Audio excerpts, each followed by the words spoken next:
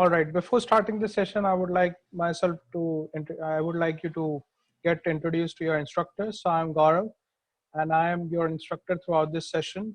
And I currently work as a cloud and a DevOps engineer. Okay, so I've been working since a long time in Docker, Kubernetes, AWS. Okay, all these DevOps and cloud. Okay, now let us start with this session. So we will start with Docker. Okay, we are going to also discuss some things in cloud. Okay, so first we'll start with Docker.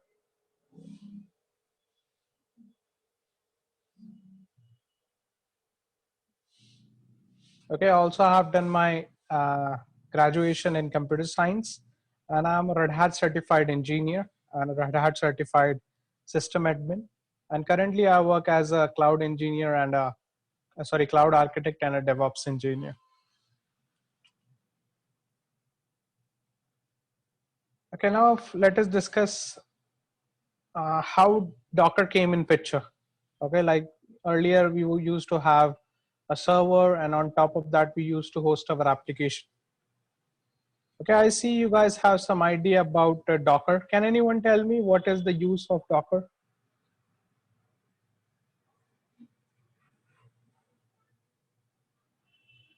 And why Docker is used, or why containers are used?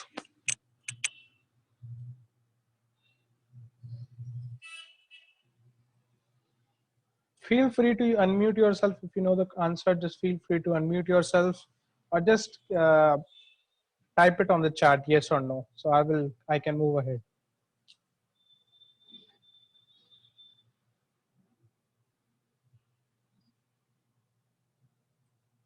Okay, so first let us discuss about history of application deployment.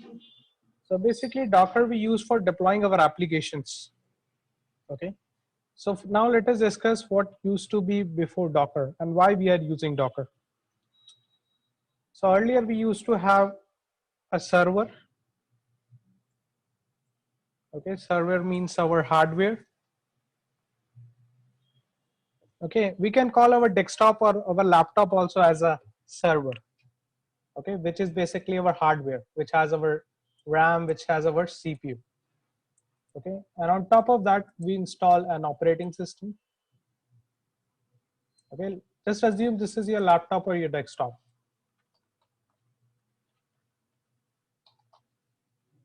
Okay, and on top of that we install an operating system which is called host OS. Okay, which can be Windows or Linux operating systems or Mac operating system.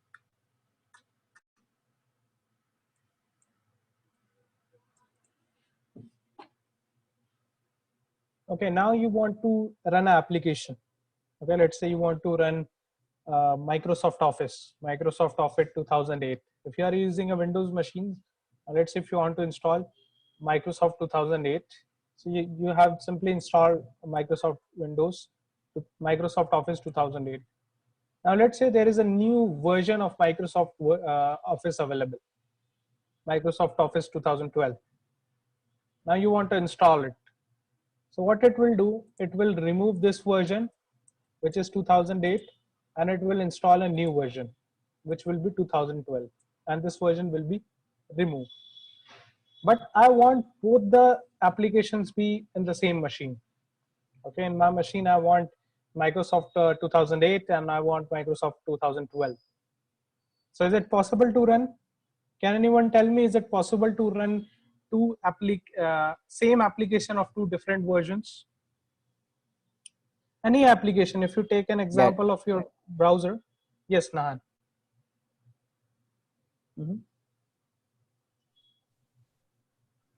Yeah, so can anyone tell me, is it possible to run two different one application of two different versions, like version 1, version 2 of two different applications? No, not without Docker. On Docker you can. Yeah, so we cannot run application of two different versions of the same host. Okay, either version 1 will be running or version 2 of that application will be running. We cannot run application of two different versions. Now to overcome this problem, plus, okay, so here in earlier we used to run one application on one host. Okay, plus here the limitation is here we cannot run multiple application. I mean multiple application of different versions. Plus the resource utilization of the server was not, the resources on the server was not properly utilized, which means let's say your server, your hardware has 4 CPUs and 16 gigabyte of RAM. This we are talking the minimal configuration of a server. So your server has 4 vCPUs, 4 CPUs and 16 gigabyte of RAM. And now let's say to run your application, let's say you are running an application, let's say my app. You're running one application and that application requires 4 gigabyte of RAM. Okay, so 4 gigabyte of, before running your application, you have your host operating system. And your host operating system is also consuming some resources. Let's say if you are running Windows operating system, so it consumes at least 1.5 gigabyte of RAM. Okay, so 1.5 gigabyte of RAM is consumed by the host operating system. And now you are running your application. Now your application is running 4 gigabyte of RAM. So around 4 gigabyte of RAM is consumed by your application, and rest other resources are being not utilized. Okay, so your host operating system is using 1.5 gigabyte and your application is using like around, let's assume 4.5 gigabyte of RAM. Okay, so total your server is utilizing 6 gigabyte of RAM. Okay, 6 GB RAM is being utilized and 10 GB of RAM is not being utilized, which is this one. So 10 GB of RAM is not utilized. So the limitation of this architecture is one application on one host and we cannot run multiple versions of that application. Plus resources are not fully utilized.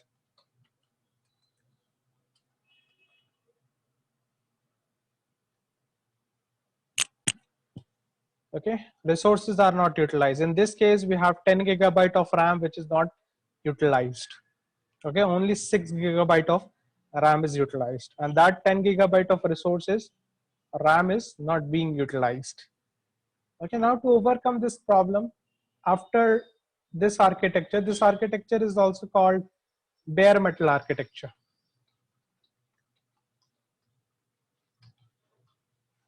Okay, this architecture is also called bare metal architecture, where we have an hardware, on top of that we have the host operating system, and on top of that we have our application running.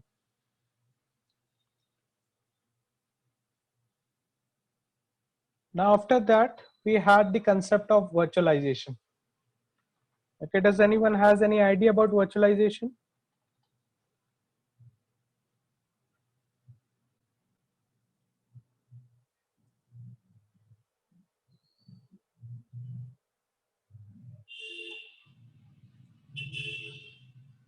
Okay, and yeah.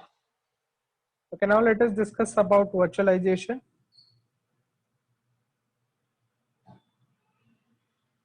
So in virtualization basically what it does, it solves these two problems. It solves these two problems. Okay, first is one application on one host, and the second problem was resources were not fully utilized.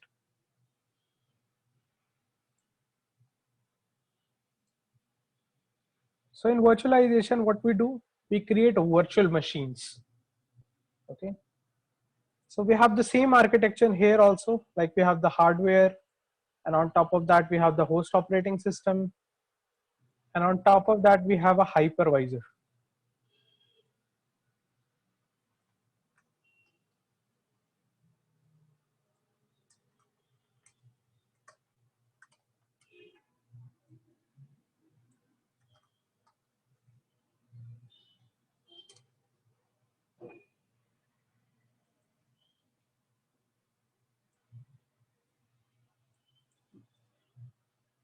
Okay, hardware can be your desktop or your laptop. Okay, we'll see later what hardware we are basically talking about. For now, we can assume it as our desktop or our laptop. And on top of that, we have our operating system.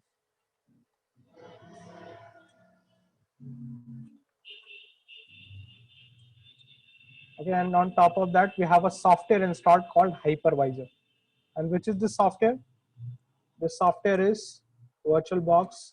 If you guys have ever created a virtual machine, you might be aware about these softwares, VirtualBox or VMware.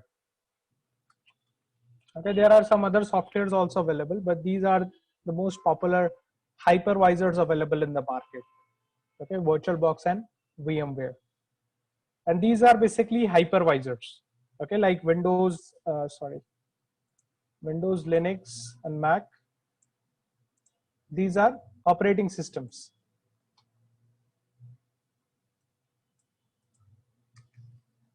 Okay, these are operating systems. Similarly, these softwares are hypervisors. And what does hypervisor does? It creates a virtual environment. It creates a virtual environment. And using that virtual environment, what we can do? We can create virtual machines.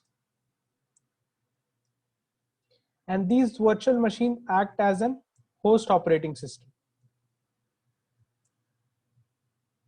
Okay, so now let's say if you have a Windows machine, and now let's say you want to run a Linux machine, or you want to run a Mac machine. So using virtualization, you can achieve that. Okay, so these machines can be, one machine can be your Linux machine, one can be your Windows machine, one can be your Mac machine, and another can be another Windows machine with some other version, let's say Windows 8.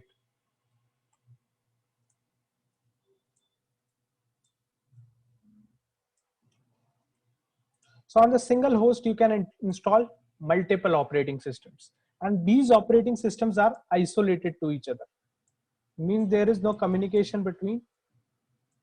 Means these are isolated to each other. They can communicate with each other over the network, but they cannot. They are isolated to each other. Means they have their own operating system. They have their own kernel. They have their own libraries. Okay, they have their own binaries. Okay, and they basically act as a host operating system. Okay, so while creating a virtual machine, we assign them resources like 2 GB of RAM, 1 core CPU. Okay, based on the hardware we have, resources we have in the hardware, we create virtual machines. Okay, and in these virtual machines, we run our applications. Okay, like in this situation, we were only able to run one application on one host and with one version. Now let's say I have an application, let's say my app version 1, and I have another version of that application version 2.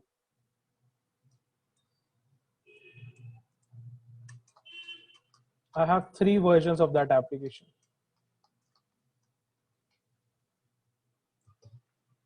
Okay, now I want to run these application on my virtual machines. Okay, on the single machine. This is basically a single machine where we are running the application. Same as we discussed in the bare metal architecture, this one. So here also we have only one machine, but with the help of virtualization, we are creating multiple virtual machines. And in these virtual machines, we have our applications running. The first application is running in this machine, second in this machine, third in this machine. So with the help of virtualization, we are able to run multiple operating systems. We are able to run multiple versions of application on the same host. Okay. So using virtualization, we can run multiple operating systems on a single host. Single host, or we can say on a same hardware.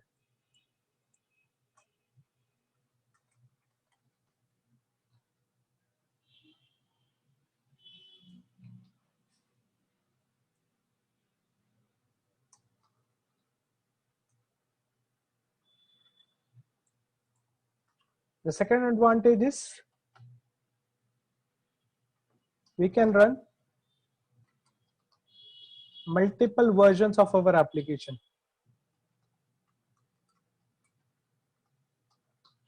Okay, like we can run version 1, version 2, version 3 of other versions in other virtual machines. Third advantage is resource utilization.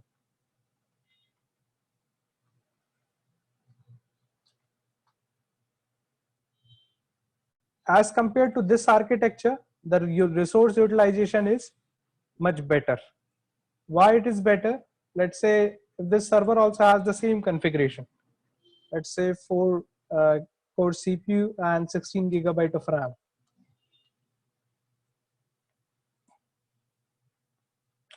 So here the same way we have the host operating system. So the host operating system will be using some RAM. Then this virtual machines, each virtual machines will be using some RAM. Let's say 2 gigabytes we have assigned to the VMs. Okay, let's say first VM I have, my host operating system is consuming let's say 2 gigabyte of RAM. Okay, and other virtual machines I have created of, let's say 4 gigabyte of RAM.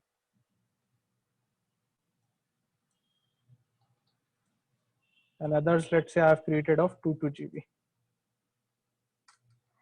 So my host operating system here is taking 2 gigabyte of RAM. And the virtual machines which I am running here, let's say this is virtual machine 1, it is using 4 gigabyte of RAM. Now my virtual machine 2 is running 4 gigabyte of RAM. Virtual machine 3 is running is consuming 2 gigabyte of RAM. And all these virtual machines are running my applications. Okay, and all these virtual machines are isolated to each other. Means this virtual machine is assuming itself that it is running in this architecture. Which architecture? This architecture. Okay, each virtual machine is thinking, this virtual machine is thinking that it is running in this architecture. Okay, and this last virtual machine, it is also consuming 2 gigabyte of RAM. So if we compare it with this scenario, so we were not able to utilize all resources of the server.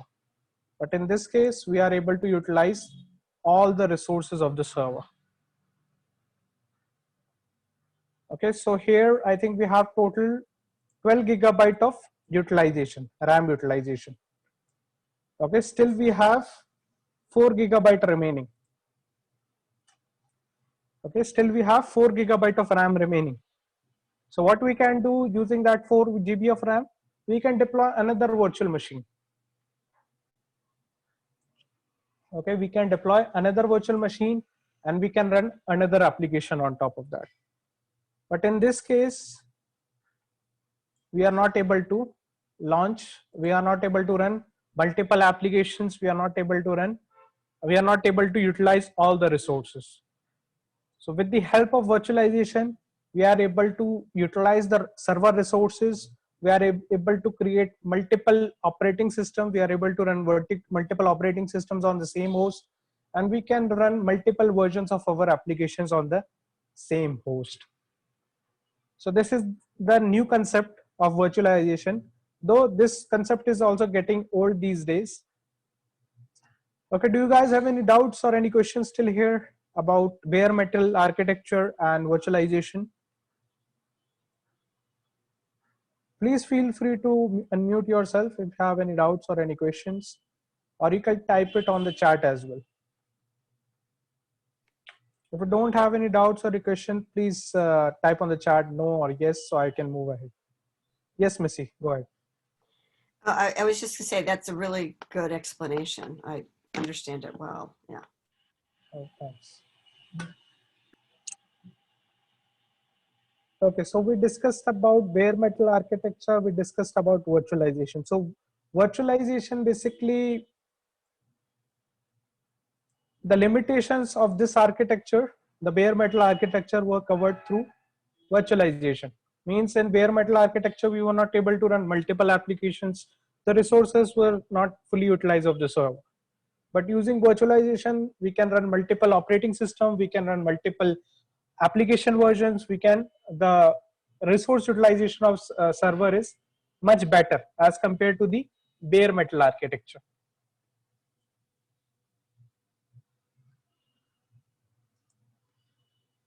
Now we'll talk about containers.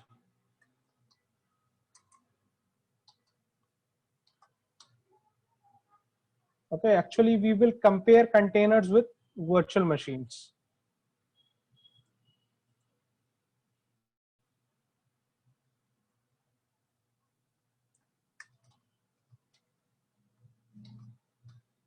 Okay, we are going to compare virtualization with containerization. Or let us bring our bare metal architecture as well, so it will be much more easier to understand the comparison. So earlier in bare metal, we had one server, and on top of that, we had the host operating system.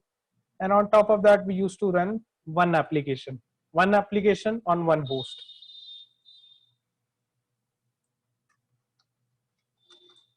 Okay, this hardware is also called bare metal.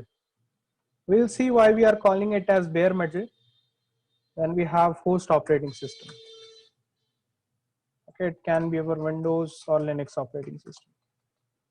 Then we had our application running on it. Okay, it can be any application, your desktop application or your web application, any kind of application. So one application on one host. Okay, so the disadvantage in this architecture was resources were not fully utilized.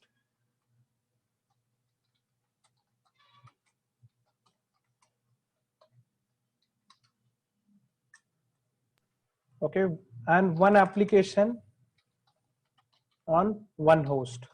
This was the limitation of this architecture. So I have one question when you're talking about this. You mostly are talking about RAM as the resource. Are there other resources that need to be better utilized? If we talk about, yeah, primarily I'm talking about RAM, but there are some other resources like CPU, RAM, and storage. Okay, so these resources are not also fully utilized in the case of bare metal architecture, but we are taking the to understand it much better, we are taking the example of RAM, but these other resources are also not fully utilized. Okay, that we'll compare in virtualization and containerization, like the storage resource and CPU resource. Okay, now in virtualization, we have the same architecture. We have the hardware,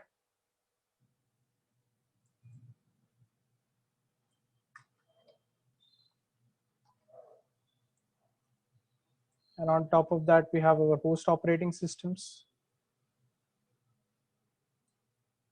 Okay, now it depends upon where we are doing the virtualization. Virtualization is of two types. Okay, one is type 1 virtualization, second is type 2 virtualization. Type 4 virtualization is used in the cloud. Okay, earlier the one which we discussed was type 2 virtualization, which is also called type 2 hypervisor, or we can say type 1 virtualization.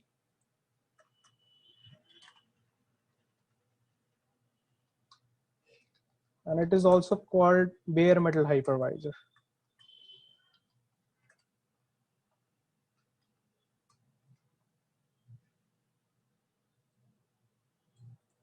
Okay, let us see that here instead of discussing here.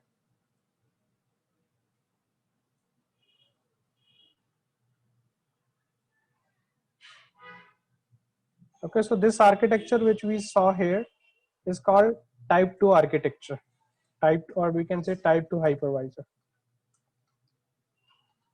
or type 2 virtualization.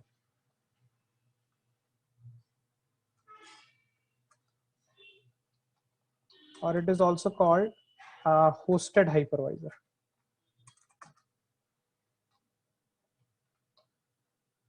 Okay, so this architecture is called type 2 hypervisor or type 2 virtualization or hosted hypervisor. And we have another type of hypervisor which is called type 1 hypervisor. So we have the same architecture, hardware, but instead of host operating system, we have the hypervisor directly. Okay, we have the hardware and we have the hypervisor. In type 1 hypervisors, we don't have the layer of host operating system, where host operating system is our Windows, Linux or Mac operating system. We don't have the layer of host operating system in type 1 hypervisors. And on top of that, we have our virtual machines running. Virtual machines are also called as guest operating systems. Okay, like here we have host operating system. Similarly, these virtual machines are called guest operating systems.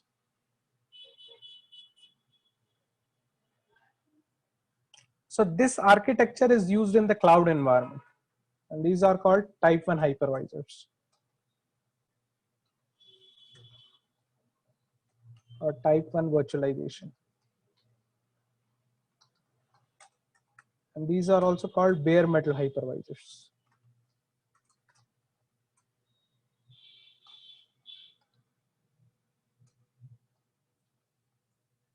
Okay, so this architecture is called type 1 hypervisor or type 1 virtualization or bare metal hypervisors. So what is the difference between this architecture? This architecture is basically used in the cloud environment where we don't have the layer of host operating systems. Okay, and the advantage of this architecture is resources. We have more resources. We have more resources to run the virtual machines. Okay, if we see in this case, we have the host operating system. In this case, host operating system is consuming 2 GB of RAM. But as here, if we see here, we don't have the host operating system. So we have that 2 GB RAM available here. Okay, which means we can deploy more virtual machines. And this architecture is used in the cloud. Okay, if we talk about any cloud platform like AWS, GCP, or Azure cloud. So this architecture is used in the cloud platform. Okay, all the cloud platform uses virtualizations, okay, to create virtual machines or to create servers on the cloud. Okay, if we deploy a server on the cloud, we deploy a virtual machine which is running in this architecture. Okay, also now let us see why we are calling it as a bare metal. Okay, bare metal is nothing, it is just an hardware. Okay, but that hardware has more specification. It means it has maybe 15-20 slots of RAM. Okay, so in bare metal basically we don't have like 4 GB of RAM or 8 GB of RAM or 32 GB of RAM, which usually we have in our laptop or in our desktop. So in bare metal we have RAM or RAM in terabytes, like 1 TB RAM, and CPUs like 200 vCPUs. Okay, like in our laptop, we have i3 processor, i5 processor, i7, i9 processor, which have 4 core CPUs or 8 core CPUs. But here in this architecture, we have 200 CPUs. So we deploy our virtual machine in this architecture, okay, in the cloud, where we have the hardware.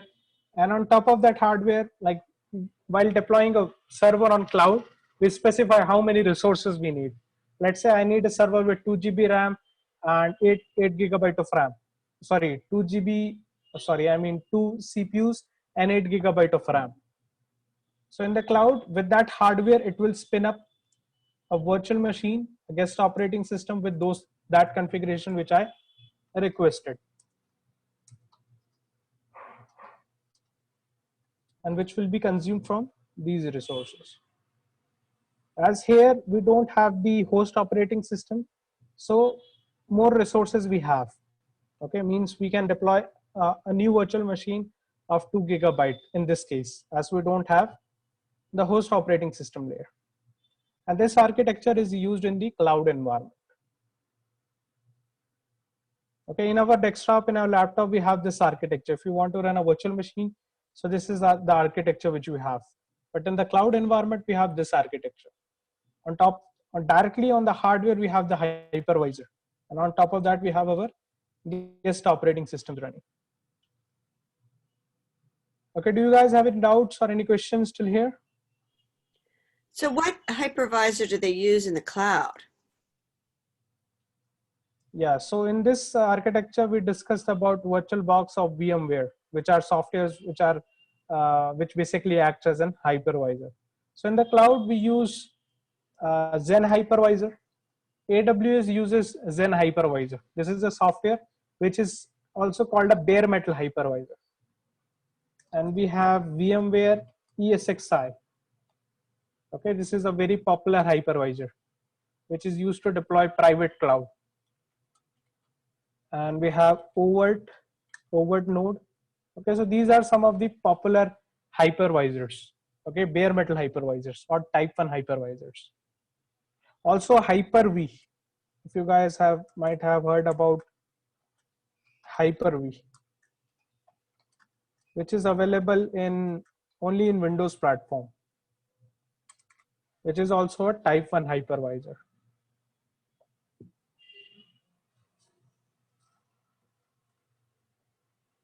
So these are the hypervisors which we directly install on the hardware. And on top of that, we install the virtual machine. But this architecture is followed in the cloud.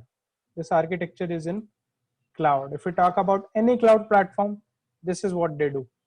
And AWS uses Zen hypervisor to deploy the servers, okay, to manage the virtualization.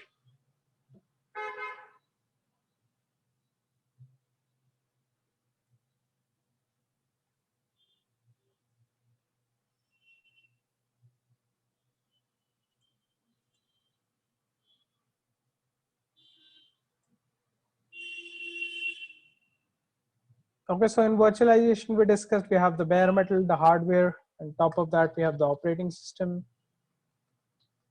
And on top of that, we have a hypervisor. Okay, right now we'll just discuss about type 2 hypervisors.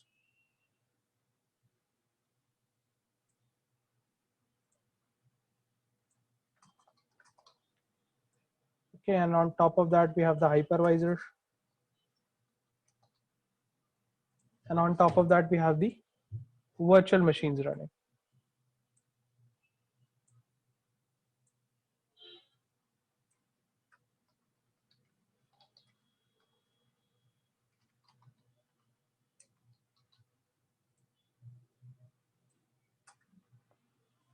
Okay, VM virtual machines are our guest operating systems.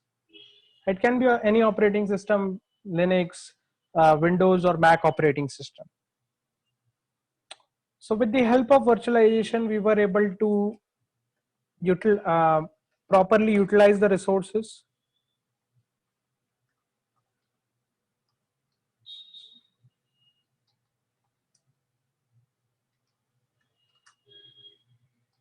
Proper resource utilization, this was the first advantage.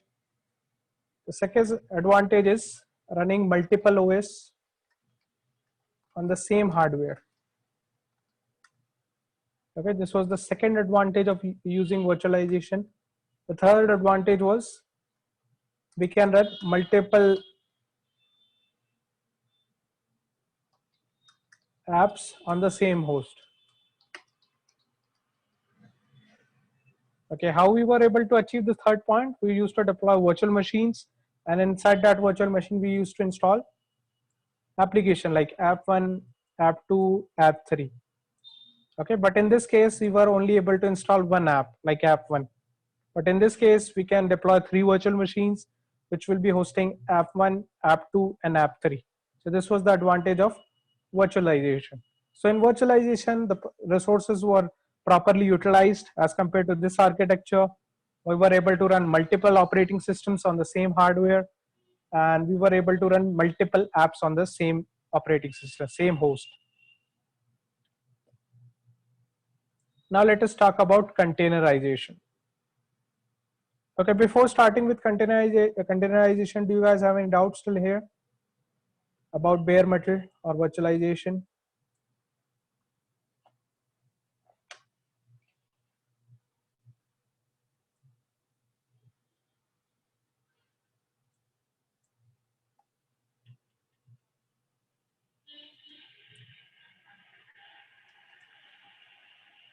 All right, now let us start with containerization. So in containerization also we have the same architecture. We have the hardware, we have the host operating system. Okay, just instead of hypervisor, we have a container runtime.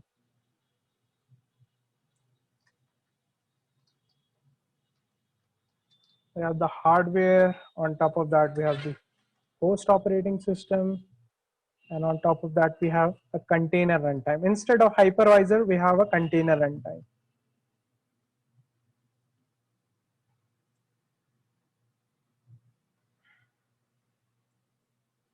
So hardware, we call hardware as a bare metal. Then host operating system, it can be a Windows operating system, or it can be a Linux operating system, or Mac is also supported. It can be a Mac operating system.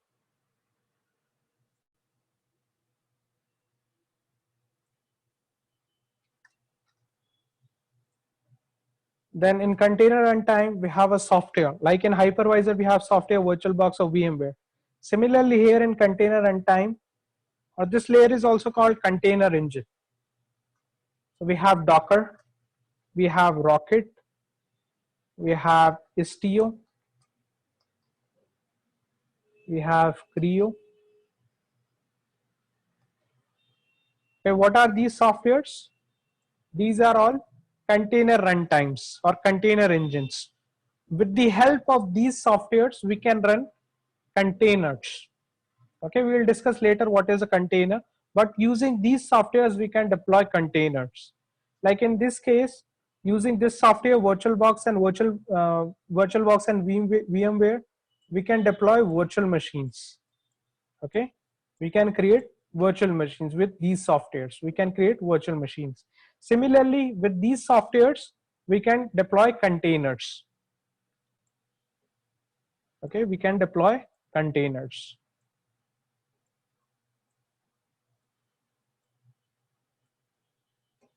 So Docker, Rocket, Istio, Creo, these are all container runtimes which provides a platform.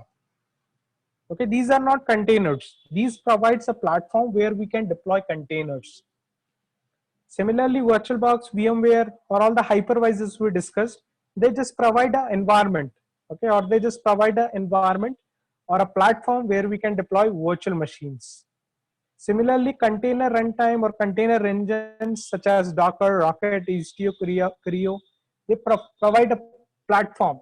Okay, they provide the platform or environment where we can deploy containers.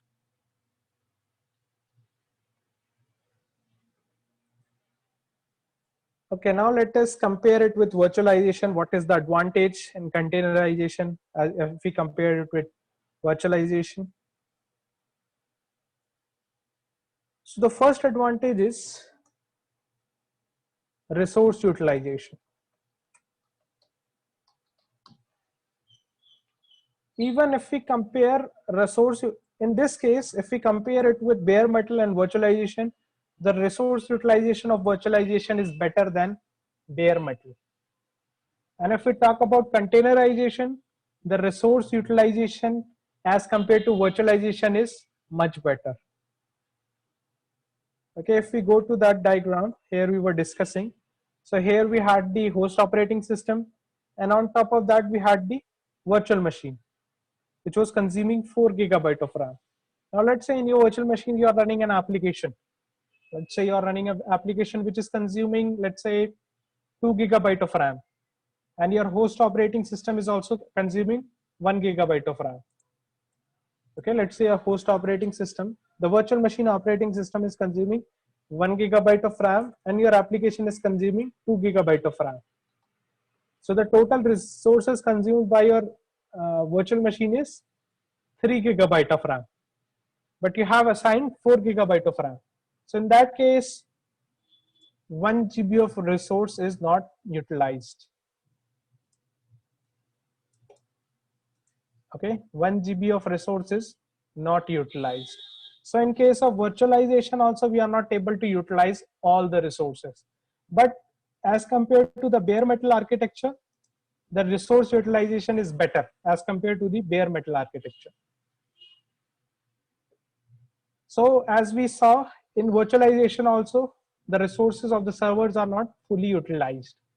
But with the help of containerization, we can fully utilize the resources of a server. Okay, with virtualization, we can fully utilize the resources of a server. So now let's say if your server has, just let us assume that my server has 2 CPUs and 4 GB of RAM in virtualization. So my host operating system will be consuming, let's assume 1 GB of RAM. And my virtual machine, let's say I have deployed 3 virtual machines, each of 1 GB.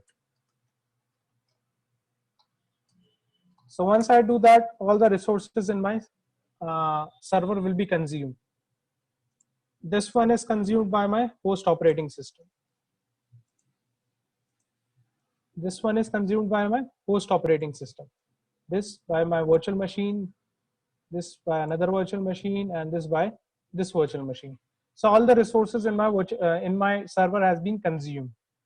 But if we see in this operating system, in the guest operating system or in a virtual machine, the server is not consuming all resources which are assigned to them. Okay, as they act as the host operating system, so they are not able to utilize all the resources which are running on them. But with the help of containerization, let's say your host operating system is consuming 1 GB of RAM. Okay, but the limitation here is that you can, let's say now here you can run 3 applications like app 1, app 2, and app 3. But now let's say you want to run one more application, app 4 or app 5. You want to run 2 more applications. You will not be able to run those applications. Why? Because you don't have enough resources available on the server. Okay, if you want to run 2 more applications, let's say those applications require 1 GB of RAM. So you cannot create those, you cannot run those applications because first you have to deploy a virtual machine, and we cannot create a virtual machine if we don't have resources on the server. Okay, let's say in this case, all my resources of my server were consumed. So I cannot create a new virtual machine if I don't have resources available in my machine. But in case of containerization, let's say I want to run 10 applications like app 1 to app 10. So as here we don't have any virtual machines. Okay, we just have a container runtime. On top of that, we run the containers. Okay, and these container uses very minute resources. Okay, very less resources. They consume very less resources. They consume very less, we can say, storage. If we compare a virtual machine with a container, okay, let's say this is our virtual machine, okay, which is running on top of the hypervisor. Now let us compare it with a container.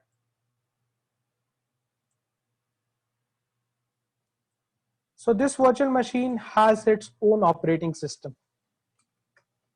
It has its own operating system. It has its own kernel. It has its own boot files. Okay. Now let's say if I want to deploy a virtual machine. So has anyone done the installation of a virtual machine before?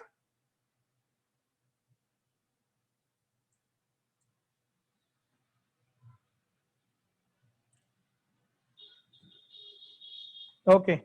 So while doing the installation of virtual machine, we need a ISO file through which we do the installation. Okay. So we first install the operating system. Then we, once the operating system is installed. So basically in our operating system, we have kernel.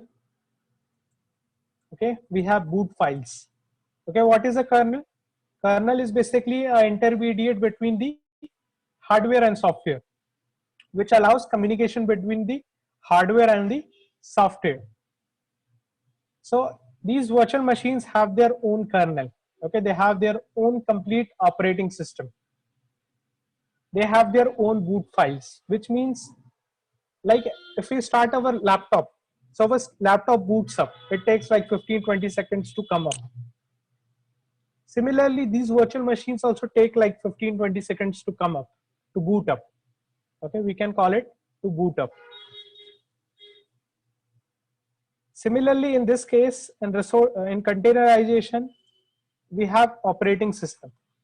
These containers have operating system, but these container doesn't have kernel, they don't have boot files. Okay, they don't have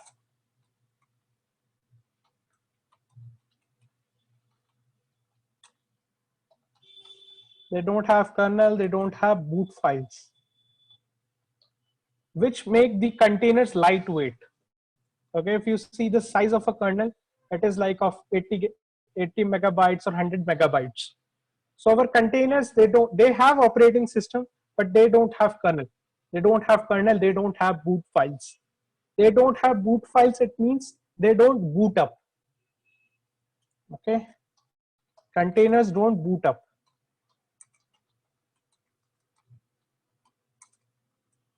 Whereas our virtual machines boots up. Okay, first you have to start the virtual machine. Okay, if I give you an example of virtual machine, let's say here I have a virtual machine.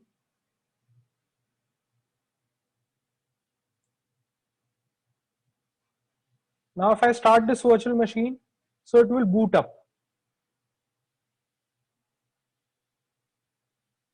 Okay, it will take some time to come in the running state. Okay, just like as a laptop, when we start a laptop, it takes like 15-20 seconds to come up, right? So this virtual machine is also taking some time to come up. But as our container doesn't have boot files, they don't have kernels, so they don't boot up. Once we have deployed a container, it is up and running in seconds. Okay, just in a second, your application or your container will be up and running. Whereas in this virtual machine, it will take some time.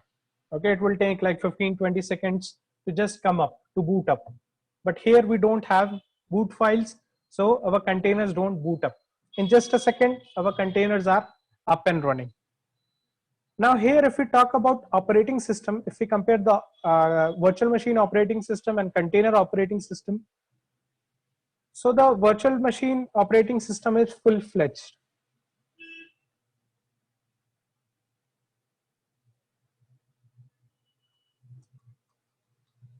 Full-fledged, it means it has all the softwares.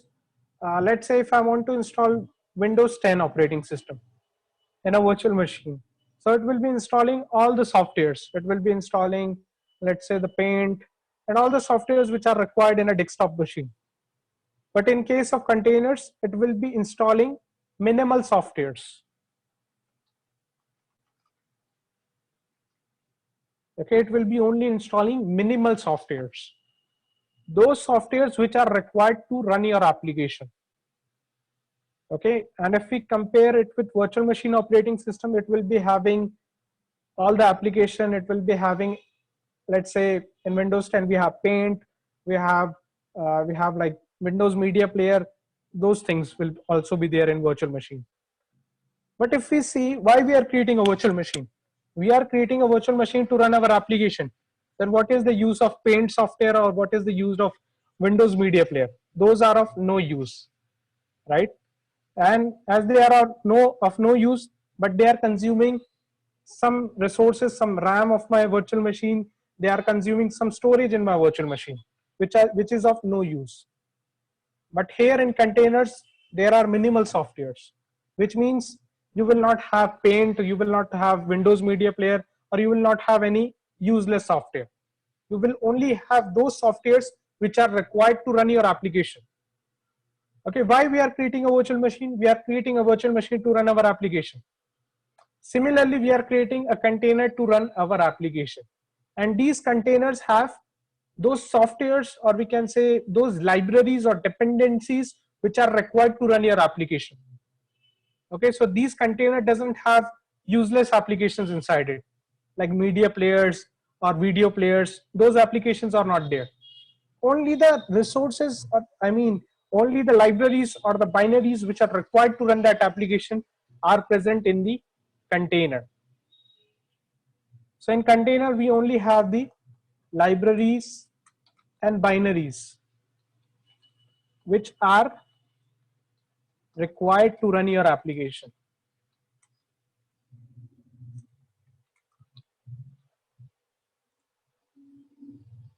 Okay, so there are no media players, video players, or you can say your documents are not inside a container. Those softwares are not installed inside a container. But in virtual machine, you have your music player, your video player, everything is installed. But in containers, we only have the resources, or we can say the libraries or binaries which are required to run the application. So that makes containers lightweight. Okay, so if we compare the size of a virtual machine and a container, so let's say if a virtual machine is consuming, let's say 4 GB to install it. Okay, this now we are talking in terms of storage. Let's say a virtual machine is taking 4 GB disk space. So our container will be consuming only maybe 100 MB or maybe max to max 1 GB, 1 GB of storage. Okay, so the resource utilization is very less. And if I talk about RAM, so as in these operating system, we have multiple applications running. Okay, multiple useless applications. Like I don't need Windows Media Player to run my application. I don't need some video players to run my application. But those softwares are also installed, which are running in background and consuming my virtual machine resources. So let's say if this virtual machine is up, so it might be consuming 1 GB of RAM. But as these containers are very minimal, means the softwares are only those softwares are installed which are required to run your application. So these might be taking, I would say, maybe 20 megabyte of RAM or maybe 50 megabyte of RAM. So if you see here, the resource utilization is very less. Okay, the resource utilization is very less. The same application which you are running in a virtual machine, the same application which you run inside a container, so it will be using very less resources. Like here it is taking 4 GB of disk space, here it is taking max 1 GB of your disk space. If we talk about RAM, so here it is taking 1 GB of RAM, here is just taking RAM in megabytes, which is not even 100 megabytes, okay, which is less than 100 megabytes. So here if you are running one virtual machine and one application, now your server has 4 GB RAM, so you can run 4 virtual machines and 4 applications. But here in this case, you can run maybe 100 applications, okay, 100 or 200 applications, depending on the resources we have. Okay, so this is the advantage of using containers.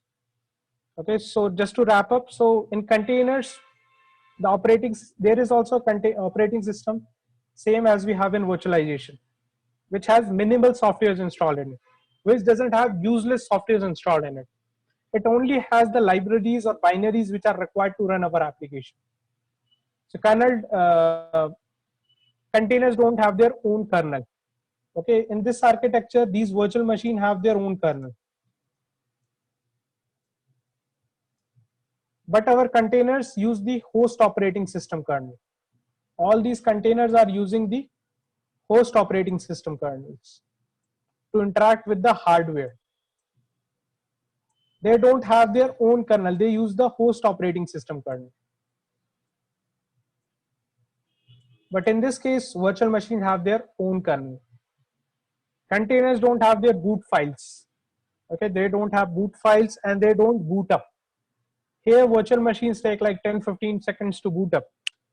Okay, or depending on the application you have installed, it might take a minute to boot up. But our containers spin up in 1 second, okay, or less than a second. So these are some of the advantages of using containers. And the resource utilization as compared to bare metal architecture or virtualization is far much better. Okay, in less resources, we can run our application with minimal resources, I would say. With minimal resources, we can run our application. So this is the advantage of using containers. Okay, do you guys have any doubts or any questions till here?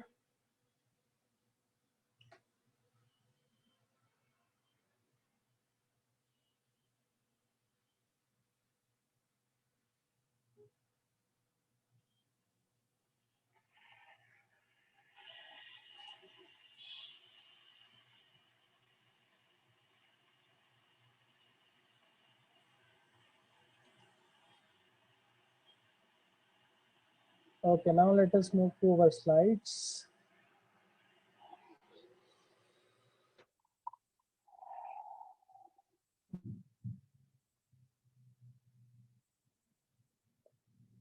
Okay, now we are starting with discussing the bare metal architecture. So in bare metal architecture, we used to run one application on one physical server. So here you can see your physical server. On top of that, you have the operating system, and on top of that, you have one application running. So these were the limitation of the bare metal architecture, which was slow deployment times, huge cost, wasted resources, difficult to scale, difficult to migrate, and vendor lock-in. So in that architecture, the bare metal architecture, it was not easy to deploy your applications. Okay, and the resources, like to buy a server, it's very expensive. Okay, if you want to buy a server, let's say the server has, just assume, let's say the server has 32 gigabyte of RAM and let's say 4-core CPU. So to buy a server, it's a very expensive. Okay, if we are buying a server, servers are very expensive. Then wasted resources. Wasted resources, it means our server was not able to fully utilize the resources. It was difficult to scale.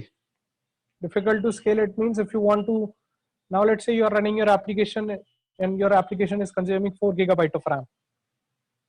And let's say after some time, let's say that there are more customers who are connecting with your application. So now your application needs more compute resources. Means it needs more RAM, more storage, more compute resources. So it was difficult to increase the server resources.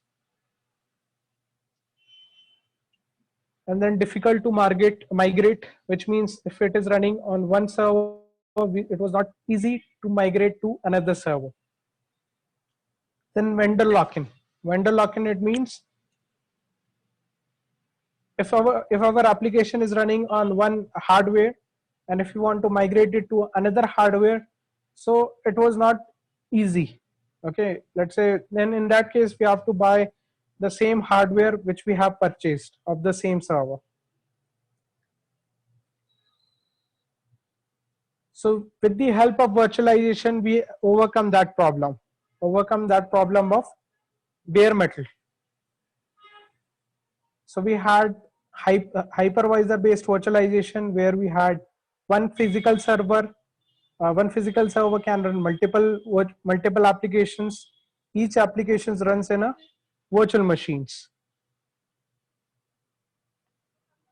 So this was the virtual machine architecture which we just discussed.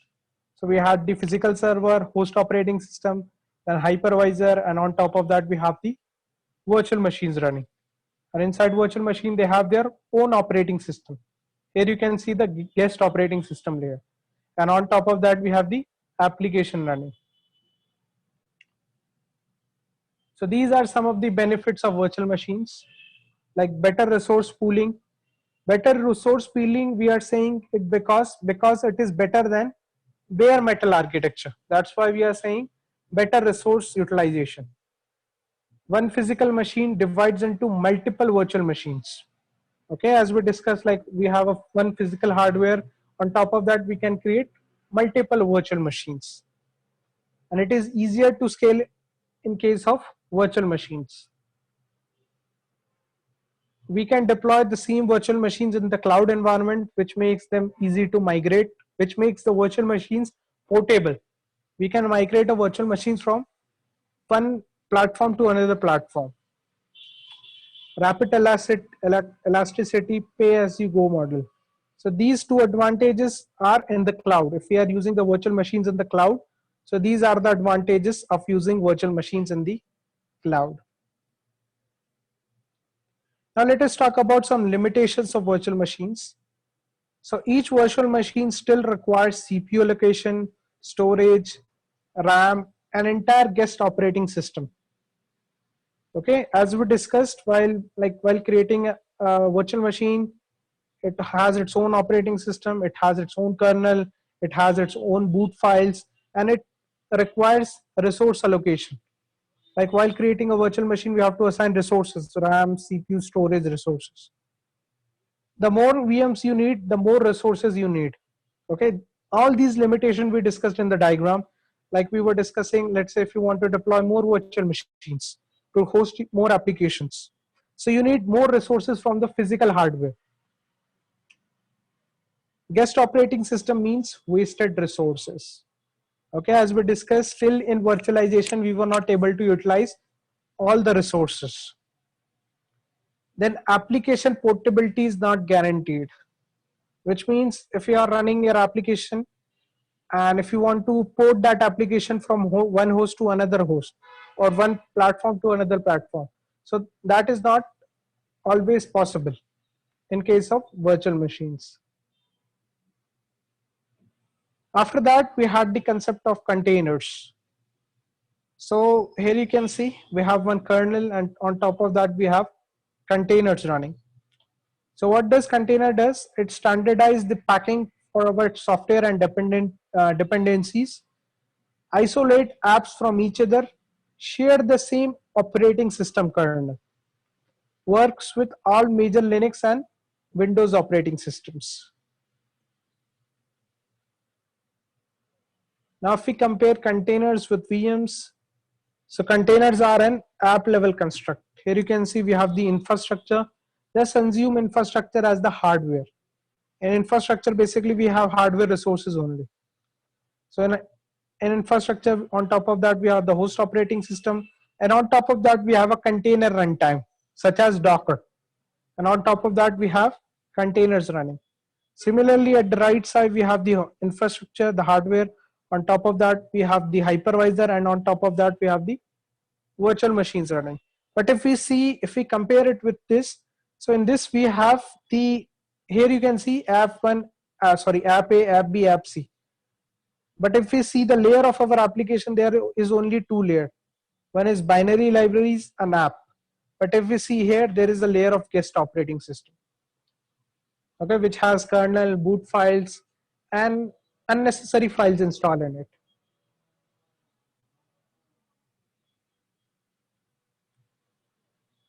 And with the help of virtual machines, if we combine virtual machines and containers together, so we can create different environments. Okay, we can create dev environment, prod environment, testing environment, staging environment. Okay, like we can deploy a virtual machine, and on top of that we can run a specific environment, environment, let's say dev environment or a production environment, and in that way we'll be able to utilize the virtual machine resources as well. So these are the key benefits of using Docker containers. First is speed, which means no OS to boot. Okay, as we discussed, containers, they don't have their boot files, so no OS to boot. Application online in seconds. Okay, whereas in virtual machine it just take 10-15 seconds to boot up. Portability, less dependencies between process layers, ability to move between infrastructure. We can easily migrate a container from one host to another host. Now let's say if you have an application, if you have deployed a container in your dev environment, and if you want to move it to the production environment, as containers are very portable, so you can easily migrate your application from dev environment to the production environment. Sorry. So in efficiency, we have less overhead, less OS overhead, and improved VM density. So these are some of the key benefits of using containers. Now let us start with Docker. Okay, as we discussed, just Docker is a container runtime. It's just a software which allows us to create containers. Okay, similar to Docker, there are some other container platforms also available like Rocket, Istio, Creo. These are other popular container runtimes. But Docker is one of the most popular runtime in the market today. That's why we are learning Docker. Okay, before starting with Docker, we will install Docker because from here we'll start the hands-on.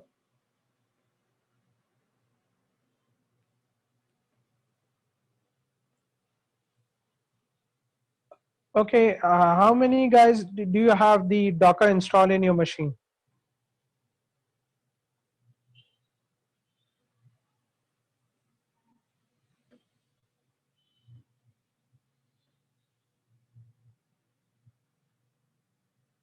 Okay.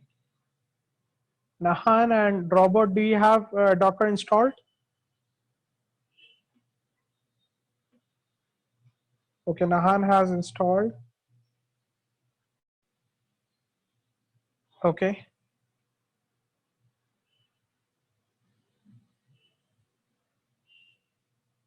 Okay, if you don't have Docker installed, just to walk you through a quick installation. So if you go to this site, Docker install docs. Just type on Google Docker install docs. It will redirect you to the, means it will show you some links related to Docker documentation.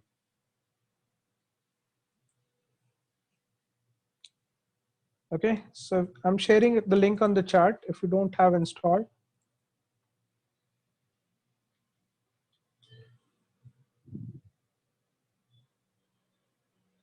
So let's say if you are using a Mac operating system, so if you click on this one, this link, so you'll get the installation instruction on Mac machine.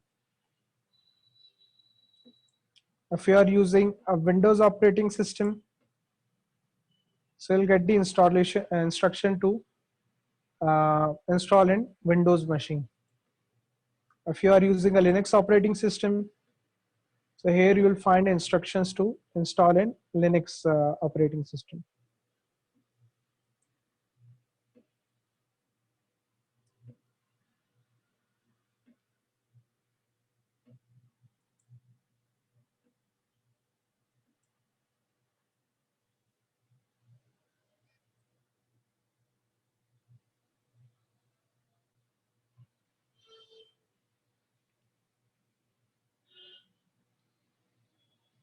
Richard, please confirm if you have Docker installed in your machine. Okay, cool. Okay, so we have Docker installed in our machine. So I will be using Linux operating system throughout this course. So I'm using Ubuntu Linux operating system. So it doesn't matter which operating system we are using. In all the operating system, let's say if you are using a Mac operating system or a Windows operating system.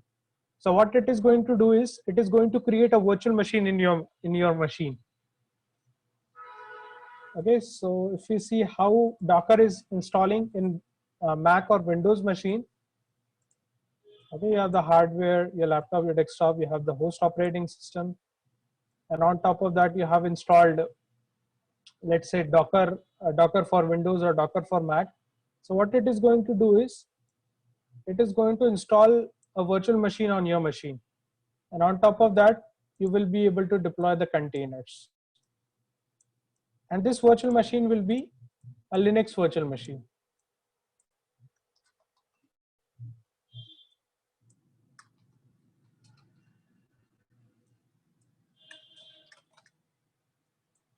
Okay, let's say this laptop or your desktop, and let's say you have Windows or Mac operating system.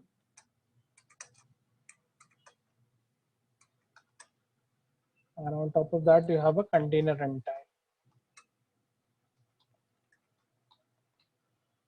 Sorry, I mean Docker for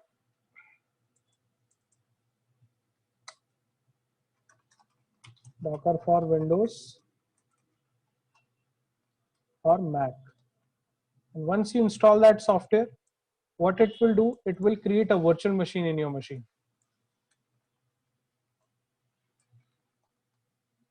A VM. And that virtual machine is of Linux operating systems. So all the containers which you are going to deploy will be deployed in this virtual machine, which is the Linux virtual machine. Okay, Docker is available for Windows Server operating system. Okay, you guys might be using Windows desktop operating system. So in Windows desktop operating system, I think in Windows 10 Enterprise it is available. So this is where I get I'm a little bit confused, because we're talking about containers, but now we're installing a virtual machine. So those.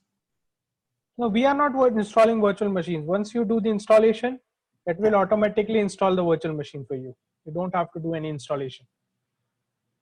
Okay. And why it is installing the virtual machine? Because Docker primarily uses Linux kernel. It requires Linux kernel to run containers. Okay. And our Windows machine doesn't support, it has Windows kernel. It doesn't have a Linux kernel. That's why it installs a virtual machine which has a Linux kernel. So I was confused. That's only the Windows version. If you're using, because I'm on a Mac, it's not installing the Linux virtual machine, or it's not installing a virtual machine. Is that right?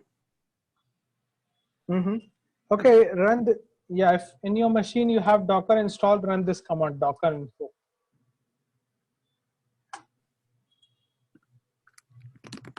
Okay, all of you run this command, docker info. And if you scroll down, in the kernel version, you will be able to see the operating system, operating system on which your Docker is running on. Okay, I see. Which operating system do you see? Linux. Yeah, so it shows Linux operating system because internally it is using Linux kernel and it is running on top of a virtual machine inside your,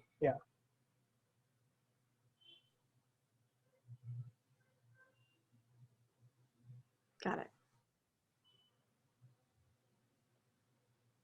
Let's say if you want to run Linux containers. So Linux containers will only run in Linux operating systems.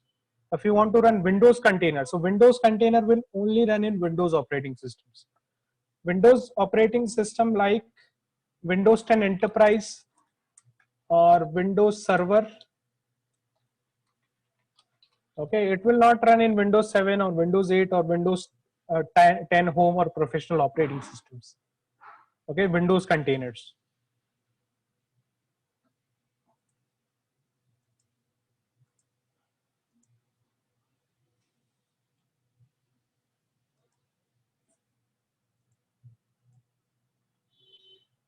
Okay, I hope all of you have the Docker installed.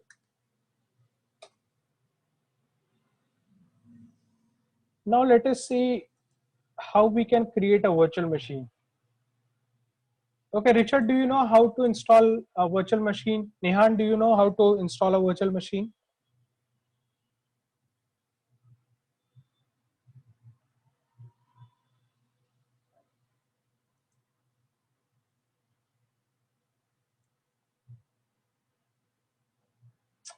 Okay, Missy, do you know how to install a virtual machine?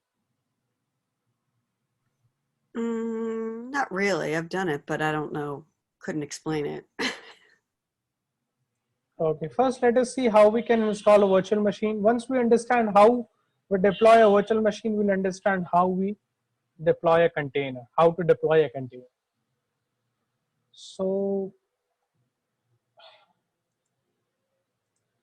okay, to create a virtual machine, first we need the operating system. Okay, forget about virtual machine. Let us see how we can install operating system in our laptop. Okay, do you guys have done the installation? I mean, operating system installation in your laptop or in your desktop?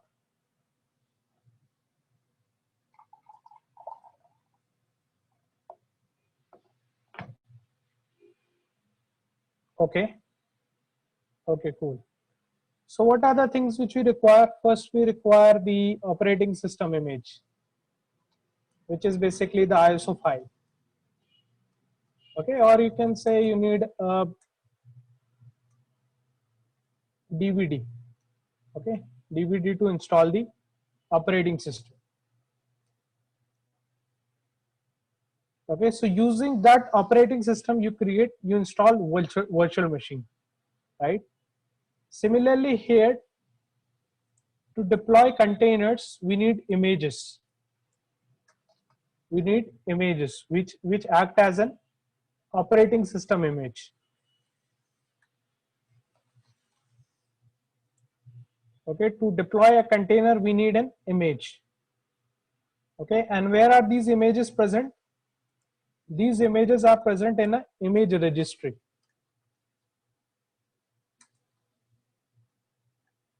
Okay, now let's say your goal is to deploy a container. So the first thing you need is an image. And where is that image present? That image is present in an image registry.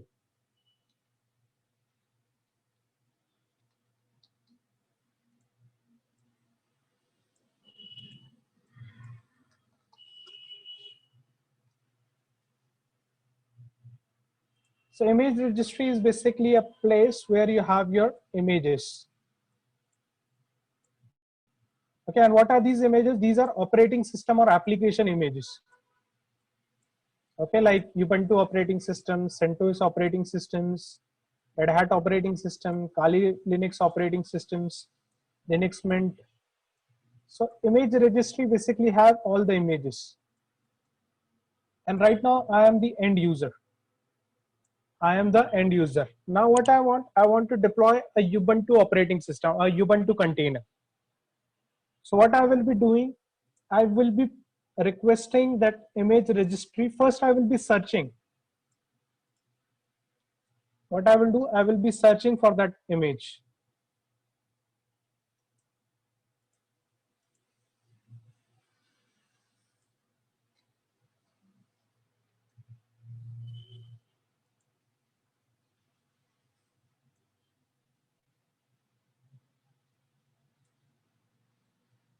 Okay, so first what I will be doing, I will be searching for that image.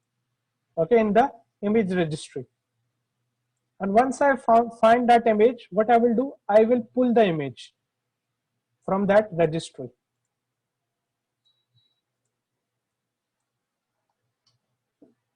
And once I pull the image, then I will deploy the container.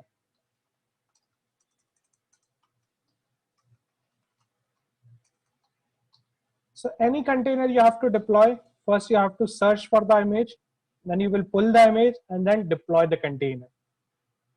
Okay, so images basically we find in an image registry. Okay, so the most popular image registry is Docker Hub. Okay, Docker Hub is a image registry where we can find Docker images, and using Docker images we deploy containers. Okay, like to install an operating system in your laptop, you need an ISO file to install the operating system. Similarly, to deploy a container, we need an image. Okay, and using that image, we deploy a container. So we'll open the browser and we'll go to Docker Hub.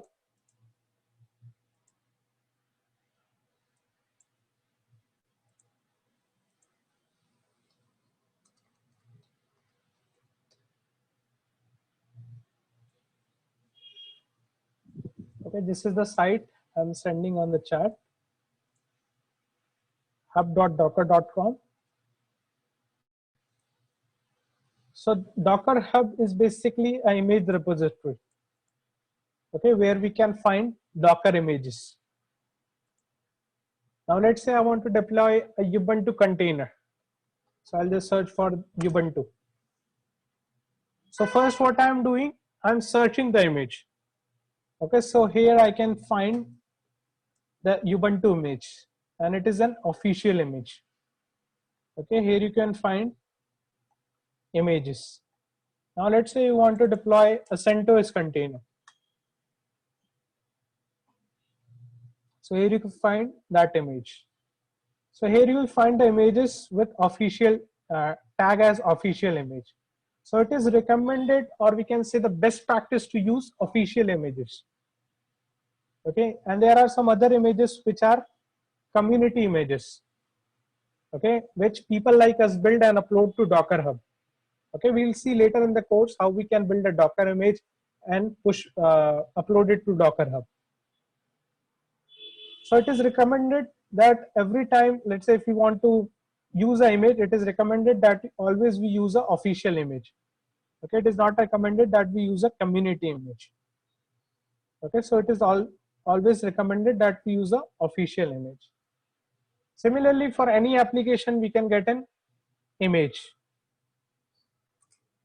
Okay, like WordPress is a very popular application, okay, which is used to build websites and blog sites.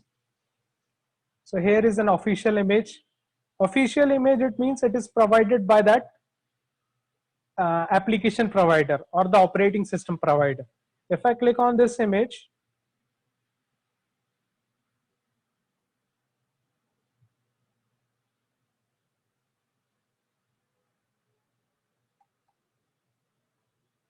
this image is by Docker, I mean from WordPress.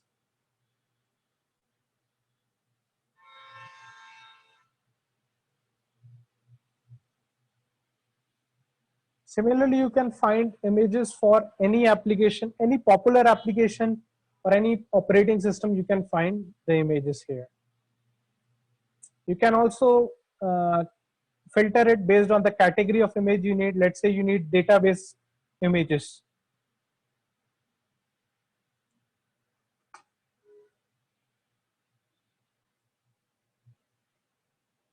So here you can find MySQL Server Enterprise Edition, Oracle Instant Client, and here you will find one tag of Docker certified, which means these are official images.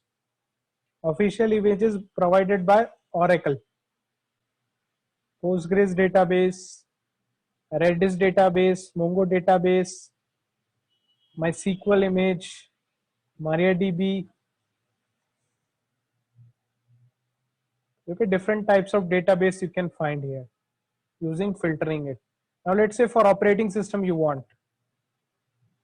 So Ubuntu, Alpine operating system, CentOS operating system, Debian, Amazon Linux, Fedora operating system, Oracle Linux, ROS, OpenSUSE, Keros, Photon.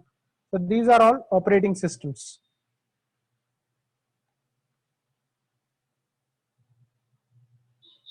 Now let's say if you want some images related to security.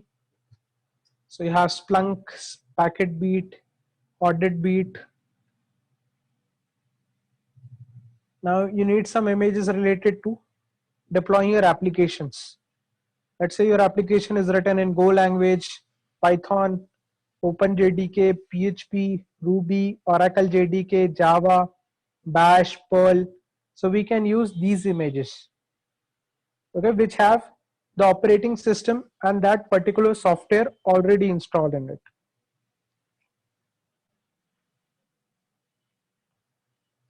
Now let us start with deploying an operating system container, and let us deploy an Ubuntu container. So our first task is to search for an image, which we already did.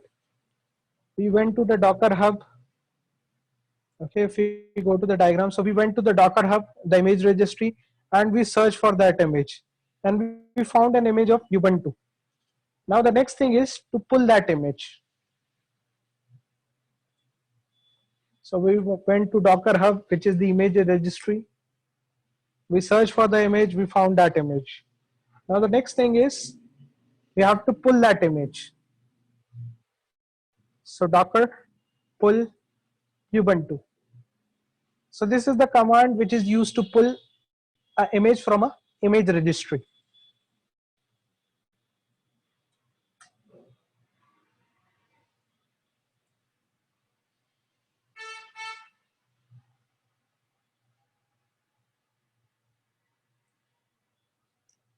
So once I run this command, docker pull Ubuntu, what it will do, it will pull the image from the image registry. it will pull the image from Docker Hub to my local computer. Now if I do Docker image ls, so here you can see it has pulled one image. Okay, there are some other images also available in my machine. So I'll just quickly remove those images.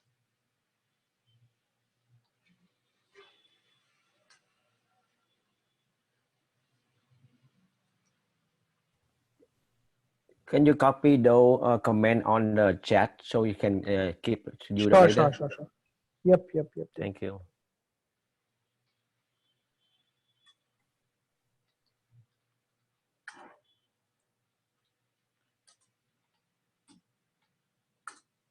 So first we'll pull the image using this command docker pull and the image name. Before pulling the image, we'll search it on Docker Hub. Okay. And then Docker image ls. So you'll be able to see the image which you just pulled.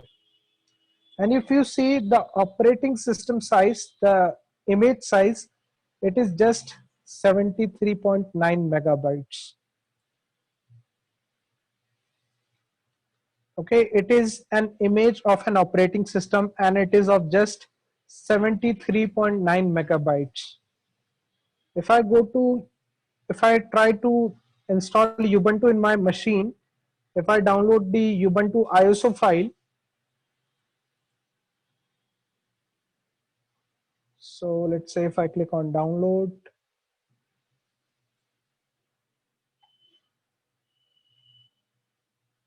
okay, let's say if I click on download,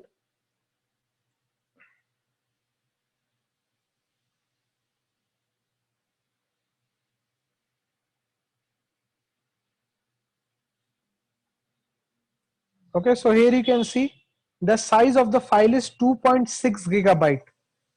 The ISO file size is 2.6 gigabyte. But I just pulled an image of Docker, which is of just 73.9 megabytes. And it was around 2 gigabytes. And it is just of 39.9 megabytes. So it has minimal software installed in it. Okay, it has very minimal software installed in it. It doesn't have the graphical user interface. It only has the command line interface.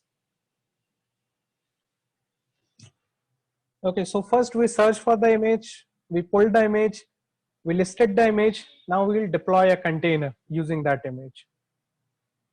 So to deploy a container, we use this command docker run -it name. We'll see what does each of these option does. My container, Ubuntu, bash. Now if I hit enter, I've sent a command on the chat. Now if I hit enter, so I'm inside the container now. Okay, here you can see the host name has been changed, plus the username is changed. Okay, earlier in my host machine, I was logged in with this user and this was the host name. But now the host name is changed and the username is changed. It means I'm inside the container. Now inside the container, let's say if I want to check the IP address of my machine, so it says command not found. And in Linux, we have this command ifconfig. So it says command not found. These packages are not already installed in it. That is why this image size is just 73 megabytes. It has very minimal softwares installed in it, very minimal softwares. And if we talk about that 2 gigabyte of image, it has all those softwares installed in it. Okay, you don't have to install any software manually. So these images have minimal softwares installed in it. And here you can install your, let's say if you want to deploy a web application. So simply you can do the installation and then you can deploy it. Okay, so in that case, your image, your application will not have all those resources which are not required. I may have a question. Yes, Nana. Yeah, Can you deploy the application without first pull the OS Ubuntu to your Docker? Sorry, can You you, had to sorry. Mhm. you had to pull the operating system Ubuntu to your Docker before you can deploy application. Actually, we will see that later in the course. We'll see that. Okay, So okay. that Yeah, is, I just download. I just wonder, a Docker come itself. If people don't download Ubuntu, how can I know which operating system I should download? I just go online, just maybe download JDK. I download different disk system. How can I know Ubuntu or that's what I don't know. yeah, I got you. Yeah, we'll see that later in the course. Okay, sure. So right now we are inside the container, and now let's say we have to log out from the container. So we can use this command, Control P plus Q from the keyboard.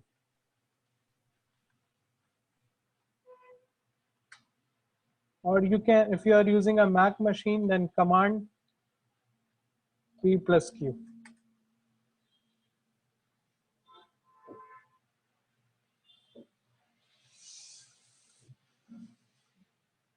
And once you run that command, you will be outside from the container. You will be out from the container.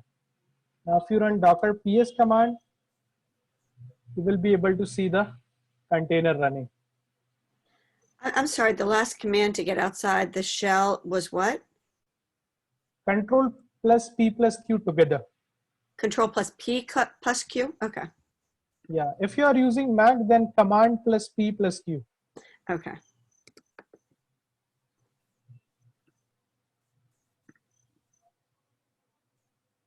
Okay, that will allow us to come out from the container.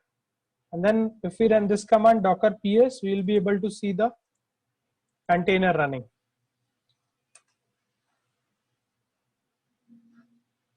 So here you can see the container ID, the image which we use, the command which we use to deploy the container, when the container was created, how long it is running, if there is a port exposed through the container, and what is the container name. So these information we can get of our container. Now let us discuss about the command which we executed. Docker run it name and Ubuntu and bash.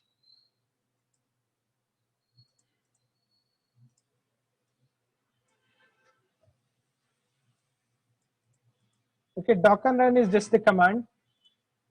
Then -it. -it means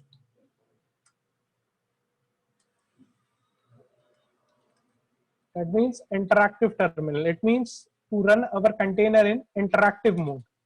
Means if you want to log into your container, so we will use -it, which allows to log into inside our container. Or if you want to run some commands while deploying the container, so in that case we use interactive terminal IT. There are some other options also available that we'll see later. Then we have -name. -name equals to my container. So this switch -name is equals is used to specify the container name. It is used to give a name to the container, and this is optional. This switch is optional. If you don't give a name to your container, still it will be deployed. Then we have the image name, the image which we are using to deploy the container. And at the end, we have the command which we want to execute while deploying the container. Okay, as we wanted to get a shell inside the container, so we ran the bash command.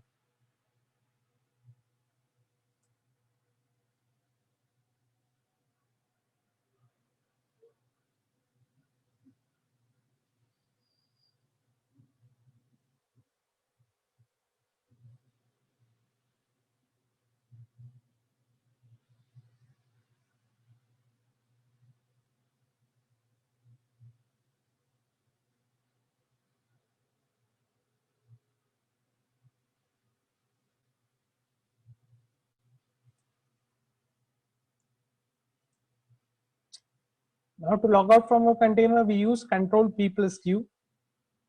And to list the containers running, we use Docker ps command. Docker ps command will list the containers running in our machine. So whenever we deploy a container, our container gets a unique ID, which is called the container ID.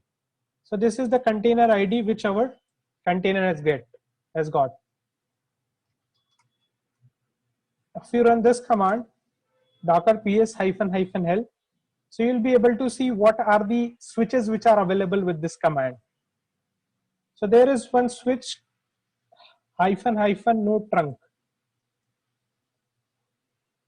Okay, if I do docker ps no trunk, what it will do, it will give you the complete information of your container running.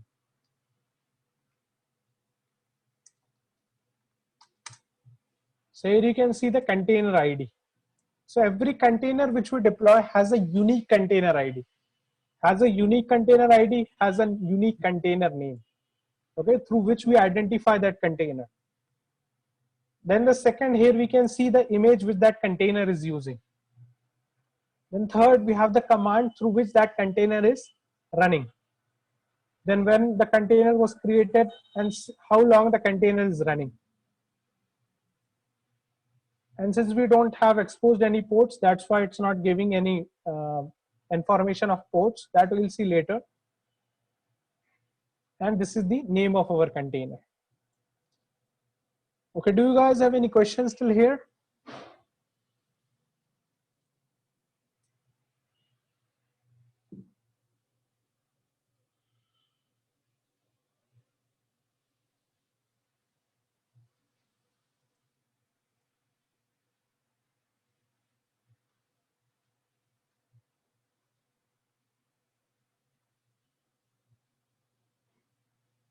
Okay.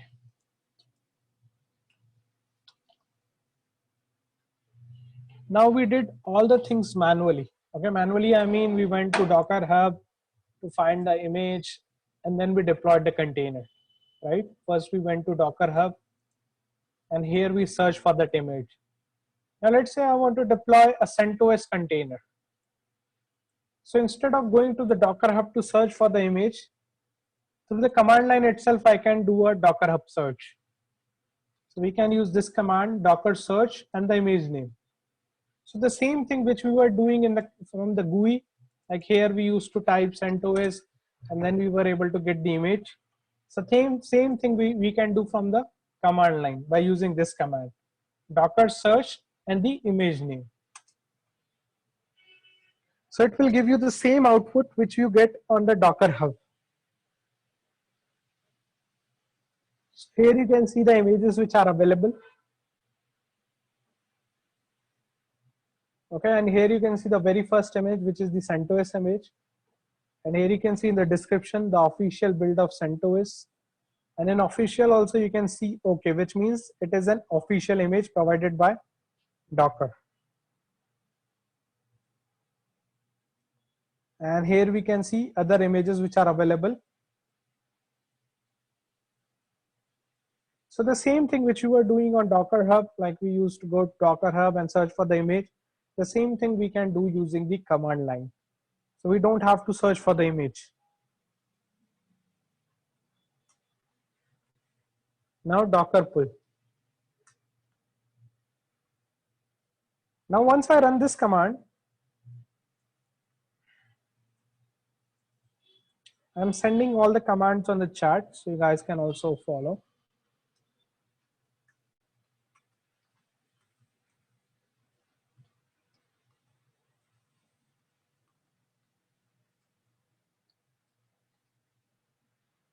Okay, once I pull the image.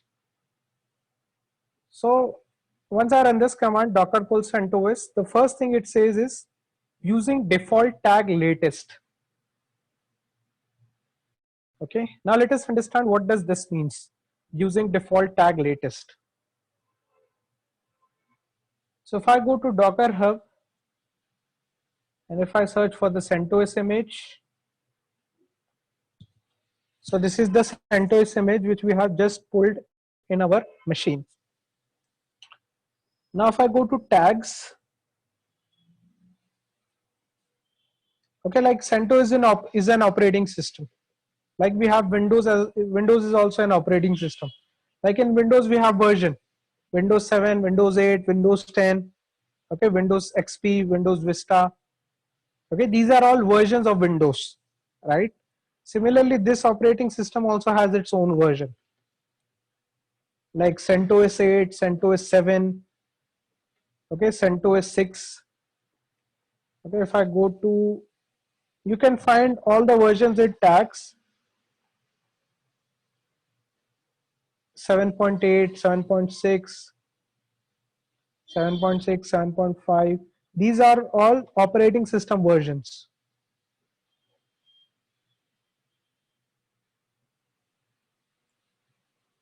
So using tags, we can get an operating system version as well. Like here, when I ran this command docker pull CentOS, so what it did, using default tag latest. If I don't specify a tag, it will automatically pull the latest version of that image, which means latest means CentOS 8. It will use the CentOS 8 image. Then we have CentOS 7 image, CentOS 6 image, and different versions of operating systems available. So now let's say if I want to pull CentOS 7 operating system or CentOS 6 operating system. So I can specify the tag docker pull CentOS and then the version. Let's say I want the CentOS 7 operating system.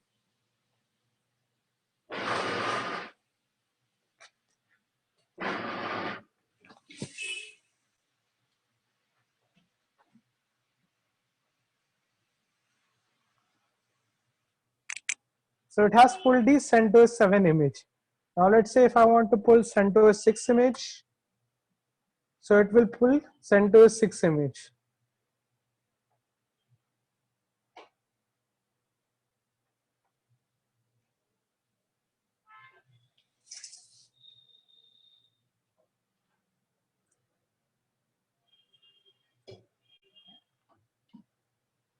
Okay, now it has pulled the image.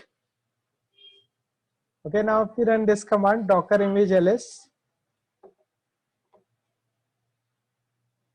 so here you can see CentOS. We can find 3 images of CentOS. Okay, first is the repository name, then the tag.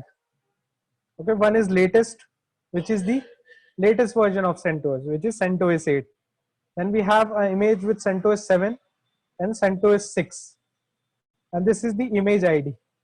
Okay, like our containers have a container ID, unique container ID.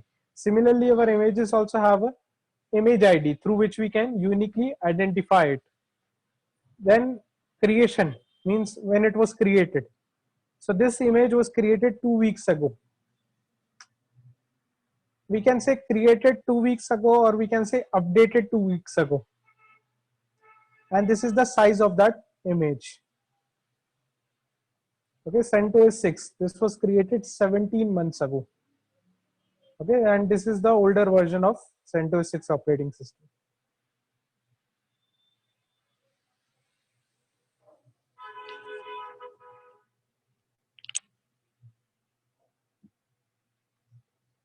Now let us deploy a container of CentOS. So we'll use this command.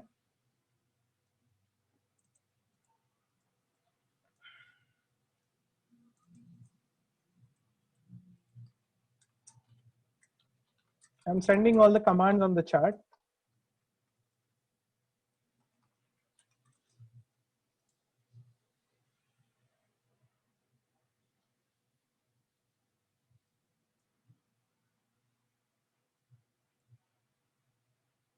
Okay, once you are able to run those commands, just mark your status on the Zoom chat as done, so we can move forward.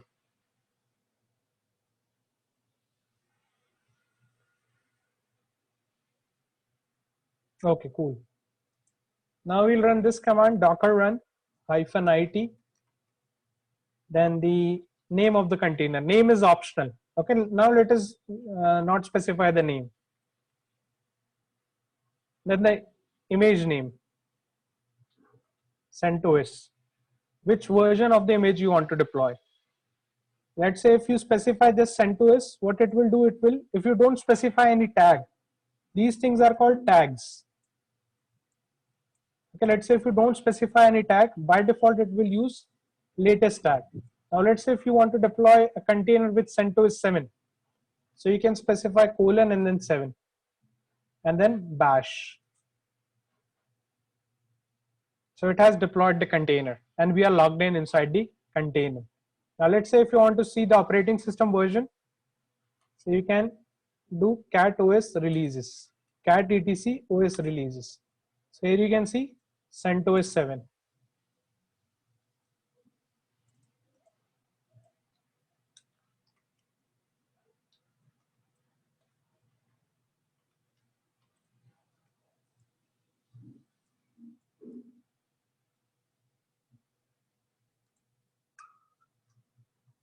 Now if we run docker p plus q, so we are logged out from the container. Now if I do docker ps, so we can see that container running, which we just deployed, which was of CentOS 7. Plus, if you see the name of that container, if we don't assign a name to the container, it will automatically assign a random name to the container. Okay, so my container has got a name, Sharp Lumiere. Okay, your container name might be something else. Okay, it will automatically assign a random name to the container. Now let us deploy a CentOS 8 container. So we don't have to specify anything. We can simply specify latest tag, or if we even don't specify latest tag, it will automatically deploy the latest version of that image. And this time we'll name our container. Let's say, let's call it as CentOS 8. And it is deployed. And if we do cat OS releases, so here you can see CentOS 8. Yes, Nahan. Yes.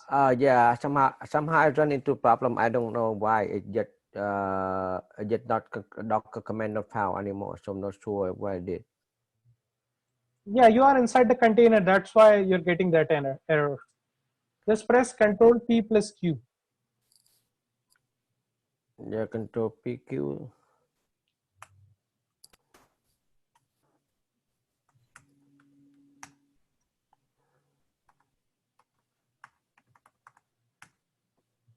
Okay, so okay, just run it again. So I can run from anywhere, or I had to change to some the directory. I just run from my local home anywhere, just fine. Yeah, anywhere you can run those commands from anywhere. It doesn't matter your location.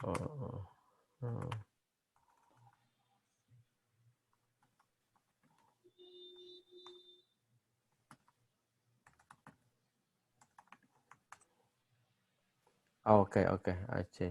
Now I get back. Okay, thank you. Okay, no problem. Now if I do Docker PS, we have 3 containers running. So the one which we just launched, deployed CentOS 8. And here you can see created about a minute ago and running about a minute ago. And it is of CentOS 8 operating system. Now let's say your application is compatible with CentOS 7. So you can simply pull an image of CentOS 7 and you can install or you can deploy your application inside that. Okay, now let us see how we can host a web application or a web server in our containers. So there is a very popular web server available, which is Nginx web server. You guys might also have heard about Apache. Okay, Nginx is one of the latest version of, is the latest web server available. So if I go to Docker Hub, and if we search here for Nginx, so this is Nginx. And this is basically a web server. This is used to host web applications and websites. Okay, and these are the different versions available of Nginx. And if we don't specify a version, it will automatically pull the latest version of Nginx.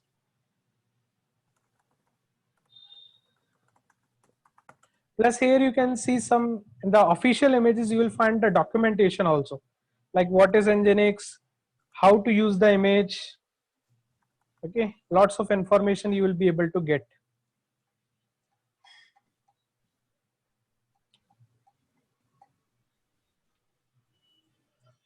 Now we'll pull this image. Okay, we can also search this image like Docker search Nginx. So this is the very first image here. Now we'll deploy a container using that image.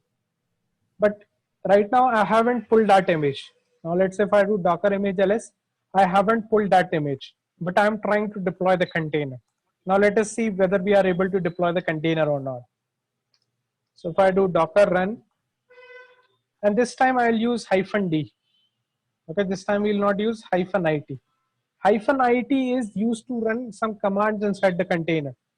Or let's say if you want to log in inside the container. In that case, we use -it. Now let's say if you want to run your container in background, so we use -d. -d switch is used to run your container in background or in detached mode. Then let us name our container. Let's say my web server. The image which you want to use. And if you see, we haven't pulled that image. And now we'll hit enter. So what it says, unable to find image Nginx locally. Now what it will do, it will try to pull that image from Docker. So it is pulling that image. And it will pull that image and it will deploy the container. So even we don't have to pull the image from Docker Hub. It will automatically pull the image for us. But that image must exist on Docker Hub. Now if I do Docker image ls, so it has automatically pulled that image.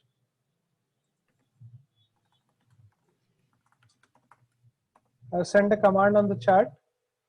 Plus it has deployed the container.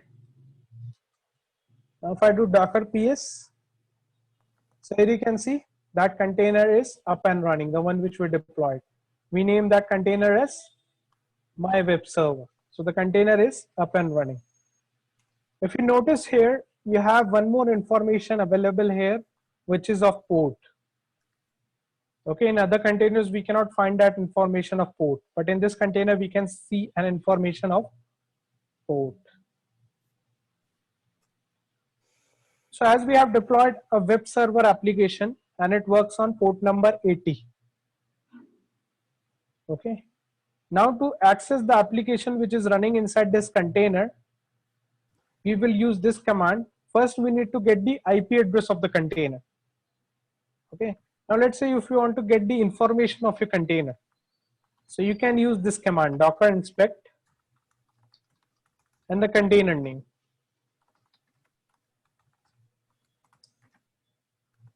Sorry, docker inspect and the container name.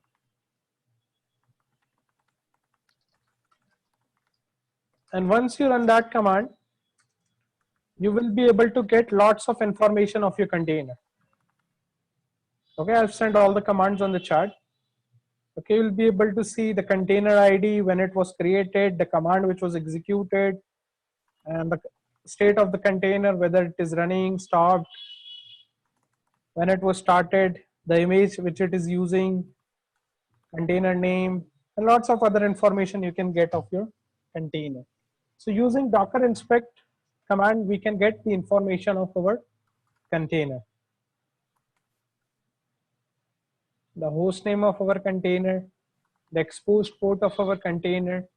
Now what we need is, we need the container IP address.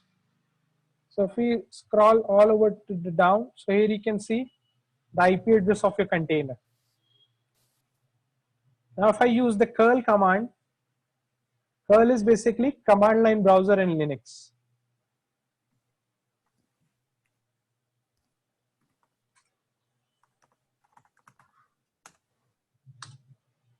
Curl and the container IP. Okay, I'm sending the command on the chat, curl and the container IP.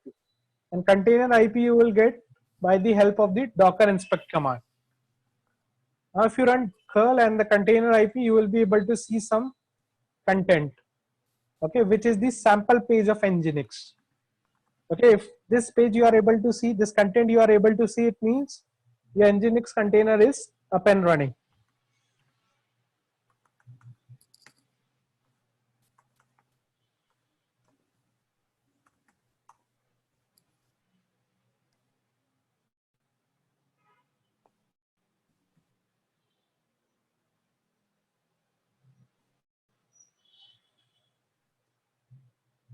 Okay, but this application right now, this container is running right now in the internal network. Internal network, it means it is not running on the external network. Means if I want to access this application over the internet or over my network. Okay, right now if we see the architecture of the container which we just deployed. So this is our host machine, and inside this machine we deployed one container of Nginx. And the way right now it is running, it is only accessible inside this machine. Now let's say this is your web application running, and there are customers who want to connect to your web application. So in that case, your customers will not be able to access your application if it is just running in your internal network. Right now, it is only running in our internal network. We cannot access it from the outer world. Now to make it accessible to the outer world, we have to do port mapping. We have to do port mapping. Now we'll see how we can expose our web server over the network.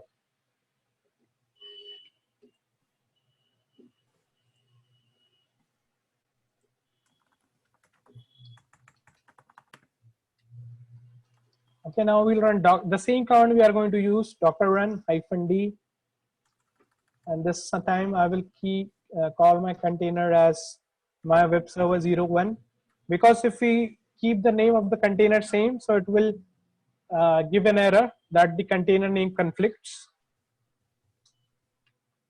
Then the image, before giving the image, we'll use -p option. -p option is used to do port mapping.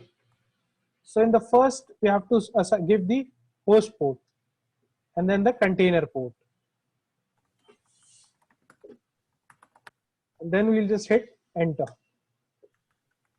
So it has deployed the container, and that container is running in the background.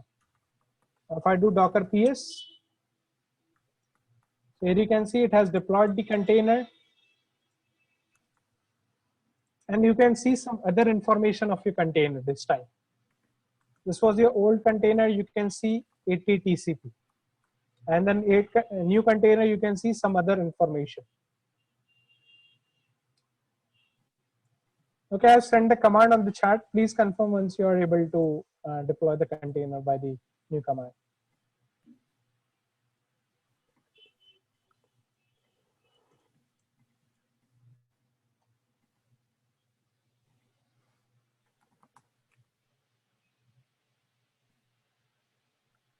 So I have a problem.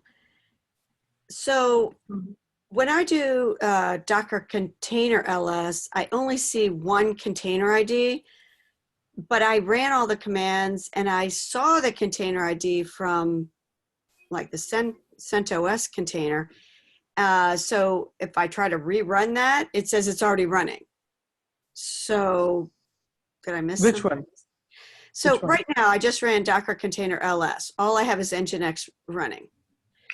The container ID. So, but then I said, well, okay, I'll try to rerun the CentOS image. And I did, and it says, no, there's a conflict, it's already running. So I don't know why I only have one container showing. I should have all the containers showing. Can you quickly share your screen? Yeah.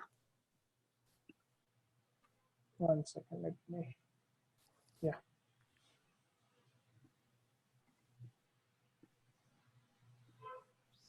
It's still disabled. Oh, 1 second, let me try.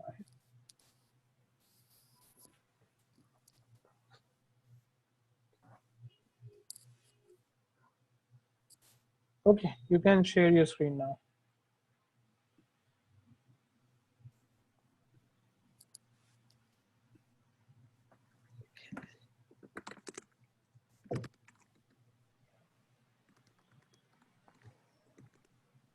Oops.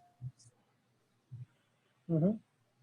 So, but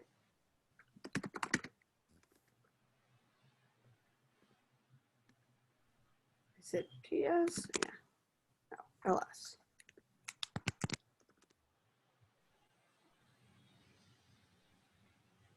Save.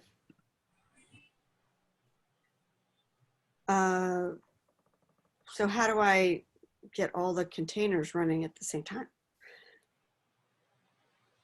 No, you cannot get all both the information on the same time. You can run the Docker container PS command. See, I only have, shouldn't I have Ubuntu, CentOS, and Yeah, those you might have killed those containers. That's why those containers are not running. okay, so I'm okay? Yeah, you're good. Okay. So I had a question. Mm-hmm. On the command you just run on, where is it? On where the command actually? Mm-hmm. The command actually you deploy container with a name. Actually, the name, a new name, my web server 01. So if you say my web server without 01, that container will be override the existing container that you have with my web server.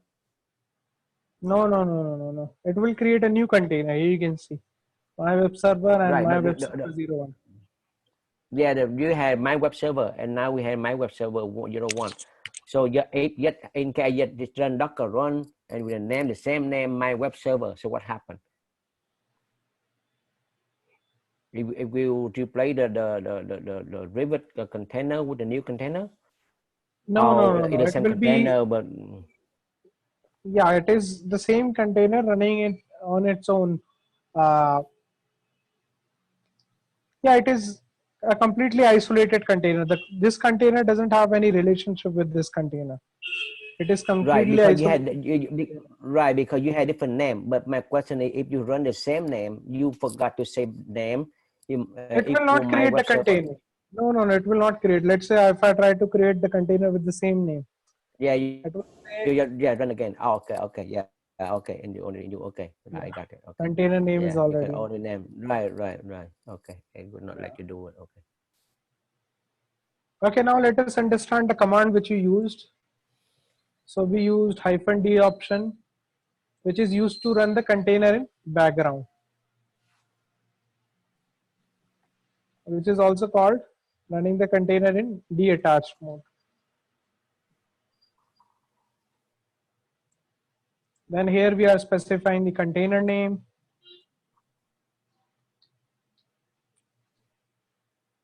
Then -p is used for publishing port, which is also called port mapping. And here we have used two ports, 80:80. First 80 is the host port where the container is running. And the second 80 is the container port.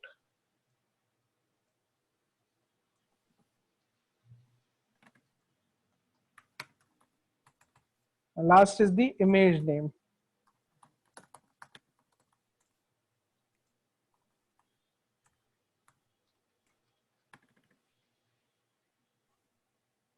Okay. So while publishing the container, we use this command -p 80:80. What it will do, it will map the service which is running on port number 80 inside the container to the host machine's port number 80. So any request coming on port number 80, okay, this is our server host machine where the container is running, and the container is running on port number 80. Means the application is listening on port number 80. Now we have mapped it with port number 80 of host machine. So in host machine, any request coming on port number 80 in the host machine, let's say end user are trying to connect to our application. So any request coming to our server, automatically it will redirect to the container port 80. As we have done the port mapping, it will forward that request to the container. So this is basically what is port mapping. So here we have the host port and here we have the container port.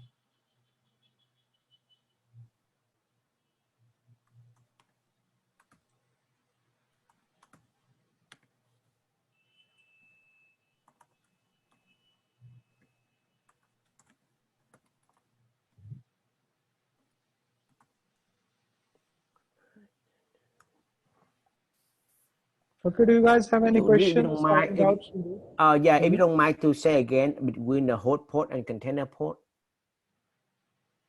Yeah, sure. So here we have the host port. Okay, this is the outer machine is the host machine. Okay, host machine where our container is running, and this is the container. Oh, okay, I got it. Yeah. Okay, and inside a lot of container, right? Right. And we have inside the container, there is port number 80, which is running the web server. And we have mapped it with the host machine. So any request coming to the host machine, port 80 will be forwarded to the container port 80. Earlier, we didn't publish the port. Earlier, before deploying the container, we didn't use the -p option. So that container was running in the internal network. It was not accessible to the outer world.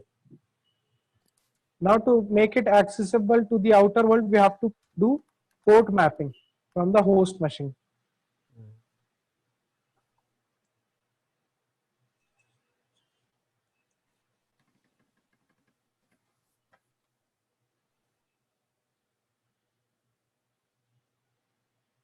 Okay, this can be any port. Right now we have used port 80, it can be any port. Let's say if I want to run the same web server on port number 8080. Okay, right now we just published the port, but we didn't access the application on that port. So if I do, let's say I'm using a Windows machine. I'm using a Linux machine. So using this command, I can get the IP address of my machine. Okay, this is my IP address of my machine. Even in your Mac machine, this command will be executable. Or if you are using a Windows machine, so you can run this command, ipconfig. So you'll be able to get your IP address. And ifconfig will work in Linux also and in Mac also. Now, if you copy this IP, this is your host IP. And if you open your web browser and you open that IP address, you are able to see the default page of Nginx, which is running inside your container. So now any host in your network will be able to connect to your website, which is running inside your container.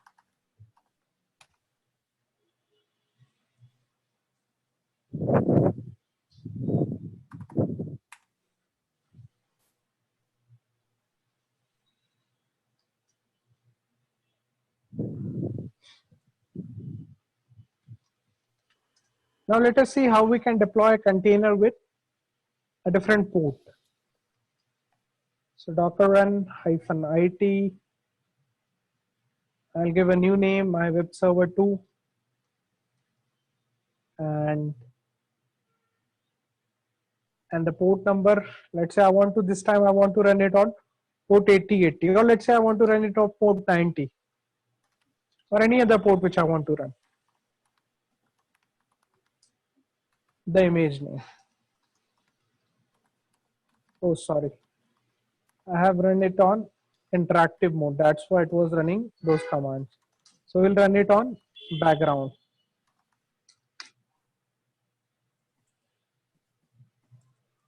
Now if I do docker ps, So the container is up and running on port number 90. Now to access that container, I have to hit on the browser, type on the web browser :90. So here you can see it is accessible on port number 90.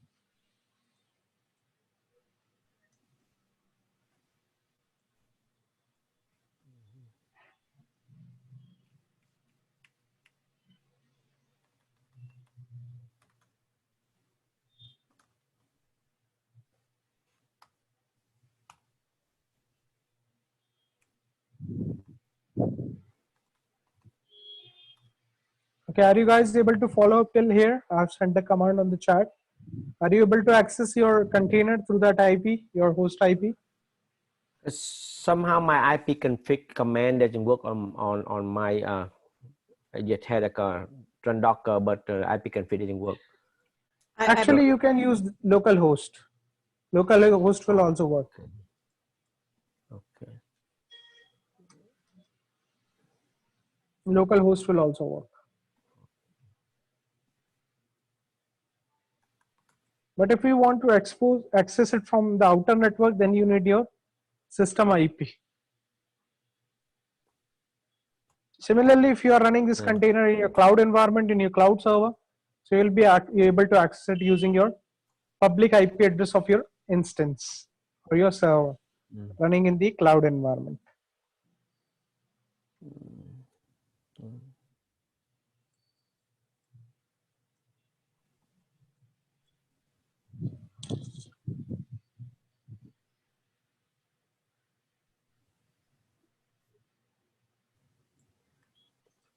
Okay, now let's say if I want to get the information of the container running, so we can do docker inspect and then the container name.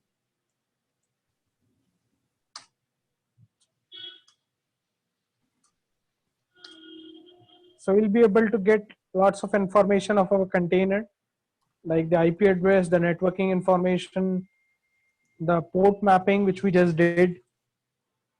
And we can get lots of information how the container is deployed, what is the name of the container, what is the host name of the container, which image it is using, when it was deployed. Everything we can get here. It's basically a kind of metadata of our container. Similarly, if you want to get the information of an image, so you can use docker inspect or you can use docker image inspect. Both will work. Docker inspect will also work. Docker image inspect will also work. And the image name.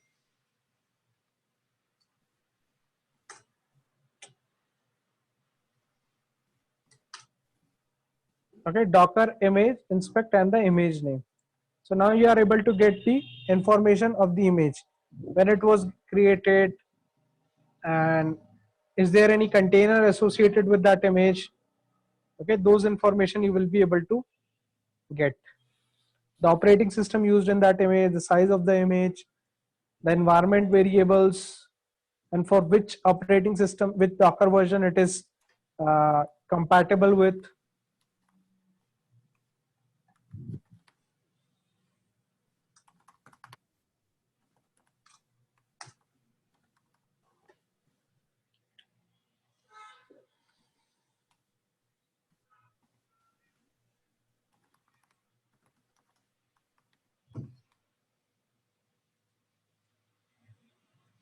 Okay, now we saw how we can get the information of our container, how we can get the information of our image.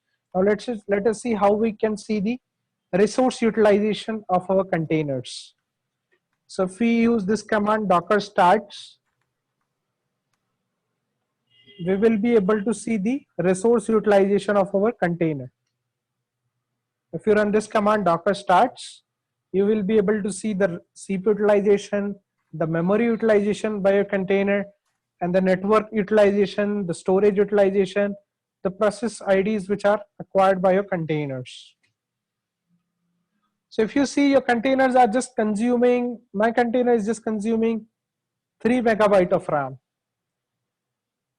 My CentOS container is just consuming 1 megabyte of RAM. So if you see, the resource consumption is very less. Okay, it is using almost negligible amount of RAM and negligible amount of storage, very less storage, very less RAM and CPU resources as compared to virtual machines. Same thing, if I would have installed in a virtual machine, it might be taking maybe 1 gigabyte of RAM to run the same thing which we have deployed on the container. And container just took me 1 second, even I think even not a second to come up, right? Similarly, containers take less time to come up. If we talk about virtual machine, it takes lots of time to boot up.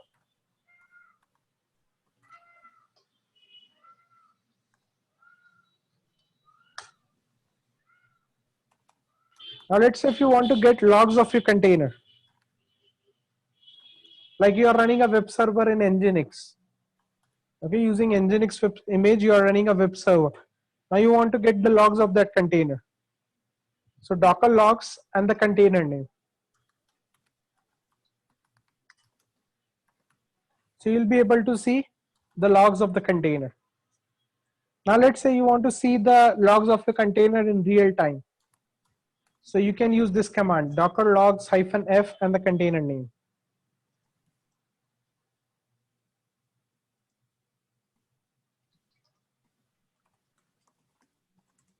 Okay, now let's say if you want to check it on the real time, so you can open your terminal at the left side and you can open your browser at the right side. And now if I refresh, okay, now if I refresh, so it is creating the logs. In the real time, it is creating the logs. So what are these logs? These are access logs. It is showing which IP address is trying to access it and which browser it is using and all those information we are able to get.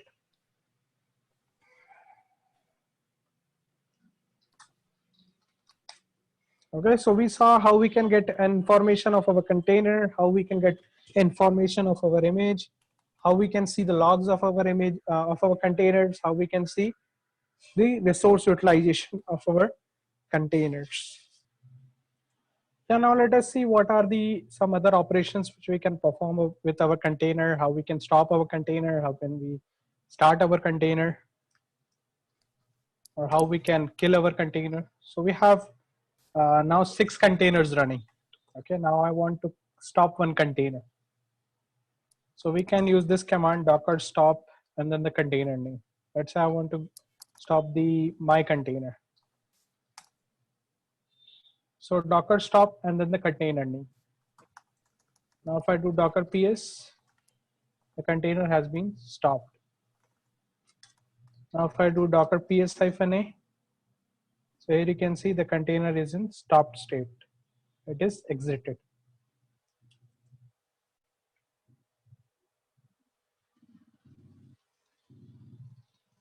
So using docker ps-a command, we can see the containers which are running, which are stopped. Okay, so those containers information we can get using docker ps-a command. I'm sending the command on the chat.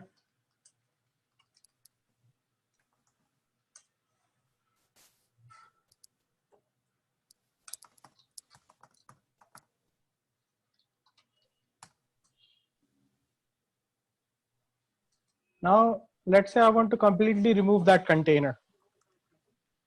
Okay, docker rm and then the container name. Before removing the container, you have to stop the container. So we already stopped the container. So now if I do docker ps-a, that container is no more. So any container which you want to remove from your machine, completely remove from your machine. So first you have to stop the container. Let's say if I want to remove a running container, docker rm and then the container name. So it says the container is in running state. First you have to stop it. If you want to forcefully remove the container, you can use -f. What it will do, it will forcefully remove that container from your machine. So here you can see that container has been removed from the machine. But the standard way to do is first you stop the container and then you remove the container.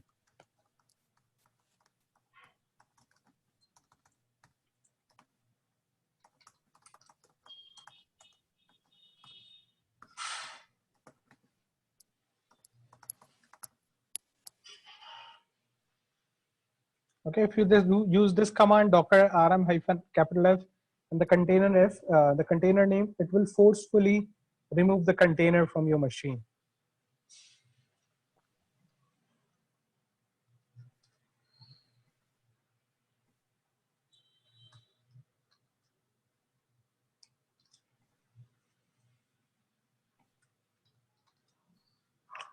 Now we'll stop another container.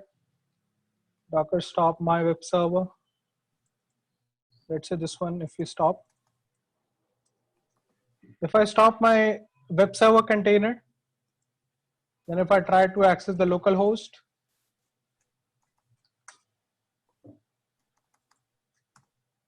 so it says the site cannot be reached because we stopped our container. Now if I do docker ps-a, so that container exited. Yes. My question is, okay, so when you're looking at the list, you did have two Nginx containers. One was the one, the question is about the ports, because you had one that has like that 0.0, that IP address, 0.0, blah, blah, blah, blah, blah, 80/TCP. The other one had 80/TCP. What? I don't understand the difference between that. The difference is this is the host port and this is the container port.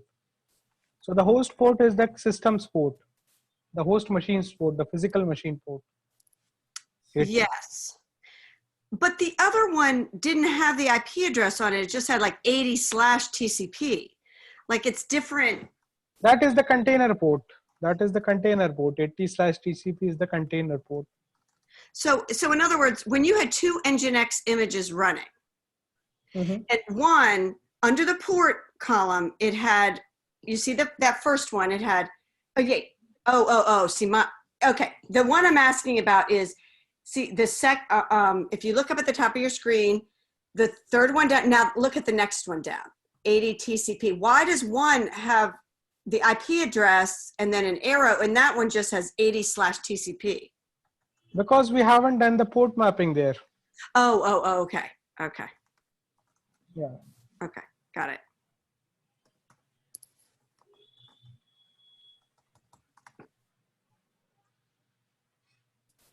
Okay, now as we stopped our container.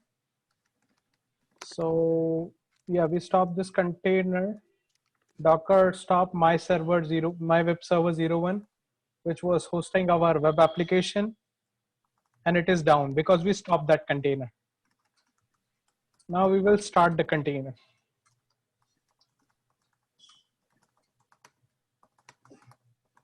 Now once we started, it is back up and running.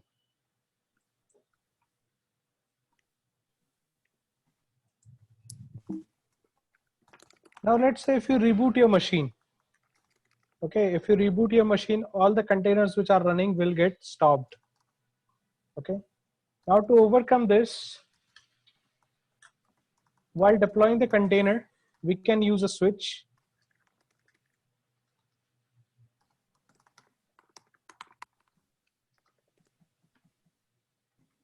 Which is restart, which defines the restart policy and the image name.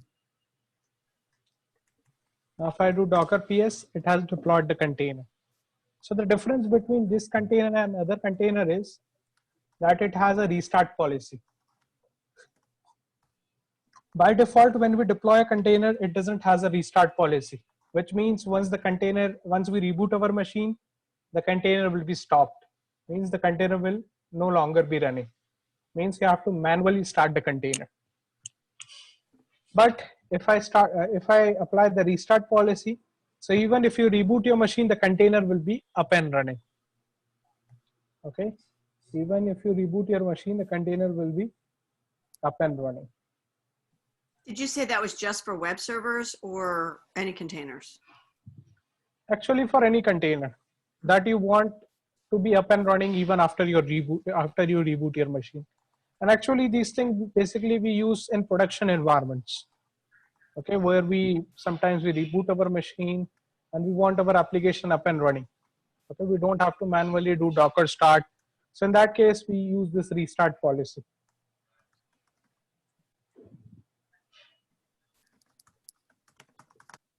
Now if I do docker run -l, here you can find some other options which we can use with the containers.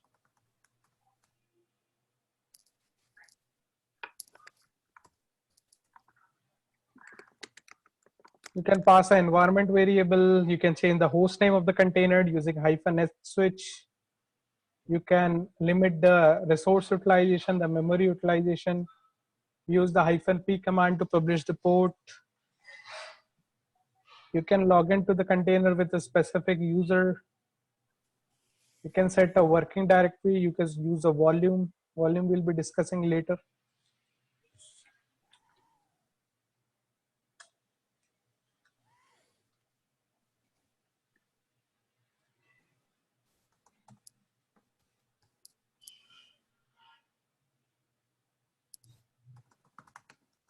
Now let's say if you have already deployed the container and you have to update the container's restart policy. So you can use this command, docker update. And if I do help, so these are the parameters which you can change of a container, of a running container. Okay, you can rename your container, you can set the restart policy of your container, but you cannot change the port publishing of your container. This cannot be changed once you have deployed the container. So let's say if you have a container running and you haven't updated the restart policy. Now let's say after you reboot your machine, the container is stopped. Now you want to update the restart policy of the container. So you can simply run this command, docker update and restart, and the container name. Can you copy the command on? Yeah, sure. Yeah, I want to keep that one.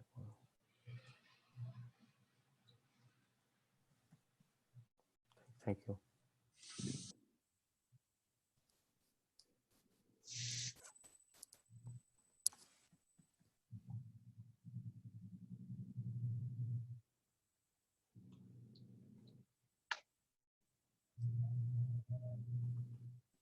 Okay, so these are the most common operations which we perform in Docker, like pulling the images, deploying the containers, publishing the ports, okay, starting the container, stopping the container, okay, the container management which we saw how we can manage the logs of the container, how we can see the logs of the container, how we can get the information of a container, how we can get information of an image using the docker inspect command.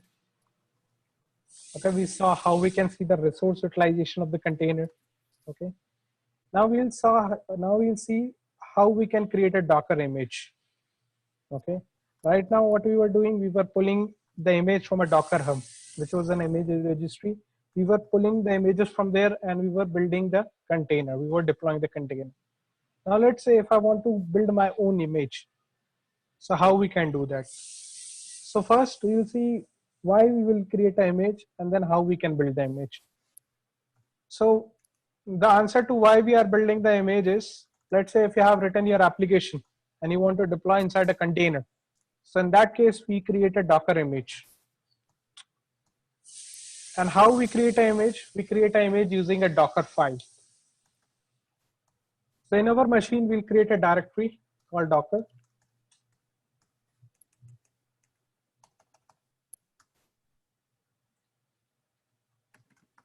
And we'll go to that directory, cd docker. And here we'll create a file called Dockerfile. So we'll use the vim command to create the Docker file.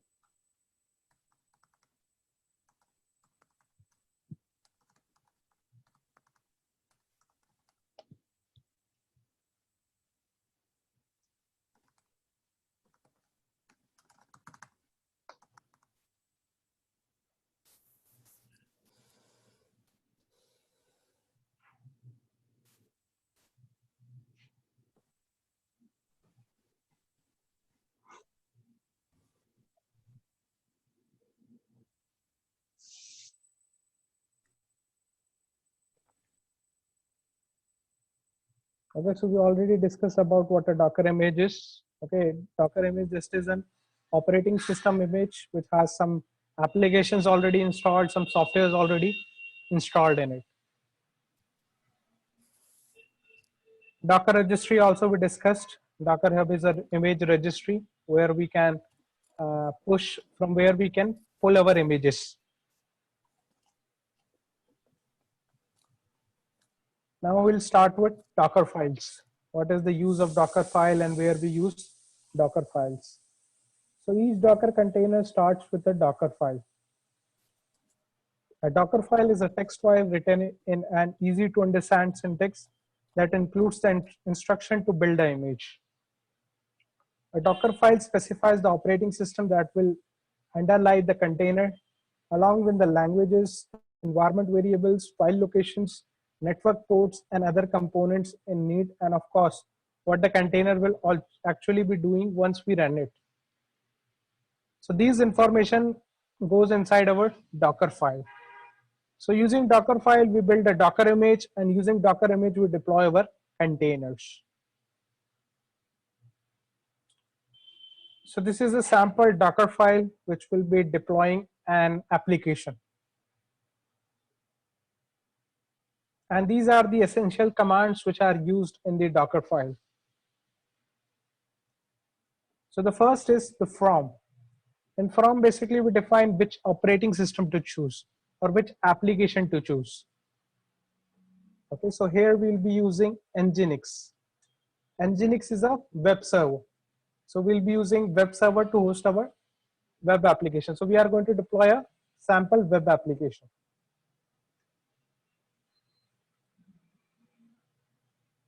And then we have work dir. In work dir, we have the path where our application code will be. And once we deploy the container, what will be our present working directory? So that we define in work dir. Okay, does anyone knows what is the document root of Nginx is?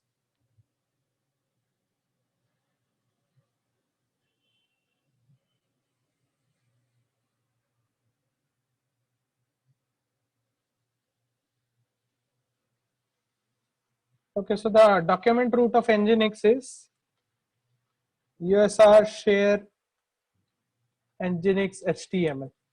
What is document root? Document root is the place where we put our application files.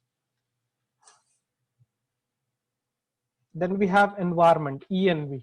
Let's say if your application has some environment variables, so that we specify in env.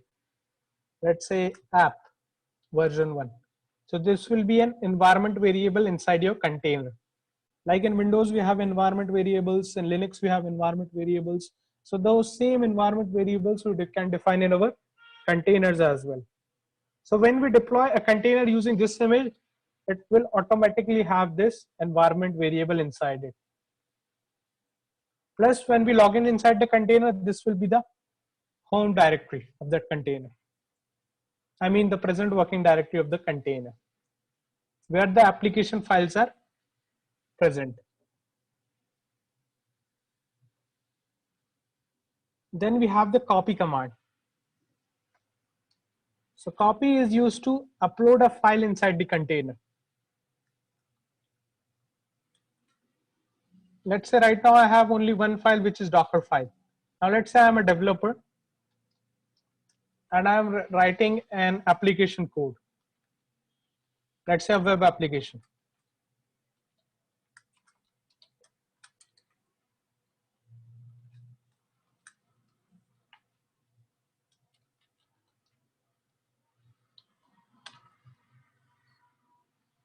So index.html is a file through which we can, which is basically hosted on a website, index.html, on a web server, which is the default file which is hosted on a web server. So we have just created an index.html file in our in the path where our Docker file is present. So I will open the Docker file, the copy index.html file to usr share nginx html, where our application code is present.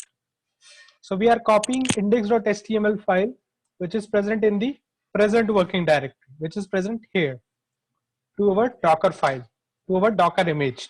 Once this image is going to build, what it is going to do, it is going to copy the file which we have in our local machine to this directory.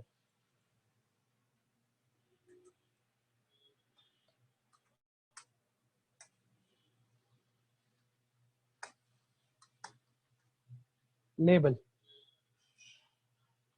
In label, basically we define the metadata of the image.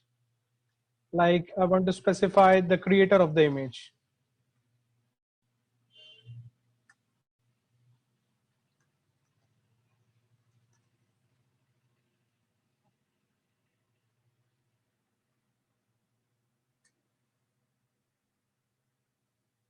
So labels basically have metadata. Now run. In run, basically we define what commands we want to execute inside the container. Okay, I mean inside the image. Like if you want to already install some packages inside the container, those things we can define here.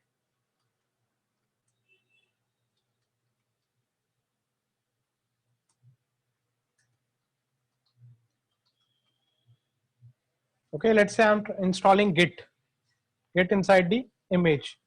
So first it will be running this command, then it will be running this command, and then it will be running this command. Means it will install Git inside the image. And once I deploy the container with that image, it will, in that container, the Git will already be installed in it. Then we have add. Okay, add and copy are almost the same. Just the difference between add and copy is, let's say if I have a zip file, and if I'm copying that zip file inside my container, inside my image, so it will add, what it will do, add will extract it, whereas copy will not extract that file. Add will extract that file. So I will quickly create a zip file.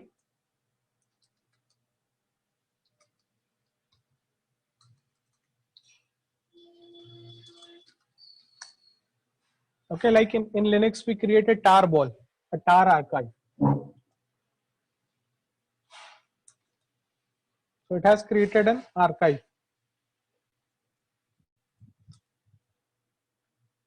Don't worry about the commands. I will be sending all the commands via the chat.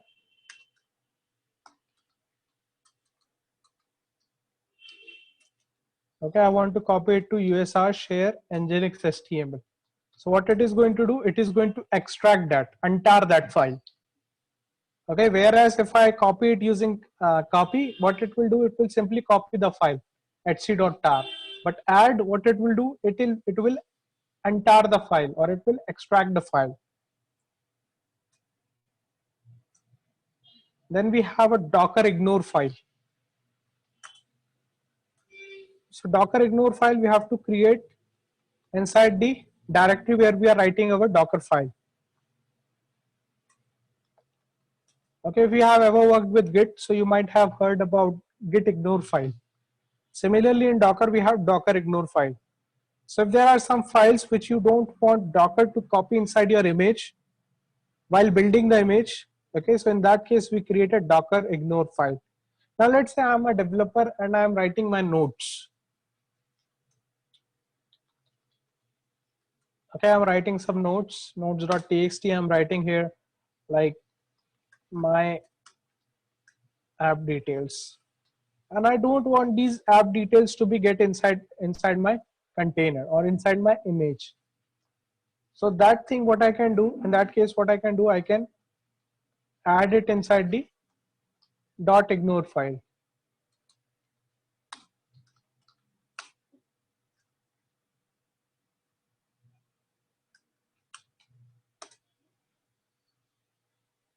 Oops.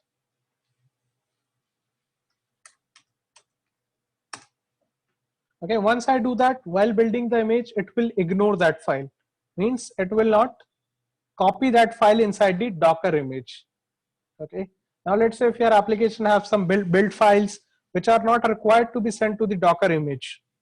So using Dockerfile, you can ignore those files.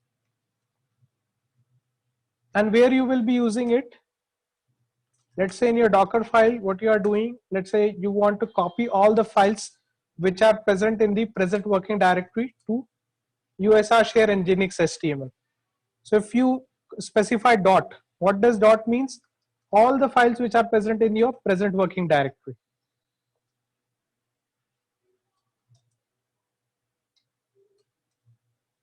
So in that case, you have to create a docker.ignore file, or else it will copy all the files. It will not ignore these files like nodes.txt, which is of your personal use.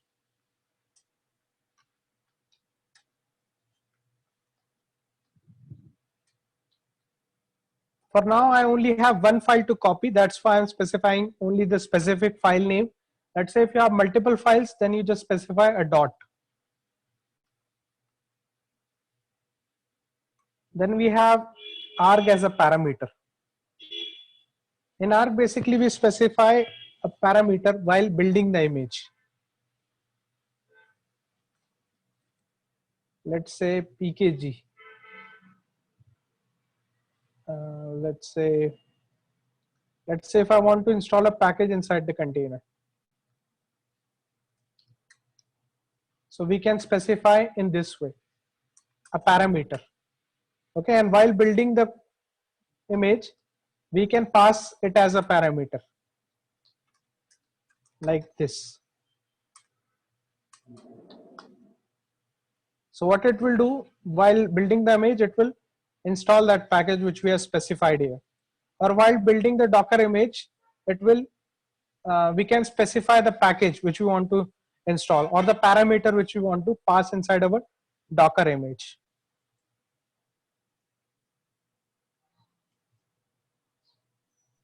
If you have two arguments, how do you put them? Separate lines or? Yeah, separate lines. Each with arg next to it. So arg and then one and then arg and another. Okay. Yeah. Then expose the port which you want to expose from the container. Okay, like Nginx works on port number 80. That's why we are exposing on port number 80. Let's say if you have an application running on a custom port, so that you have to specify here, expose and the port number. Then the user. Okay, when we log in inside the container, we were logged in inside the container using root user. Now let's say you want the user to log in inside the container using a specific user. Let's say I want the user, once the Docker login, once the user logs inside the container, I want the user to log in from a specific user. Let's say user Tom. But before that, we have to also add that user. Add user Tom.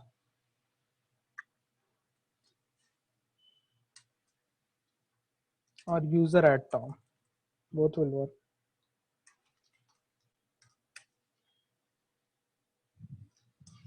Volume we will discuss later. Then we have CMD. In CMD, basically we define the command which will be executed while running the container, while deploying the container. And this CMD can be replaced by user arguments. So question about adding the user. So the first time it's going to use that Dockerfile and add the user Tom and log in with Tom. But after that, you don't add the user each time. So the user would already be added, correct? Or you have to? Image we will be building only once. We will not be building image again and again. Okay. Yeah. So if you remember, while we deployed a container, so we specified the command after the image, which was bash, okay, to log in inside the container. So the same command we can specify here. So in that case, we don't have to run any command while deploying the container. Automatically, when we run this command, docker run it, then the container name and the image name. So automatically it will deploy the container with this command. Now let's say if you want to run some commands, and let's say you have specified bash. Let's say you ran this command, touch code.txt. So it will replace this command. Okay, it will replace the command if the user specify any other command. Similarly, we have entry point.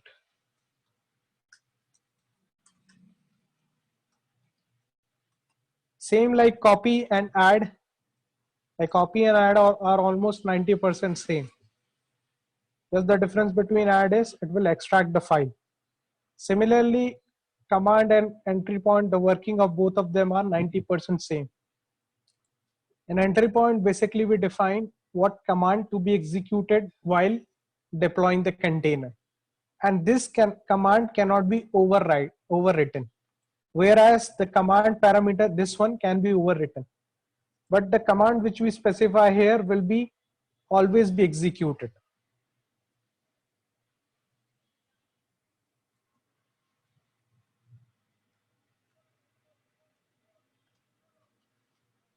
So either we'll be using command or we'll be using entry point.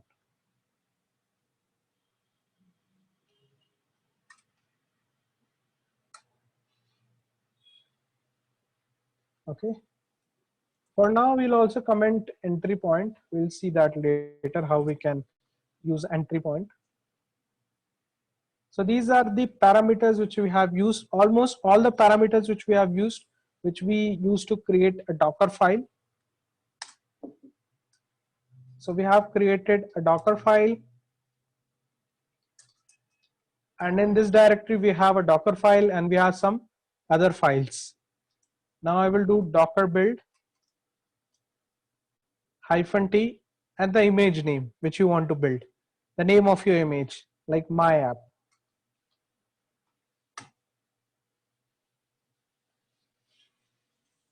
So it is now building the image. So first it is using, here you can see the commands which you wrote inside the Docker file. It is executing those commands inside the container. Like we ran this command, apt update -y, apt upgrade -y, and apt install git.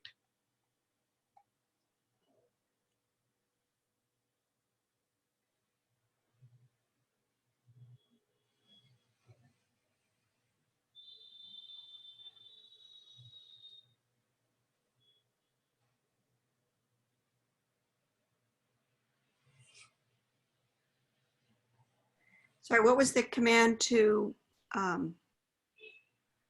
what's the command you're running right now to build the image? Is it? Yeah, I'll send you all the commands. Don't worry. Just the image. Once it is built, I'll send all the commands.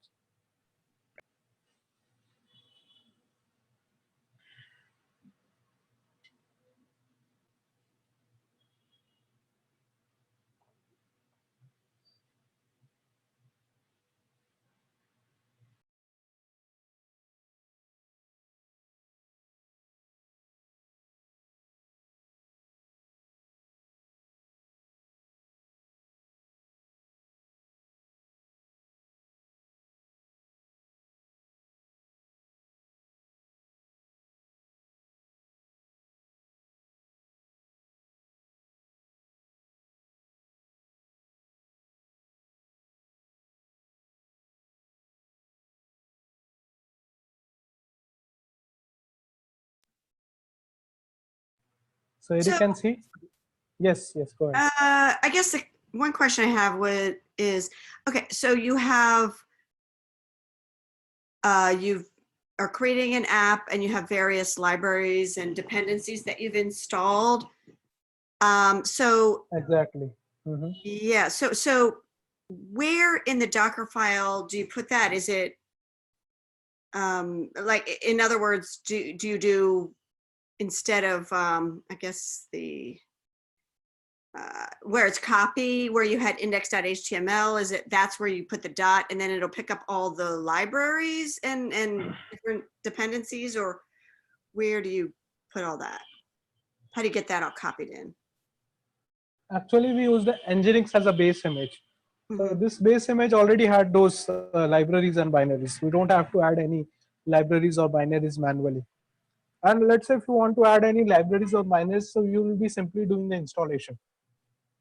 Let's say if you have a Java application, Mhm. We'll be installing OpenJDK.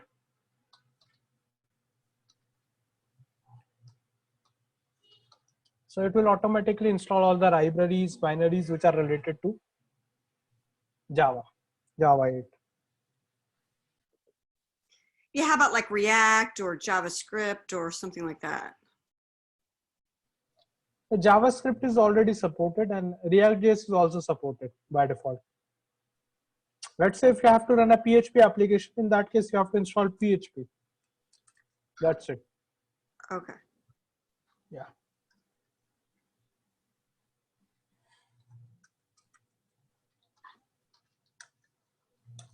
So we have successfully built the image. Now if I do Docker image ls, so the image has been built, my app. And here you can see it is created 2 minutes ago. And the size of the image is 321 megabytes. That is because we copied some files inside our container.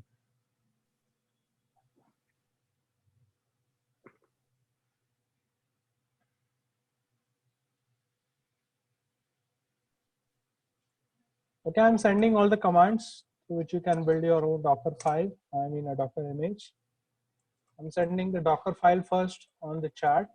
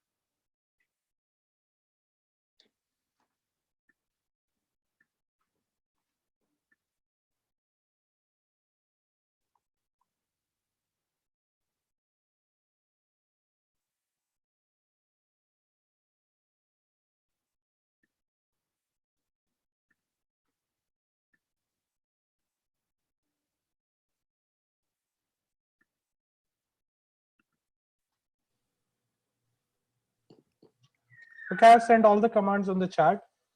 And to build the image, we use this command, docker build -t, the image name and dot. What the dot will do, it will represent the Docker file which is present in your present working directory.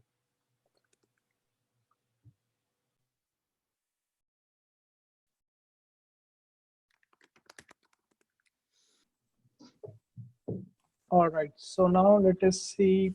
Now we'll deploy the container with our image.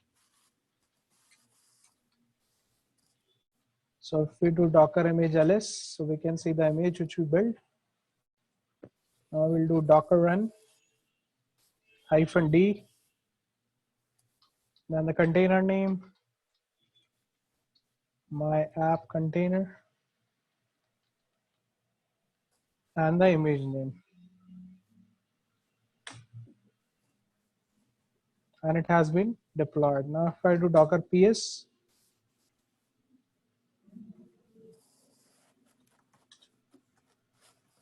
so the container has been deployed but is stopped. Now if we do Docker ps -a, so the container was deployed but it exited.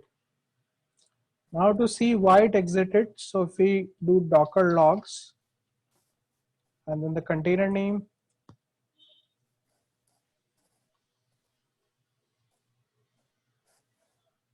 so it says some permission denied. Okay, now let's say if you deployed container and it is not running, it is not in running state, it is always stopping. Now to troubleshoot it, you can use this command, docker logs and the container name.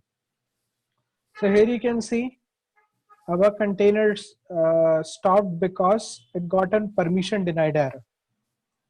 That is because the image which the container we are running it using user Tom. That's why it stopped. So we'll comment this out, the user part, we'll comment it out, and we'll build the image again.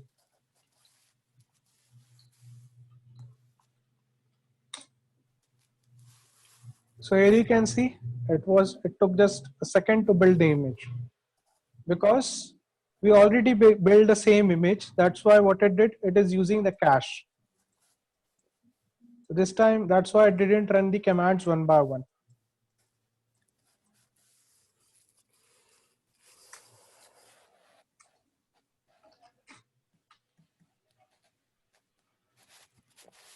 And what it will do, it will override the existing image, the one which we created.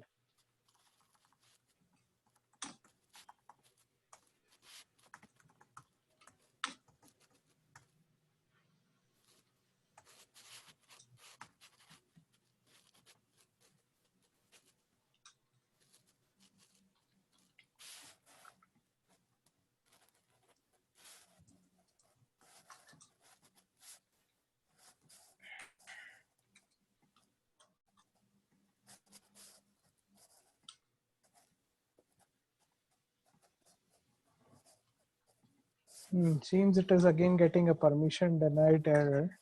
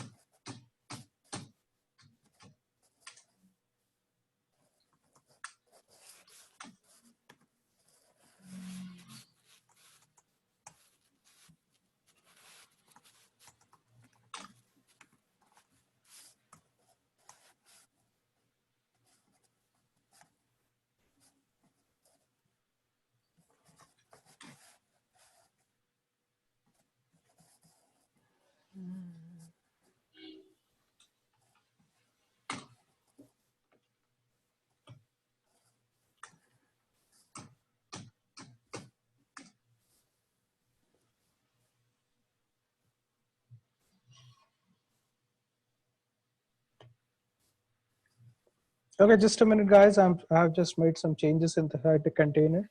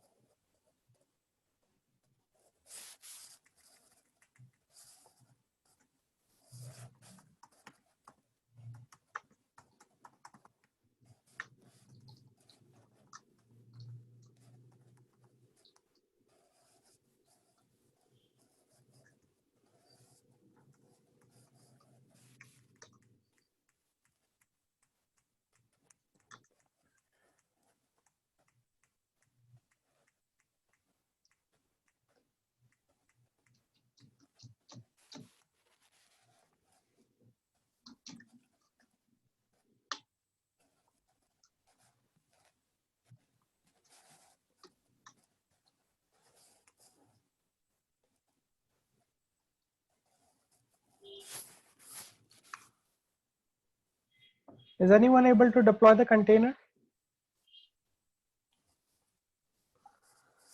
No. No, I'm not. Okay, comment that file, comment that step 7, Nihan.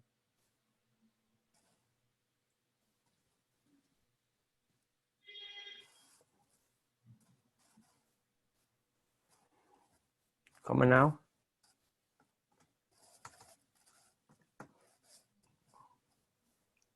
Which did you take out? I saw you took out the users. You took out something else too. Yeah, actually the user was conflicting. The main error was due to user only. And maybe due to some build cache, it is giving some other errors. So I just cleaned my system.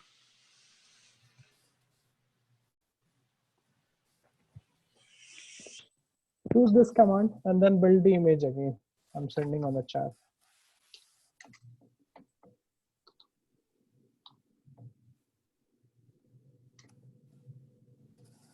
What this command will do, it will remove all the images, all the dangling images in the machine, all the stop containers, all the dangling images from the system.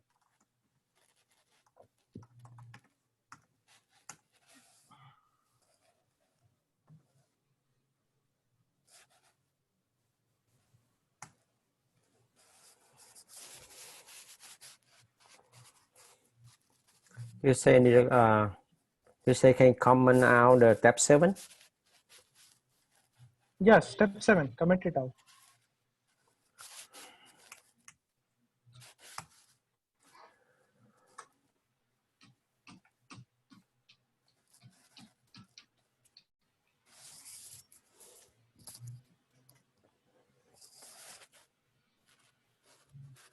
Oops. Yeah. Okay, now the container is up and running. The mistake which we were doing was we were running the container with a user. Just comment out that user and then build the image again, and then you will be able to deploy the container. I'm sending you the latest Docker file. Nihan, use this Docker file. Okay, I'm just sending you now.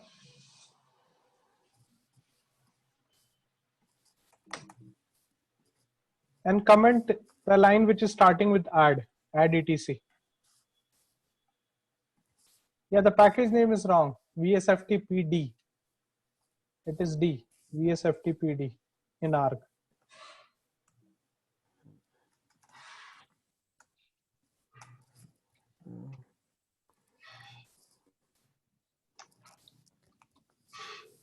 And using the same command, build the image.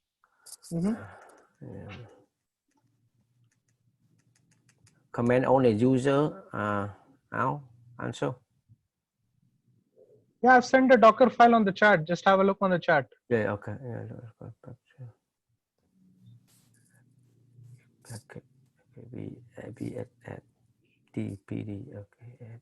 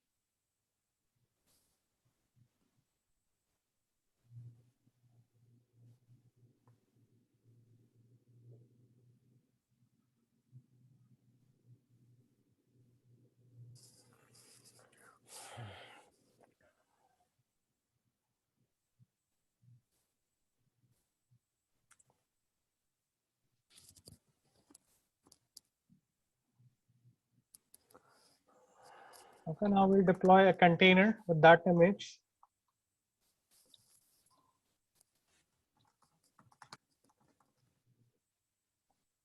And we'll expose it, publish the port and the image name.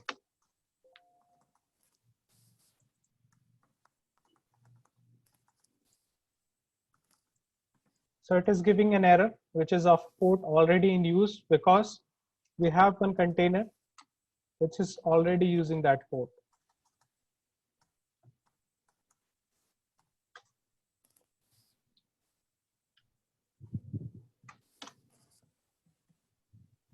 So we are running our application now on port number 8080.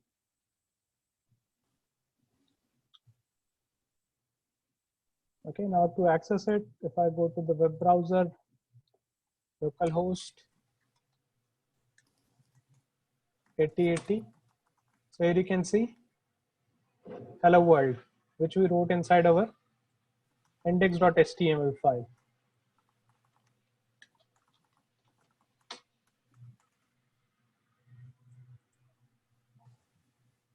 Now just assume this is your version 1 of your application. Okay, now the developer made some changes in the application. So what you will be doing, you will be building the image again. So now assume that you are a developer. Now you will make some changes in index.html file.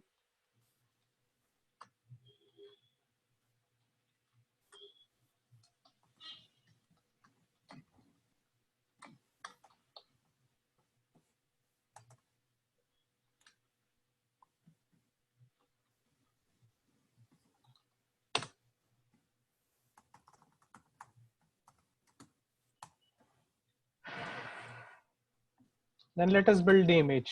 Docker build -t, the image name. Now this time I'm going to name my image as version 1. So Docker build -t my app v1 and dot. So it will rebuild the image, and this time it is going to rebuild the image by a tag, which is v1, which means version 1 of our application.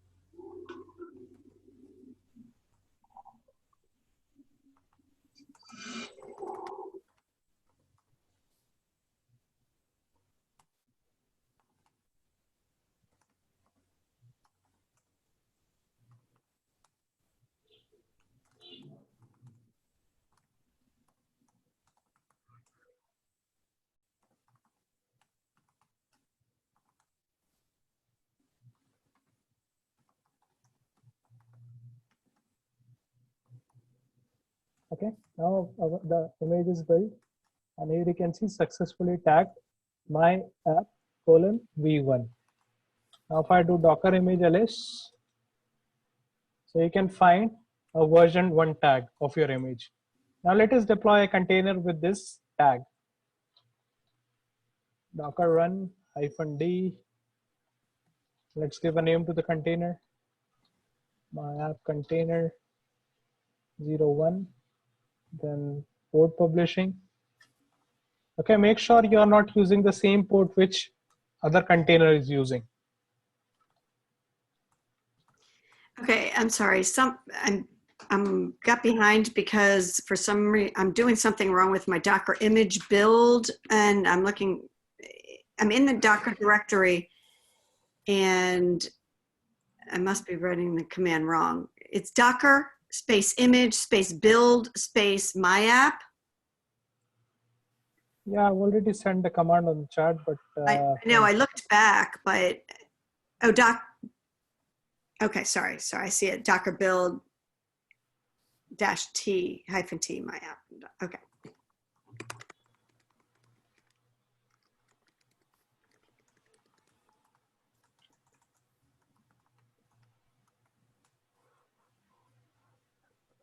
So can you remind me after you run Docker run and what next?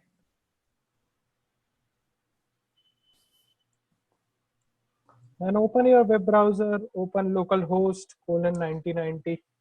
Yeah, I did that, run that one, and then, but I do a Docker ps, I don't see my app, but Docker ps.a, and I see my app, my image. So, and then I go to the browser. What I had the browser had to be the 8090, localhost 9080. Use the command which I just sent you on the chat. Yeah, I did that. I did that already. I see my app version on version 1, different one. Okay.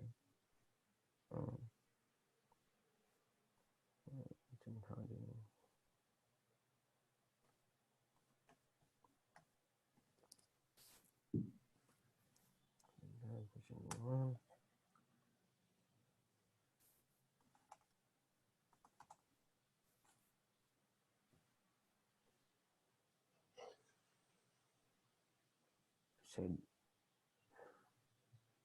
well, it didn't find my app version 1, only my app. Yeah, because you are not following what I'm doing. That's why. Yeah, somehow, yeah, because you I'm missing some tab there. Can you hit the read and I can see the tab you do, and maybe I miss some tab.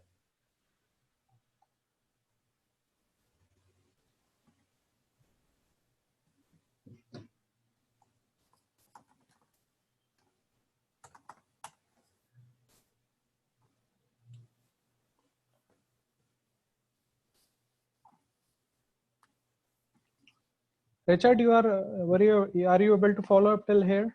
Are you able to get the Hello World 2 version 2? I get a run, but somehow I go to hello my local host. I to see the entry. I don't see the hello world world. I see the entry I need. So look like the old one running.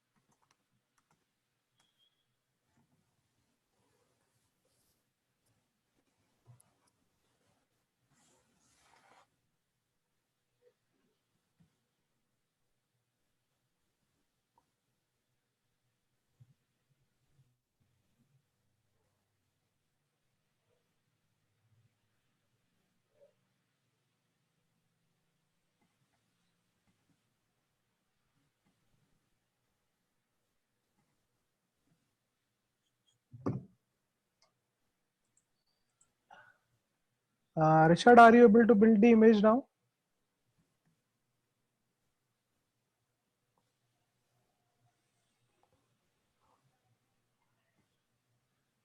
Oh, are you asking me? No, Yeah. I mean Richard. Oh, Richard. Okay. Yeah. Okay.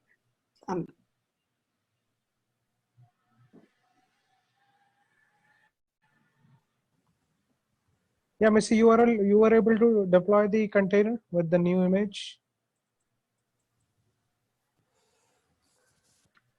Yes, I was. I got a little behind, so now I'm up to running it the second time to see the change. Okay, cool.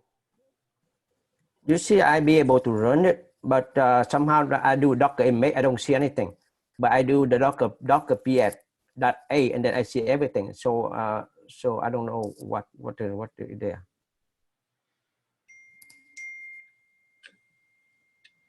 Yeah, can you quickly share your screen and share your whole screen, not a part of your screen? See my screen there?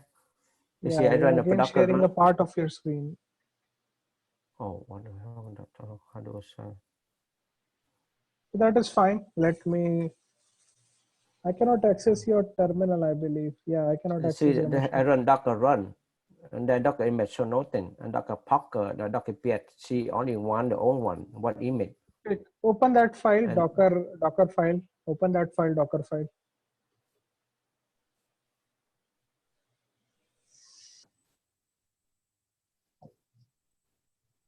I cannot see your container, Nahan. oh, so what the Docker container? So what I'm saying is open the Docker file. Docker file? Yes. How do I say that? Do you see it? Where? Yeah, that's what I'm showing. You're not sharing your whole screen. That's why. Okay, let me see. Desktop. Okay. Why it doesn't share?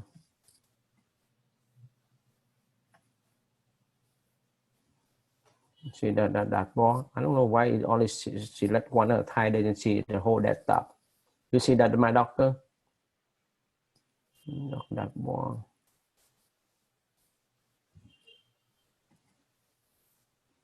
How do you see the whole thing? On desktop. Okay, desktop. Okay, now you see the whole desktop now, right? Yeah, now I can see a whole desktop. Right. Okay, so you can control. You can do what you. I mean, yeah. I do Docker run. But I cannot type anything in your machine. That is another issue. Oh, what can I do? You can type the control you want to. Can you show me the Docker file? Dockerfile, okay.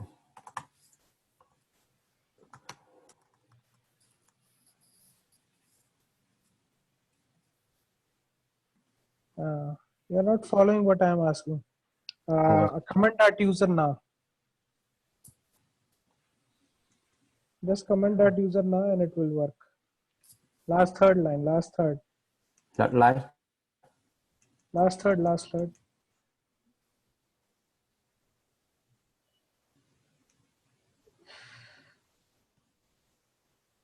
Yeah, the only thing that I just change the name from Tom to my name and that's it. Yeah, comment it, comment it. I'll explain you that later. Comment it. Comment what? Comment the last third, your name. Comment it out. I only comment entry point. I only comment it out. Okay, I will explain you after the class because it is wasting the time. Okay. Yeah. Stop sharing your screen. Oh.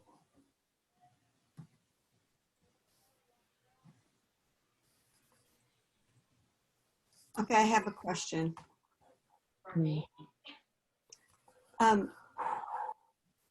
So on mine, I did the Docker, I got up to the Docker build -t my app dot from your, in the chat, after I made the version 2 of the index.html.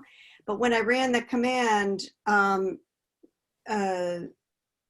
for the my app container 01, I got, it can't find, it doesn't see the image. I must. Yeah, that is because the image might not be built. The image one. What do you mean the image wouldn't be built? I built the image and it built fine, looks like, but yeah, just quickly share your screen. okay.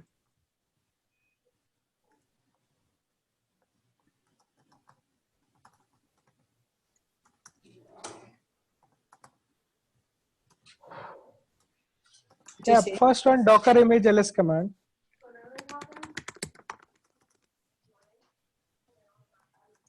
The image is not built. Okay, so okay, so the first image got built, but when I rebuilt it, it didn't get built. Okay, so wonder why. Do you see? do you see, is it, because here's where, Can you show me the command which you ran to build a second time, the image second time? Yeah. Scroll up. did, Yeah, So you didn't specify the tag v1 colon okay, v1. that's what I was thinking. So it should have been something like this. Yeah, v1 exactly. Okay. Okay. Okay. Here we go. So now Yes, I should, Oh, build tab. Okay, see the one. now I should be able to run this one. Yeah. There we go. Okay. Okay, go to the Docker tab v1. Okay, yeah, Mr. That's why you say you maybe you type the history there. I probably missed that tab. So Okay. Mm, Thank you. yeah. Yes, Richard, are you able to follow up till here?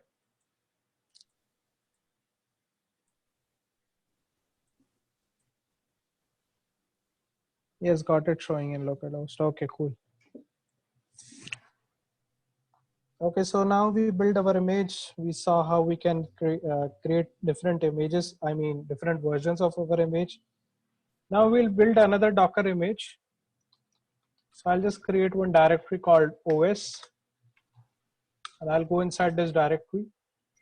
And here I'll create one Docker file.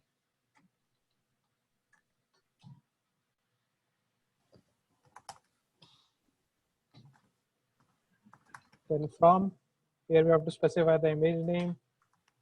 Then the command which you want to run. Now let's say if you want to log in with a user, like user at Tom and user Tom, work dir, let's say home Tom, or let's say /temp, which means once you will log in inside the container, this will be your present working directory. CMD. are you creating a new Dockerfile? In the Yeah, same directory? we are writing a new document. The same directory? No, not the same directory. Oh, yeah, I'm yeah. sending Sorry, the command yeah. Sorry, yeah. I see that. Okay. mkdir os cd os, then Dockerfile, and add this content inside the Dockerfile, and then build the image.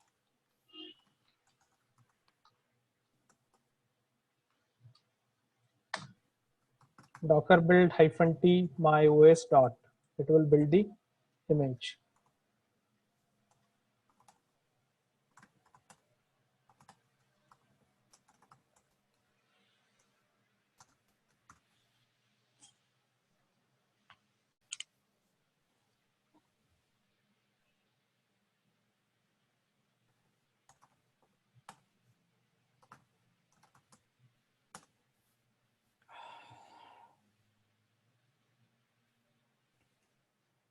Okay, the image has been built. Now if we do Docker image ls,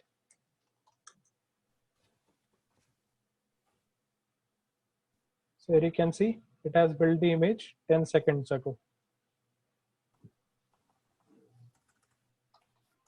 Now we'll deploy the container using that image, Docker run -it my os, and we'll hit enter. And we are logged in inside the container.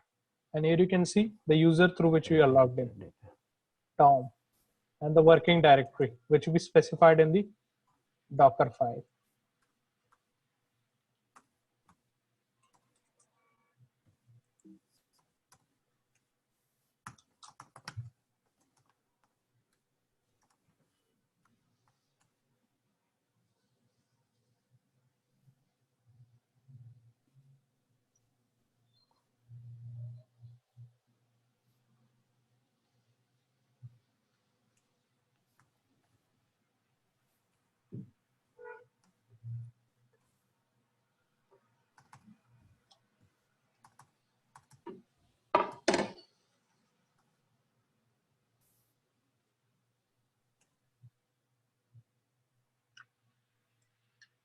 Okay, now we are inside the temp directory and we're logged in as user Tom, which we specified in the Docker file.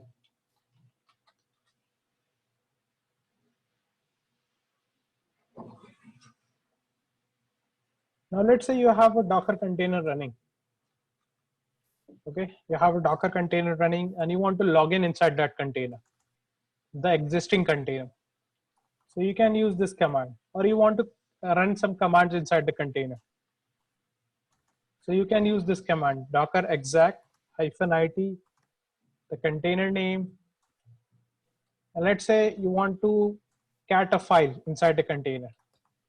So cat os, etc os releases.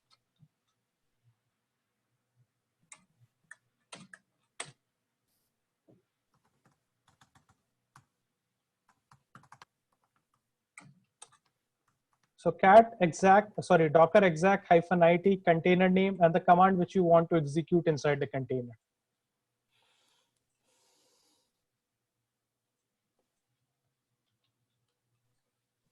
Okay, just replace inspiring_Williams with your container name.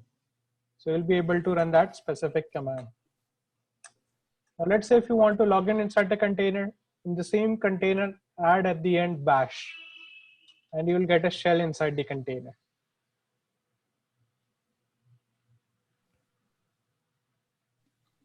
In real environment, in production environment, or in the test environment, we never log in inside the container. We simply build the image, we deploy the container.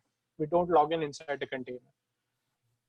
And just in case, if you want to troubleshoot something, or if you want to tweak some changes inside the container, in that case only we log in inside the container, or else we never log in inside the container.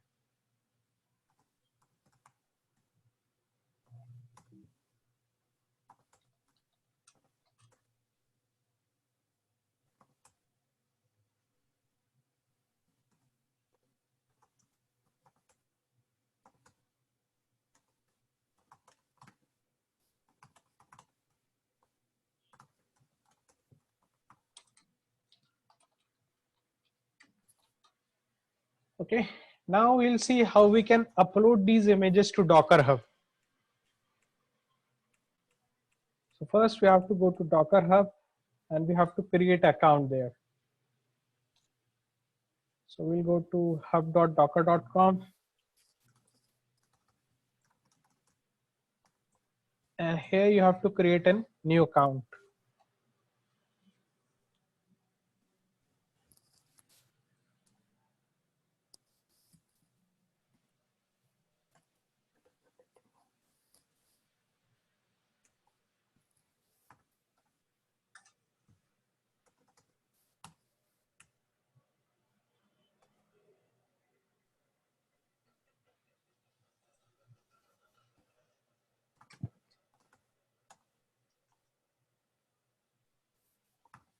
Okay, so on this site, hub.docker.com, one second.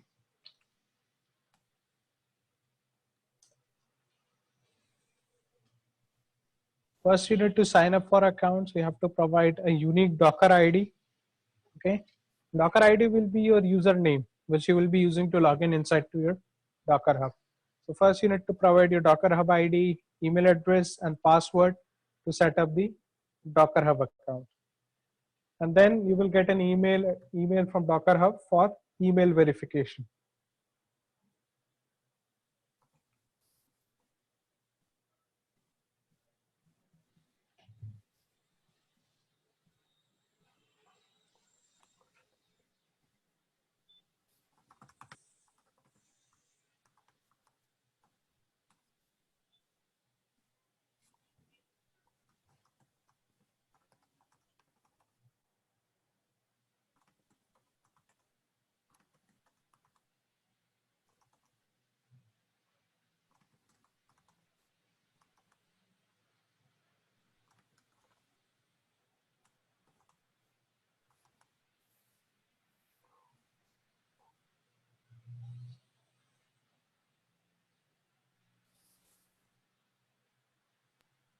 Okay, I'm behind again. So I built the image, worked fine. I did Docker run IT my OS, seemed to be fine, and then I got into the shell. But then I'm not sure because I'm not sure what command I run to find the issued name, like you had Inspiring Williams. So I don't. Yeah, you can Actually, simply run I docker don't think my ps container. command to get. Yeah, What here you can see the container name. Oh, Docker PS. Okay.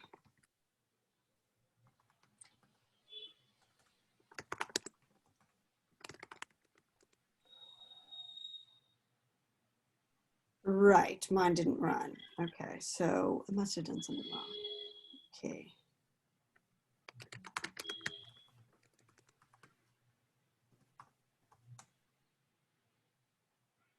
Oh, there it is.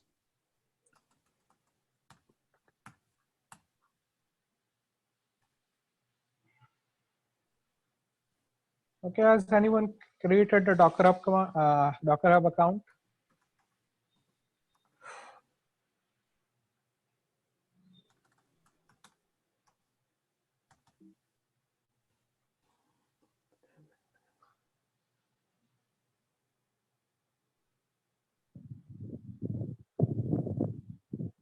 Nehan, have you created a Docker Hub account? Yeah, I do. Okay, good. So in Docker Hub, first we'll be creating a repository. After logging into your Docker Hub account, you click on create repository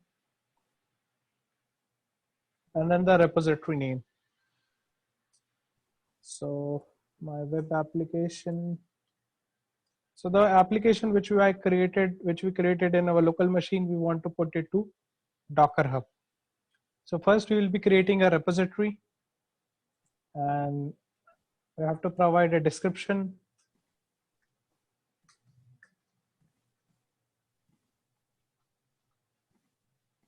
And the image type. There are two types of image, public and private image. So if we choose public image, so it will be anyone in the world will be able to pull our images. Okay, if we make it private, so it will require Docker login. Okay, first you have to log into Docker to download the image. So we'll see both the examples. So first we will create a public repository and create. Now it is created. Now the image which we build, we are going to push it to Docker Hub.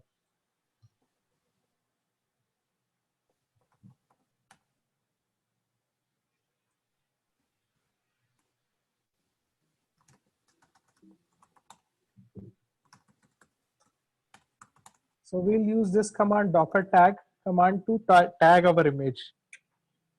So the image which we created was my app and we want to tag it with the Docker Hub name. So Docker Hub name is basically this. Okay, the repository which you created.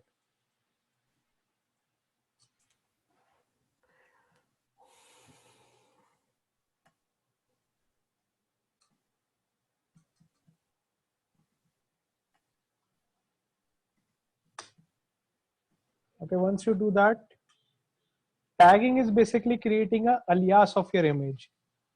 So we just created the tag. I mean, we just renamed our image to this name. Not rename, we have created an alias of that name. Now Docker push and the image name.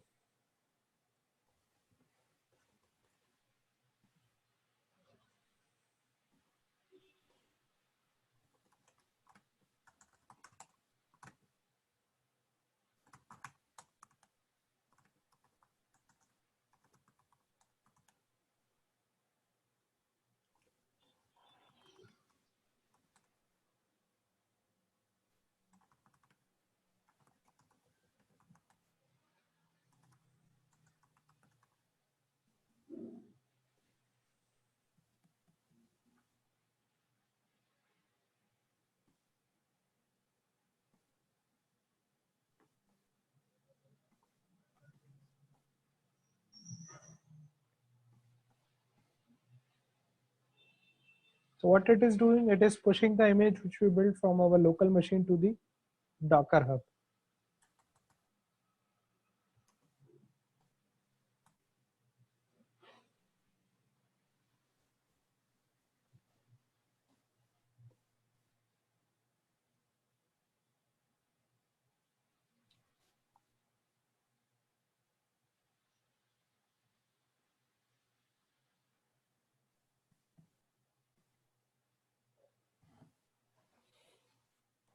Now it has pushed it to Docker Hub. Now if we go to Docker Hub, if we go to tags, so it has pushed the image, and here you can see the push was a second ago. So the image which we built in our local machine, we have pushed it to Docker Hub. Now anyone in the world will be able to pull our image using this command.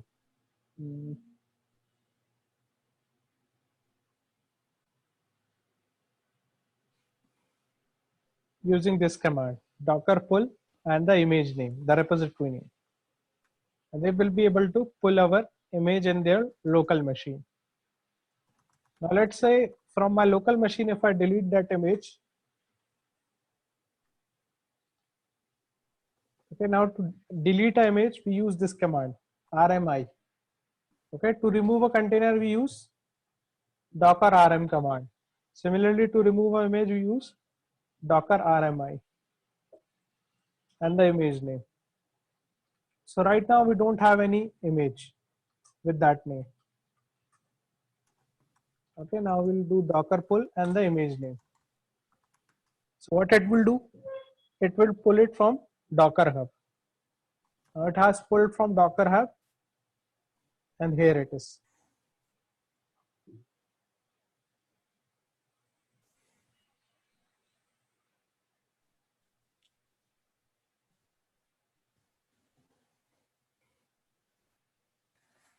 Now we'll see how we can create a private repository.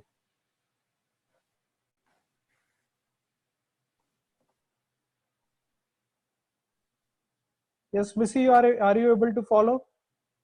Nihan, Richard? No, I'm behind, so I just watching. I just got stuck with my idea. No worries. My work. Actually, I will ask Yeah. Matt to share the videos, so he will be sharing the recorded videos, so you guys can go through it. Yeah, And if you have later any on you doubts, can watch. Yeah, you can connect to me as well. No issues. yeah. If you can But share just in the the sake of recorded time, video, I'm a then you can little. watch later. Yeah. Yeah. Yeah.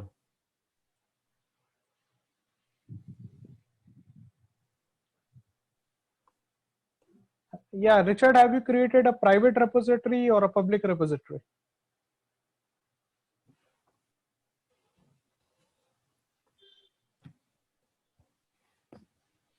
Okay, what is the error? Can you paste it on the chat?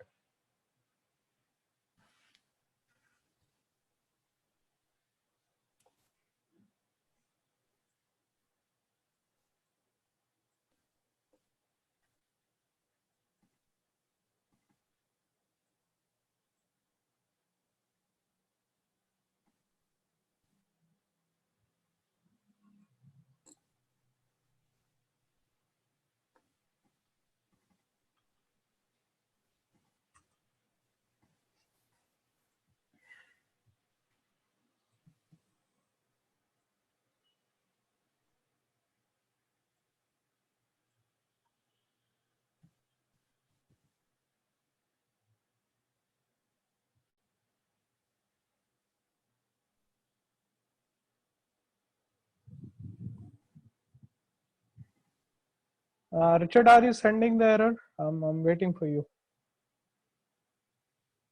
Okay, thanks.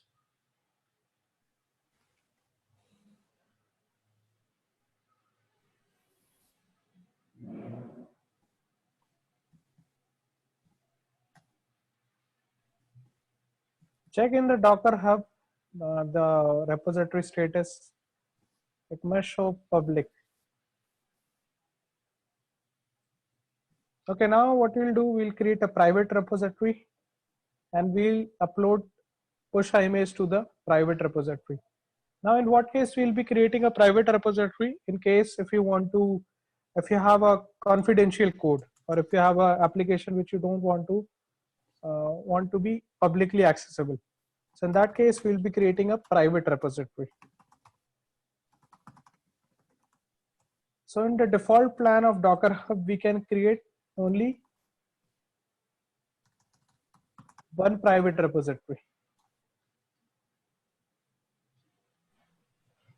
Okay, so we are creating a repository, private repo, my private app. And we'll create it as Visibility, we'll set it to private and then create. And it has been created.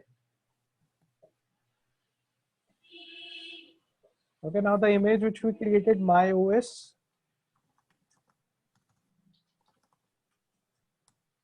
What we will do, Docker tag my OS to the image which we just created, the repository which we created.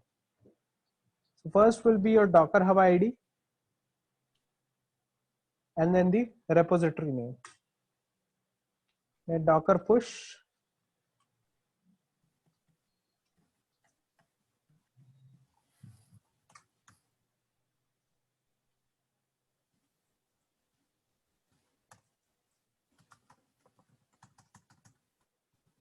So it will not allow us to push the image.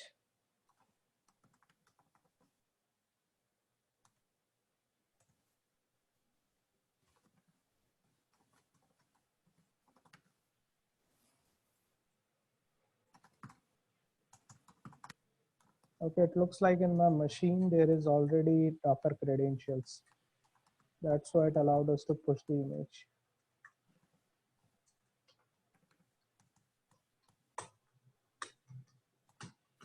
Okay, now if I try to push it, so it says a request access to the resource is denied. I think, Richard, you are getting this error only, I think so. Yes, that is because you have created a private repository. So I'm a little bit confused. I missed something because I was able to push just like you were, but then what did you do? You got rid of something and then tried it again? You had a command. Yeah, we created a private repository and we are trying to push the image to the private repository. Yeah, so I was able to push mine like you were, and then you did another command to get rid of, did you get rid of some credentials or some access or something? Yeah, actually my machine was authenticated to Docker Hub. So I removed those credentials to give you an example like how it works. Okay, because mine must be set up because I was able to push it even to the private. Yeah, Richard, your repository is private because the same error I am also getting if it is a private repository. Now to push to a private repository or to pull image from our private repository, we have to first log into Docker Hub. So one way we saw to log into the Docker Hub is using the console. Another way is using the CLI. So we use this command, docker login, and the username which you set up, and the password.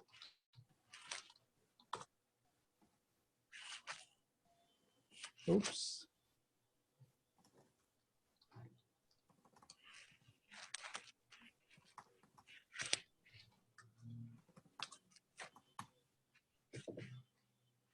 Okay, login succeeded. Now earlier I was not able to push because the credential that didn't exit means exited in my machine. And now I'm able to push the image.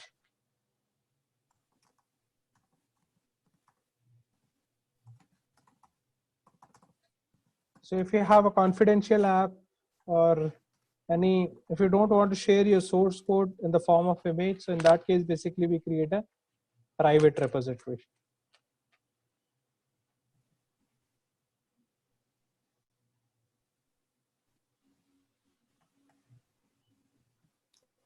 Also, we can create our own image registry. If you want to create your own image registry, so that is also possible.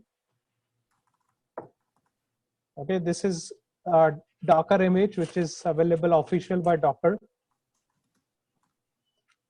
And this image basically talks about creating a Docker registry. That how you can create your own Docker registry. Okay, so here you can find the commands to deploy the container and to create your own repository.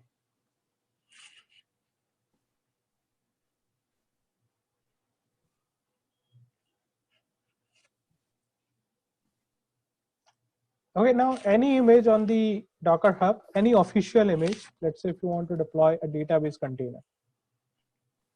So you will get instruction for that. If you go to official image, you will find the versions of that image, how to deploy it, everything you'll get from here.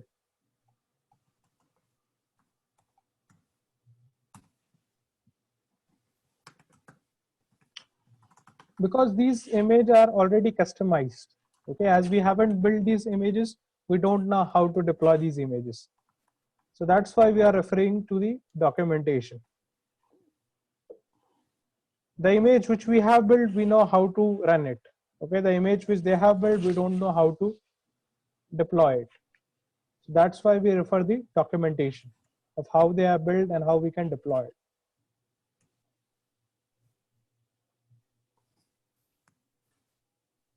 Okay, do you guys have any doubts or any questions still here? So we have seen how we can build the image and how we can push pull to Docker Hub.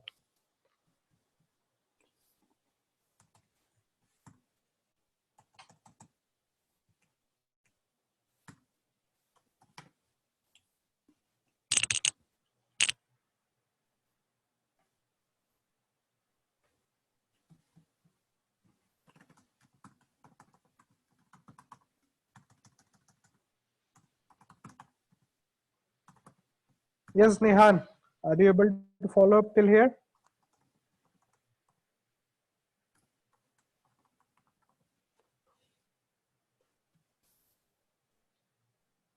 Missy, Richard? Yep.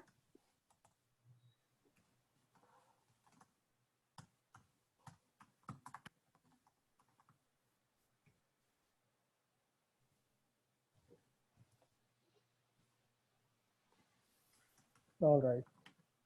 Now let us start with Docker networking. Okay, so there are 4 types of network in Docker. One is the bridge network, host network, none network, and overlay network. So we'll start with Docker bridge network. So if we go to our terminal, when we did the installation of Docker, if you do this, if you run this command ifconfig in Windows, ipconfig in Windows, and in Mac or Linux, you can run this command ifconfig. So you'll find one device in your machine, which is Docker 0. So when you install Docker, automatically this device is created in your machine, which is a virtual device. And when you deploy the containers, suppose this is your host machine. And when you deploy containers, let's say you have deployed 6 containers. And all these containers can communicate with each other. How? Using the bridge network.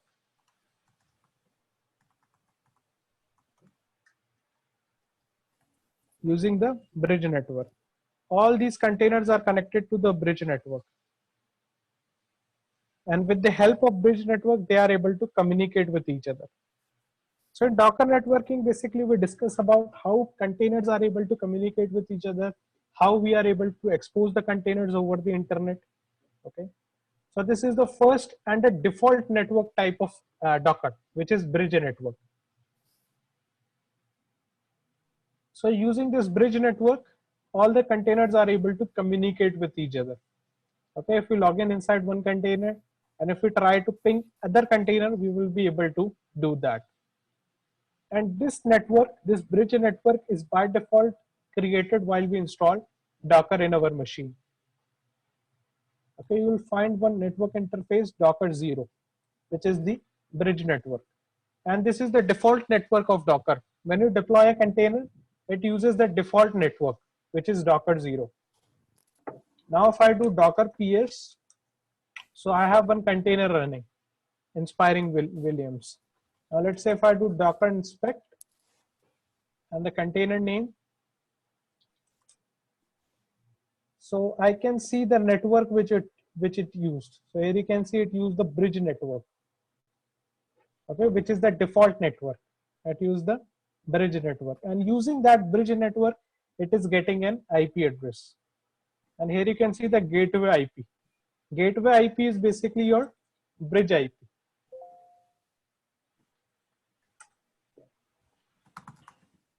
Which is by default installed by Docker.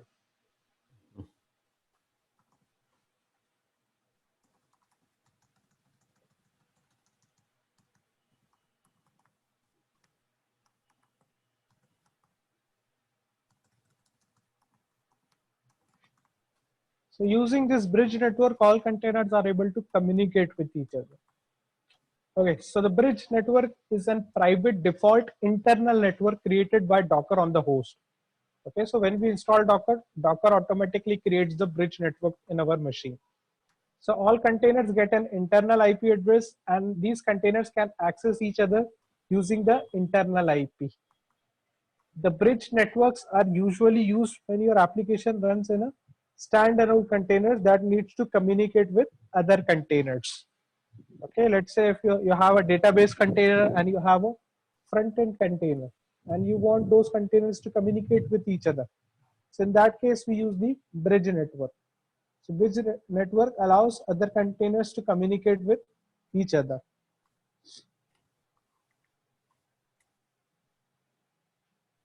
This is how the bridge network looks like.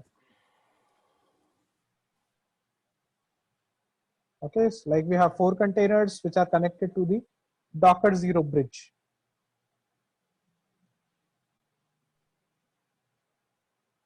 Then we have Docker host network. So this driver removes the network isolation between the Docker host and the Docker containers.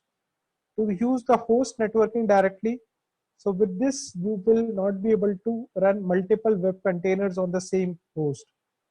On the same port, as the port is now common to all containers in the host network.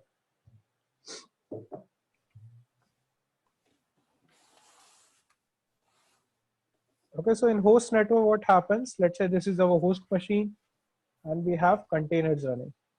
Let's say 4 containers are running. Let's assume 2 containers are running. And in our host machine, we have a NIC card. What is a NIC card? Network interface card.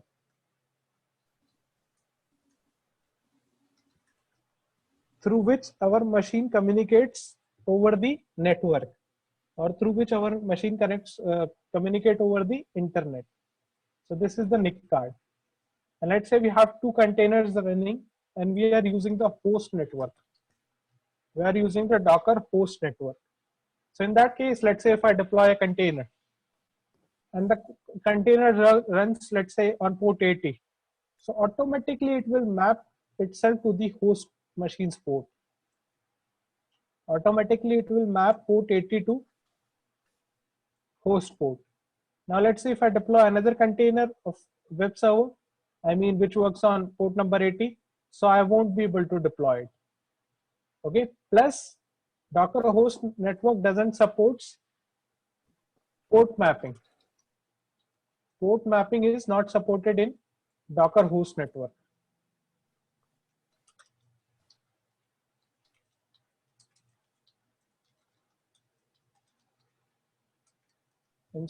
Docker host network.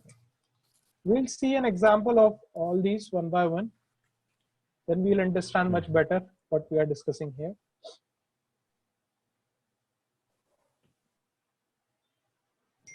So in Docker host network, it will automatically publish the port which is connected to which is being exposed by the container to the host machine.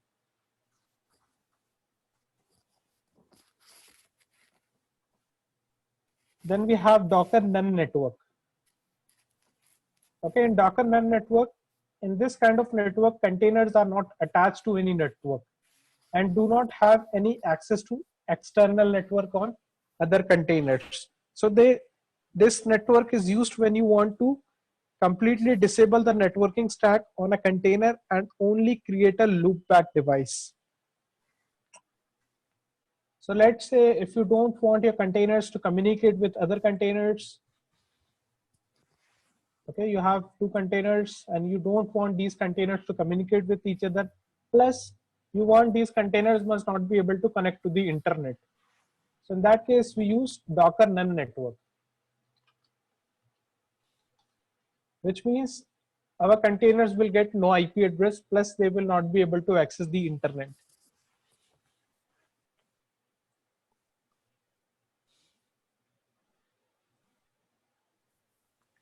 Then we have Docker overlay network.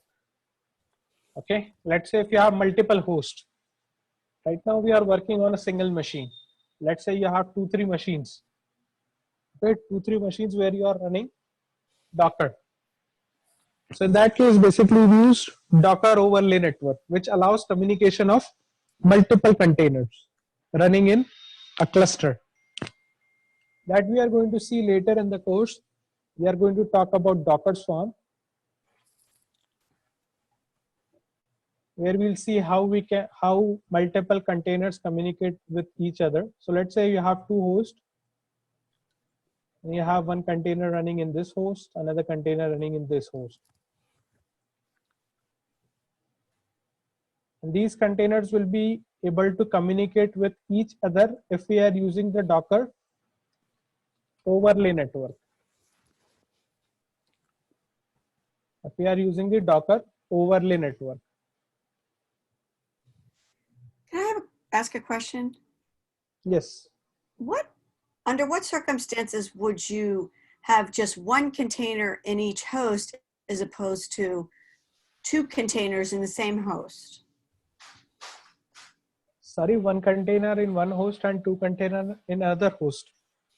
Like, why wouldn't you just put both containers in the same host? Like, what circumstances would you put a single container in a host as opposed to having both containers in the same host? Okay, you mean why we are creating 2 containers in 2 other hosts, 2 different hosts, right? Yes, yes. Yeah. Can anyone would like to answer her question?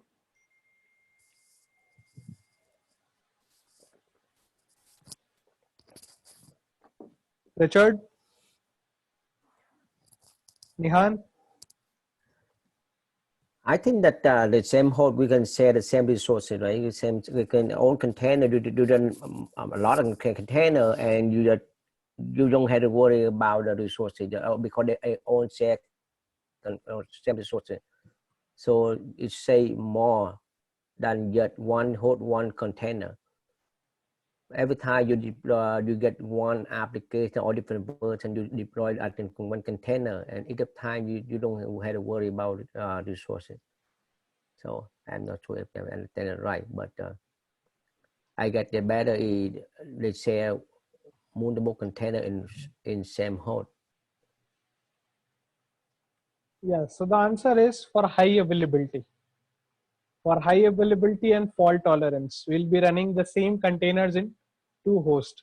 Now let's say if this machine gets down, so the container will also get down. But you will have another host machine running with the container running. So in that case, your application will not get down. Okay, for high availability, basically we run containers in multi-node. Okay, for so high availability, for fault tolerance. Yeah. okay, so in other words, say you had a web app and say you had a Postgres database, you could have the web app and the Postgres database container in the same host, but then you would have a duplicate system in the second host? Yes, exactly. Right. Okay. That is in the case of disaster recovery. Yeah. Okay. Okay. So still, if you had a small app, you could have the web app, the database, all in the same host, and then you just duplicate the hosts if you for the fault tolerance in the. Yeah. For this architecture, multi-node architecture, this is basically used to achieve high availability, fault tolerance, and to overcome disaster recovery. Okay, and all these approaches we use in production environments. Okay. Yeah. Okay. So you wouldn't put the web app in one and the database in the other necessarily. Yeah. So in that case, They you will be having both the containers running on the same host. Okay. One web app, one database, one app, one web app, and one database. In that way, your database will also achieve high availability. Okay. I see. We are going to see that. We are going to see that in Docker's form, where we will be having multiple hosts. We'll be creating a cluster, and we'll see that. Okay. Yes, Nehan, do you have any question? No, no. Okay. Okay, now let us do some hands-on with Docker networking. We just saw the theory. Now if you run this command, docker network ls,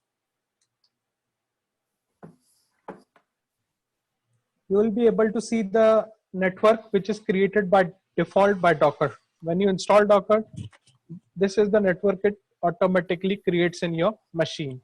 And the default driver is bridge. Okay, unlike every resources, if we talk about containers and images, they have a unique ID. Similarly, network also has a unique network ID. This is the name of that network. Like we have container name, we have image name. Similarly, we have a network name. Then we have driver. Okay, driver means the network driver. Like we discussed, bridge, host, none, and overlay. Okay, so those are drivers.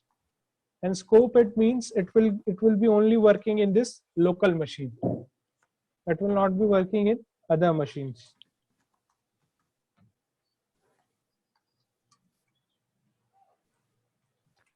So now when we run docker run like -d name my web app and the image name. So what it does, it by default uses this network, which is the default network. If you do docker network inspect and the network name, let's say bridge. So here you can see driver, and it is set to default. Means this is the default network through which our containers are deployed. If we don't specify a network name while deploying it. So here you can see the name, the ID of network, when it was created, scope, driver type, IPv6 is disabled, and lots of other information of your of your network. And here you can see the containers which are running through that network. Here you can see the container name, the endpoint, the MAC address of that container, the IP address of that container, the name, container ID of that container.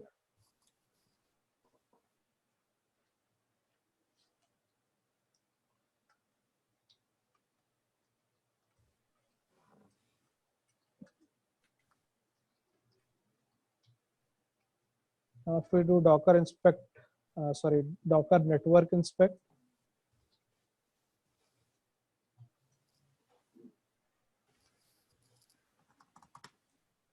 Okay, so right now, none of the containers are using the host network. That's why it is showing that no containers are in use, means there is no information about containers. Now let us deploy a container with the host network. Now before doing that, we will kill some containers. We'll kill this container, or we'll stop this container, my web server 01, because it is using port number 80 of the host machine. Okay, now none of the containers are using port number 80 of the host machine. Now we'll deploy an Nginx container.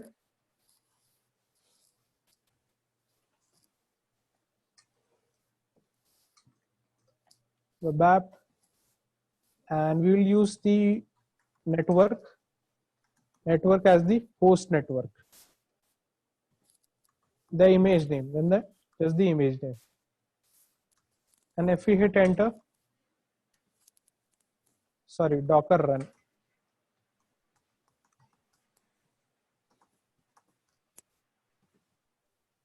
Now if we do docker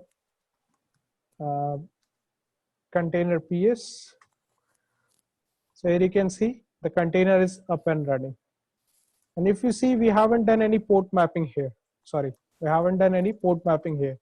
But if I go to my web browser, go to localhost, still I'm able to access it. Because what does host network does, it will automatically expose the port of container to the host machine.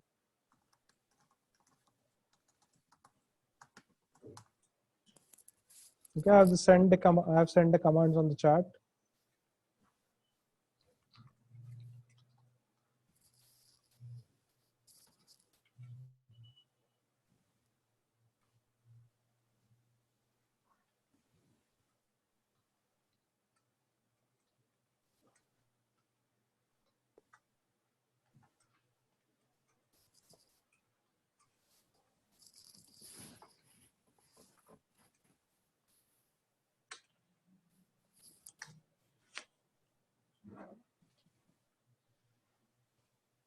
Okay, now we'll deploy a container with none network. Docker run -d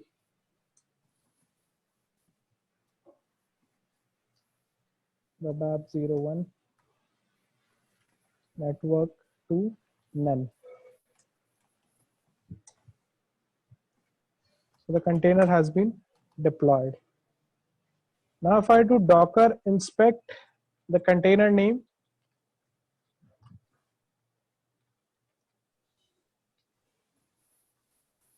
now if I do Docker inspect the container name,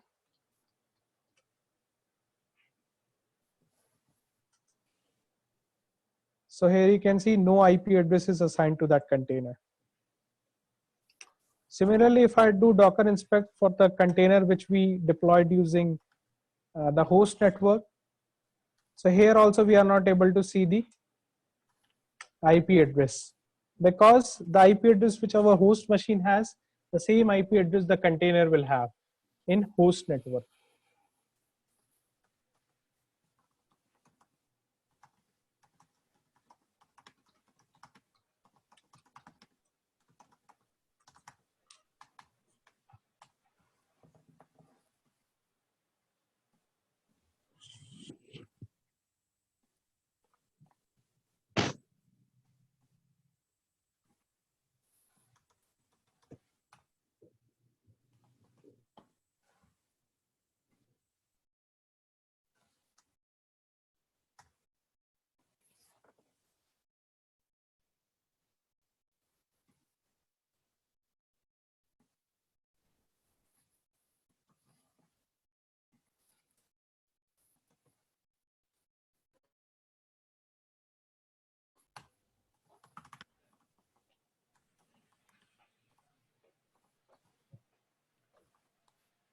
Okay, are you guys able to follow up till here?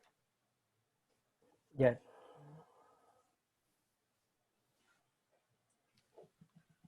Okay, any doubts or any questions still here in Docker networking?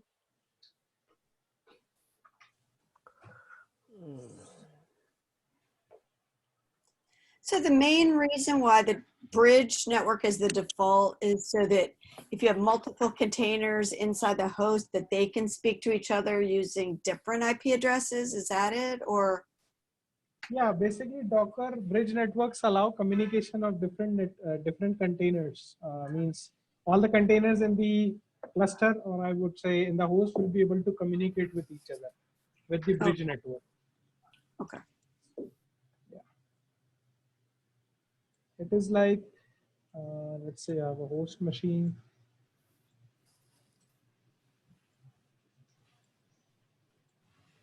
And the bridge network, let's say it has this IP address. This is the bridge network. Let's say it has 117.17.01. So this is the bridge IP address, and from this bridge IP address, our containers will get IP address. And as they are on the same network, all the containers will be able to communicate with each other. And in the host one, what it does, it basically, let's say these containers are connected to the bridge network. These containers are of bridge network. Now this container, let's assume, is of host network. So let's say in your host machine, you have a network interface.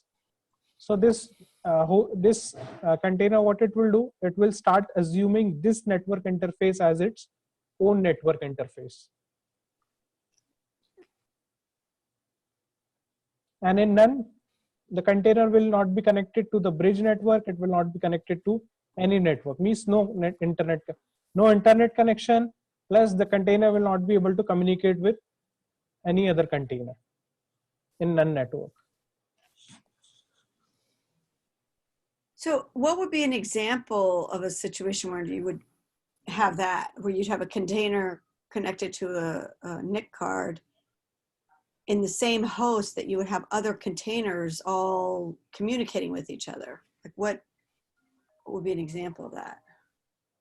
In dev environment or in your test environment, usually we'll be using the bridge network. Okay. Let's say if you want to run multiple 10, 20, 30 containers, in that case, we can use the bridge network. And if you just want to run 2 to 3 containers, in that case, basically we use the host network. Okay, like in production environments.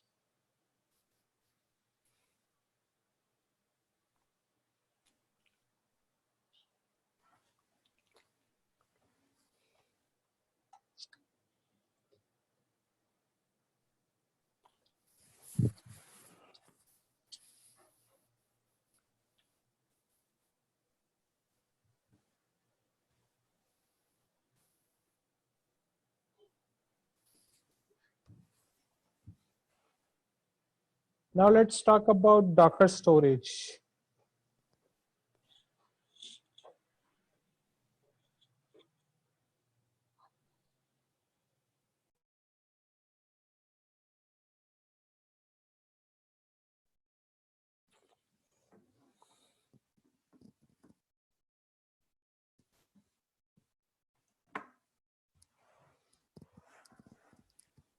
Now let us talk about Docker storage. Before starting with Docker storage, let us understand what is the need of Docker storage. Now let's say I have a container running. And let's say in this container, I have some data. Now let's say if I stop this container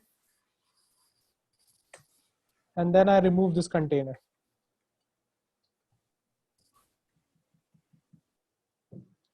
And the data which was stored inside the container is lost.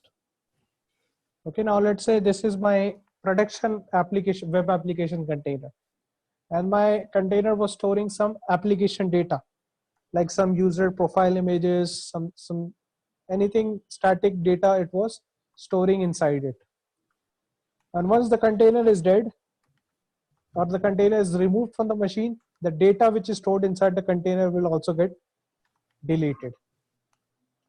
Now in Docker storage, basically we'll deal with persistent storage, how we can use persistent storage in Docker.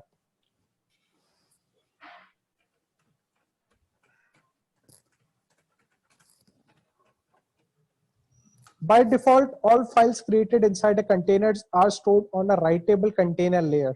This means that the data doesn't persist when the container no longer exists. Okay, that's what we discussed just now. And it can be difficult to get the data out of the container if another process needs it. A container's writable layer is tightly coupled to the host machine where the container is running. You cannot easily move the data somewhere else. Writing into a container writable layer requires a storage driver to manage the file system. The storage driver provides a union file system using the Linux kernel. The extra abstraction reduces performance as compared to using data volumes, which directly writes on the host file system. So here in Docker storage, basically we are going to discuss about 2 ways to persist our data inside the container. One is Docker bind mount, another is Docker volumes. Okay, so Docker has 2 options for containers to store files in the host machine so that the files are persistent even after the container stops. Volumes and bind mounts. So we have 2 solutions available. One is Docker bind mount, another is Docker volume. Now let us discuss about Docker bind mount. Bind mounts have been around since the early days of Docker. Bind mounts have limited functionality compared to volumes. When you use a bind mount, a file or directory on the host machine is mounted into a container. The file or directory is referred by its full or relative path on the host machine. By contrast, when you use a volume, a new directory is created within the Docker storage directory on the host machine, and Docker manages the directory content. Now, let's say you are a developer and you want to make changes on the application on the fly. Okay, means your application is running and you want to make changes on that.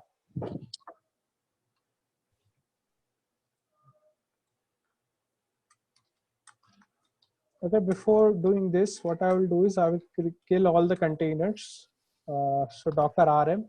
Now let's say if you want to kill multiple containers together, so you can name the container name after that.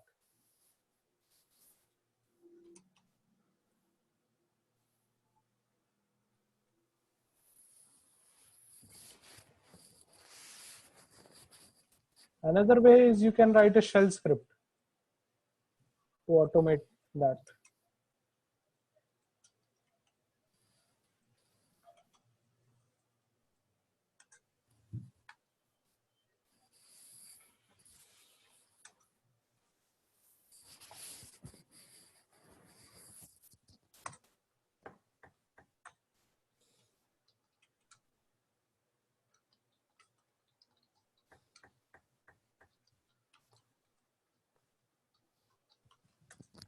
Okay, now we don't have any container running.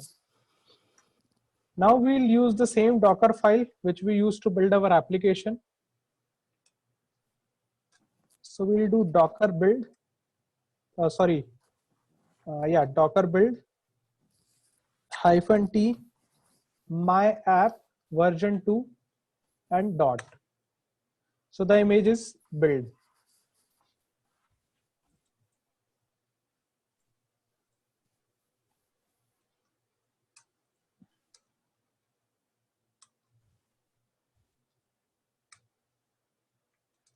Now we'll use Docker run -d the container name. The container name. Let's say my web app container. Then port to publish 80:80. Then -v. -v is used to mount a host directory to the container. Let's say I want to map this directory where my Docker directory is there, where my code is there, to usr share nginx html, which is the document root of nginx, where we put the application files. Now if I do Docker ps, the container is up and running. Okay, I'm sending the command. Just in your case, just run this command pwd, and you will be able to get your present working directory. And then in -v, in the host one, just specify that path which you get in present working directory. Make sure you are in that directory where we build the Docker file or our Docker image.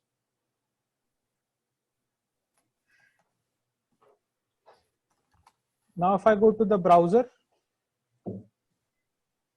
and if I refresh here, my app hello world 02. Now on the fly, I have to make some changes in my application.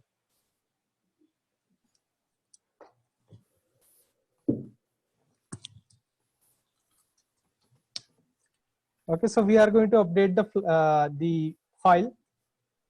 Okay, right now I'm not inside the container. I'm in the host machine and I'm making the changes.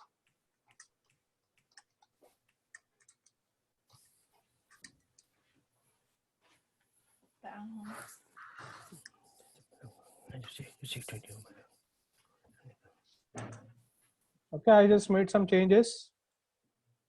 Boom, the changes are there. So on the fly, if you want to make some changes, you can just simply mount your directory. The home means the application directory to the host directory. And then you can simply make changes in the host directory, and automatically the changes will be reflecting inside your container.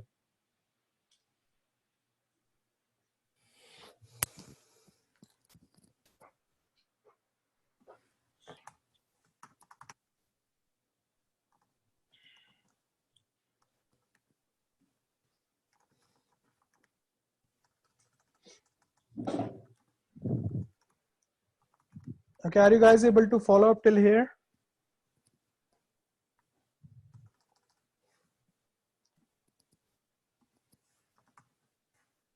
Okay, cool.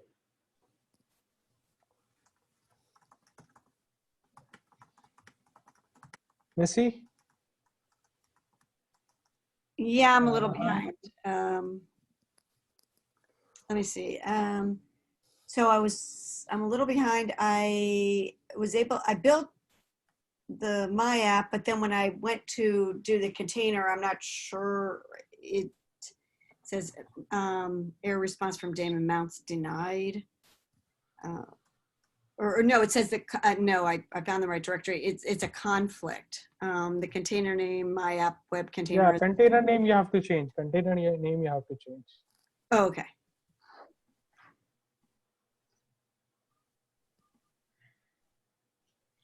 Okay, so let me just try that.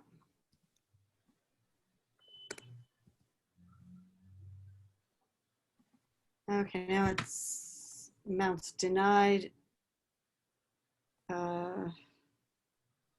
Error response from daemon mounts denied. The path /home/m Maloney/Docker is not shared from OS X and is not known to Docker. Okay, can you quickly share your screen? Yeah.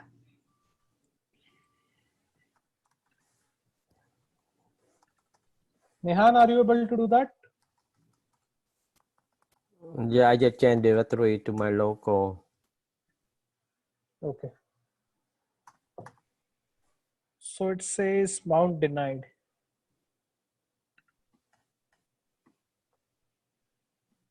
Strange. Yeah, I think you're not logged in as the super user in your machine. Maybe due to that, it is showing this error. I'm not logged in as I'm the only user. Mounts denied. Yeah, that error is due to, I think, that only. Permission error. That is a permission error in the host machine. So maybe I'll just Yeah, yeah, it says you can configure shared path from Docker preferences while sharing. Okay, I'm going to try that. Okay. Let me see.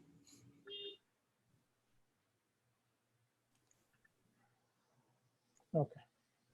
I'll try it.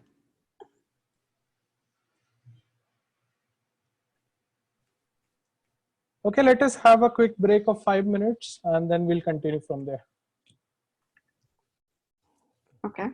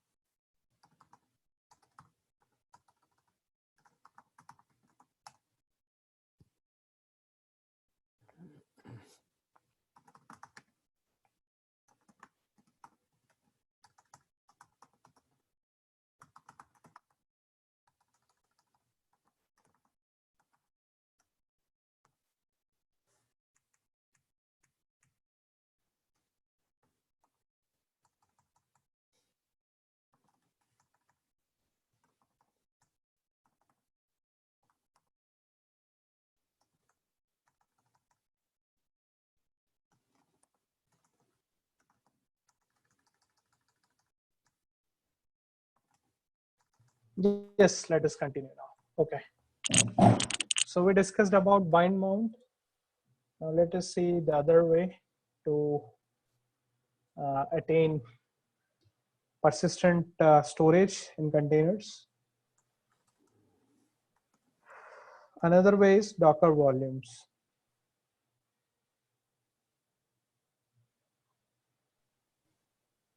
So volumes are the preferred mechanism for persisting data generated by and used by the containers.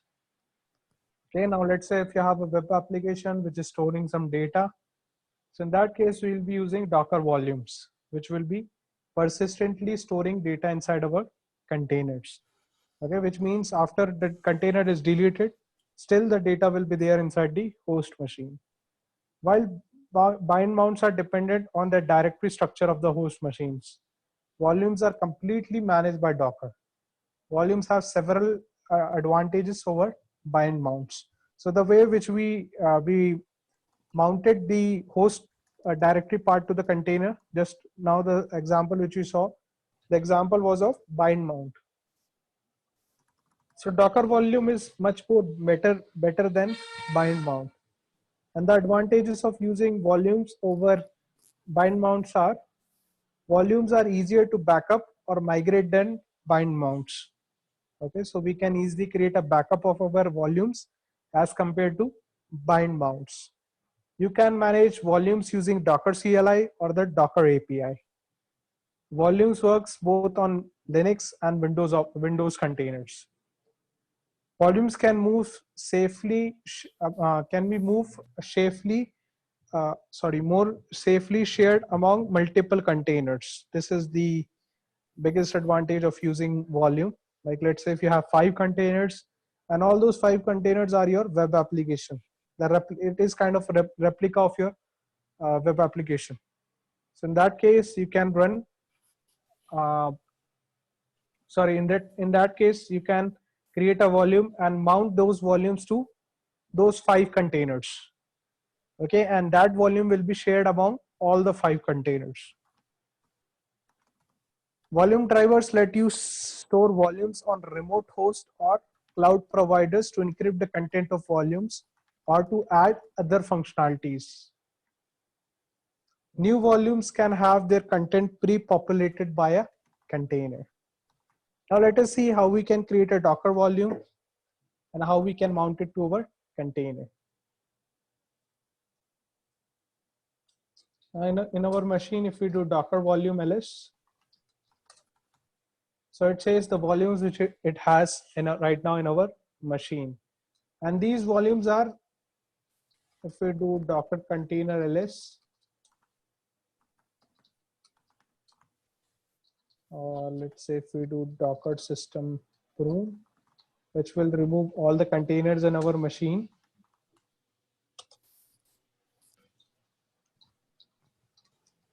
Okay. Now we will inspect one of the volume, Docker inspect, and the volume name. So why don't I see anything under Docker volume ls? I don't see anything. Yeah, if you don't see anything, it means there is no volume in your machine. Okay, don't worry about that. Maybe in my machine I have created some containers long back. That's why it has some volumes in it.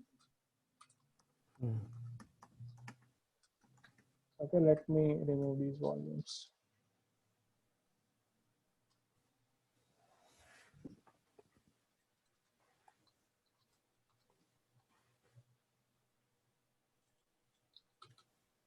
Okay, by using this command, you can remove the volumes in your machine.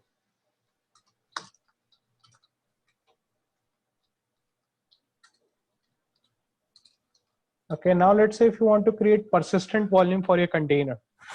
So what you can do, you can create a volume, Docker volume, create my vol. And this volume you can attach to multiple containers. Now if I do Docker volume ls, so here you can see that volume has been created. And where is this volume created? This volume is created in the var lib docker. Okay, in this directory, we have all the files of Docker, the containers, the images, everything which we pull, okay, the containers which we run, every information is present in this directory. Docker networking information, everything is present in this directory.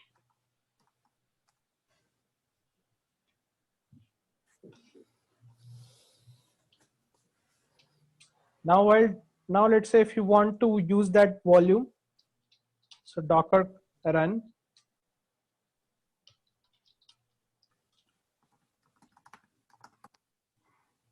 my wall and then the path inside the container.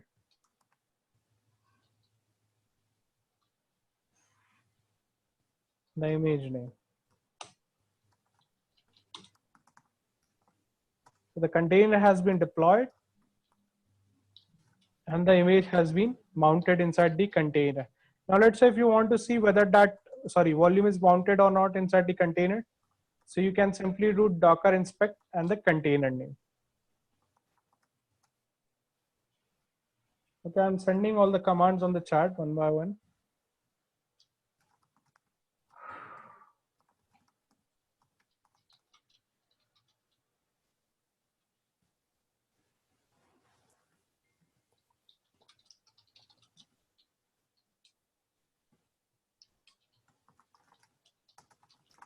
Docker volume create my wall.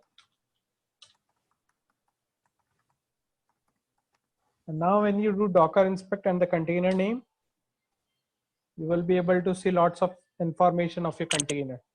And if you scroll up, if you see mounts, there you are able to see the volume which is mounted to your container and the path where the volume is mounted.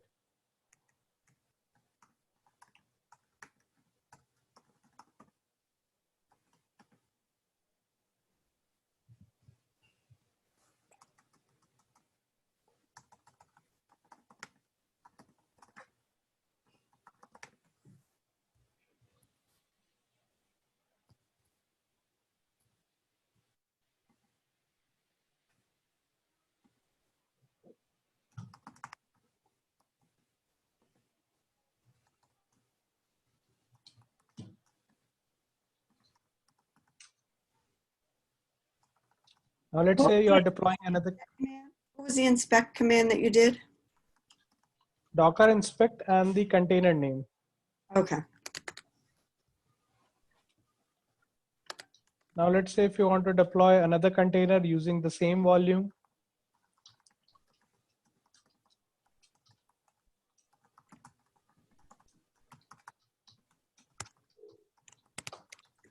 so that container will also be using the same volume which is attached to that container. Okay, now we have two containers using the same volume. So any change which is made inside that container will be reflected in both the containers.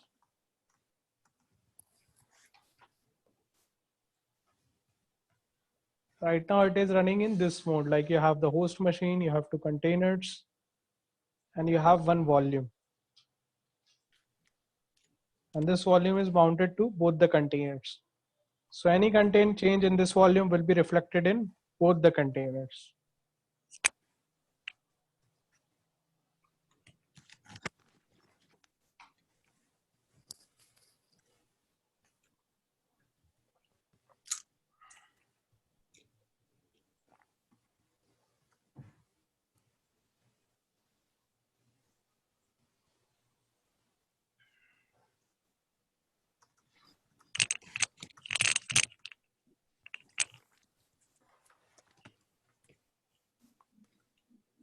Okay, Missy, are you able to follow up till here? Nihan, Richard?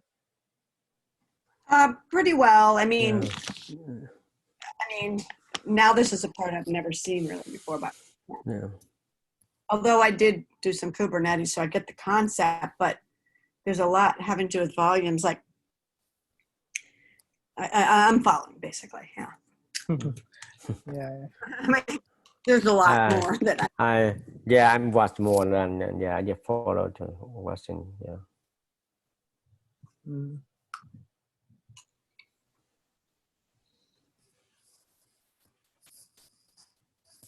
I mean, I guess one thing would be, so in other words, if you have a database, all your database data is going to go in this volume. If you have Exactly. static pages, are they going to go in this volume also? Like, Sorry, which pages? like static web pages or? Yes, yes, yes. That's what we did in our use case. We, like all the files which are stored inside the container, this directory, like Okay. USR, share, Nginx, HTML. Oh, okay, yes, okay. So Similarly, you can do for your database containers also. Like you have a database container, like where lib MySQL. So all the data tables, everything which you are going to create will be stored persistently in a storage, in a volume. okay.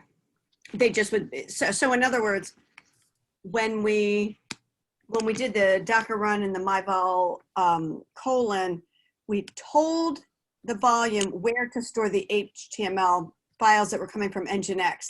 We could also run a command that says, okay, on this myvol colon, this is the path where I want to store my MySQL files that are coming from. No, in that case, you have to create another volume. You cannot use the same volume. In that case, we'll be creating another volume. Oh, you can't. That's a question. Okay, I thought you could use the same. So one volume for one type of files, kind of, or for one container. Yeah, exactly. Okay. But these volume, if we have the same container, same type of container, like this is also a web container, and these containers are also hosting the same application. Yeah. So in that case, we can mount it to the same volume. Okay. And actually, that is what we do if we have the same containers. So we attach it with the same volume, which has the same data. So all the containers will be having the same data. So one data type per volume. Yeah. Now, I just, and maybe this isn't the right question, but how does that compare to services or microservices? Like you're saying containers, but they're not strictly services or.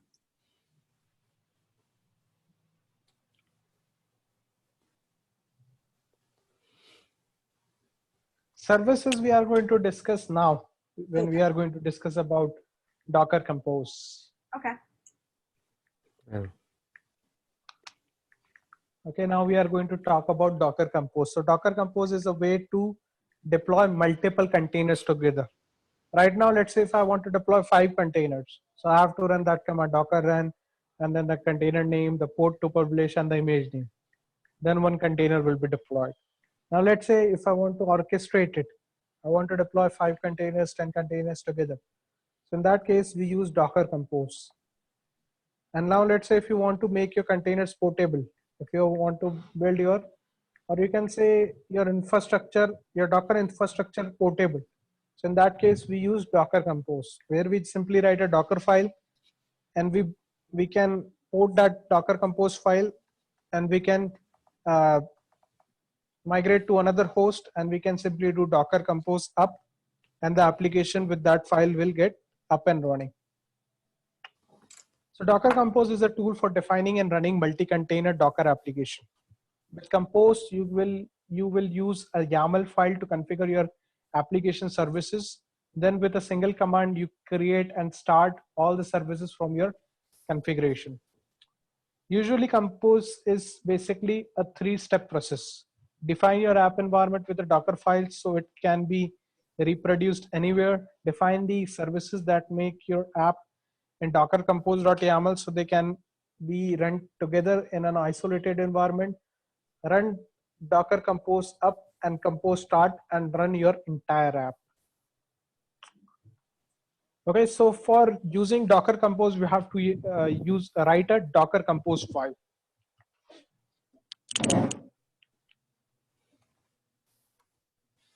So now we'll see how we can write a Docker Compose file. Before that, we'll create a directory called Compose. So we'll go to this directory, and here we'll create a Docker Compose file.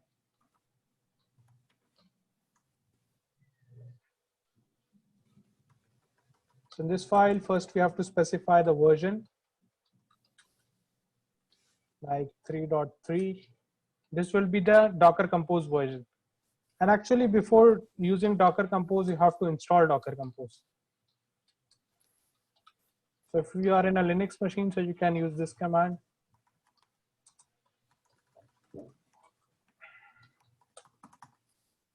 So in my machine, already it is installed. Also, to verify the installation, you can run this command.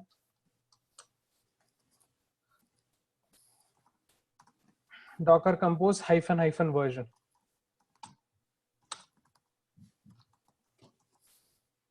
Then here in Docker Compose, we call container as services. So first service, then the service name, let's say web service. Then the image which that service needs to use, let's say Nginx. Then ports that container will be using.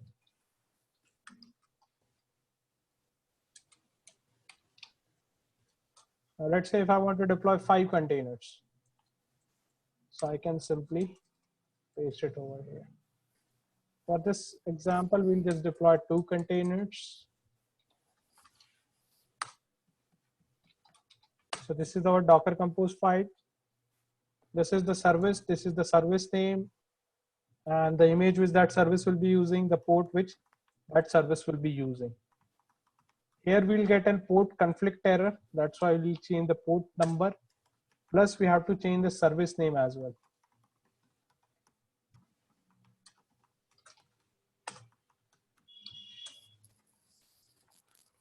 Now before running Docker Compose up, to deploy the containers using this file, we will do Docker config, Docker Compose config. What it will do, it will read the Docker Compose file, and if there is any error, it will show us that error. So it says there is an error which says invalid top level property service. So it must be services. So we'll open that file. So basically what this command does, Docker Compose config, it will validate your file. So right now there is no error in my Docker Compose file.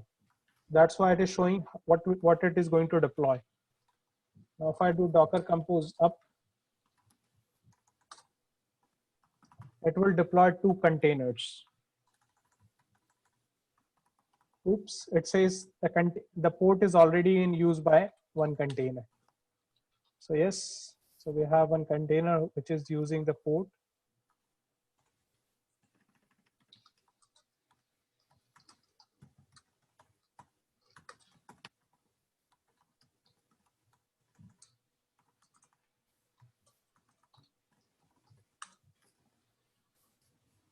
So once we have written that file, we can simply do Docker Compose up.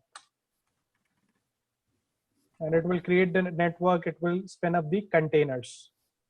And here you go, your containers are up and running. It is showing the logs of your containers, and your containers are running in background.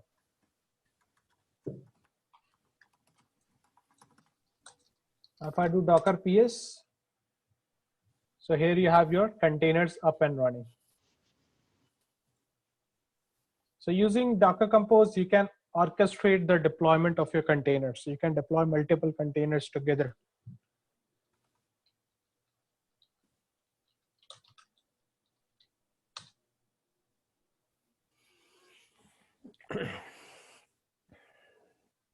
So first you have to define the Docker Compose version, the service. Then you have to define the services, where you have a web service, a web 1 service, web 2 service, which will be basically your container, and then the port mapping. Now let's say if you have any environment variables.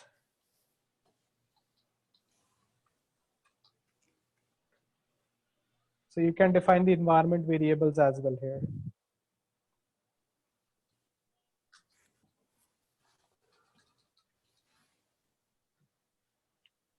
Okay, let's say you have a volume.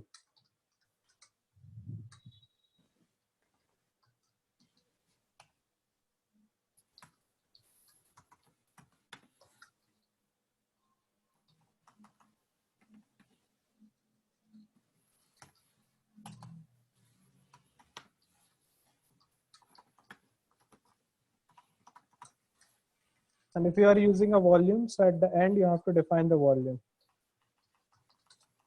which you are attaching.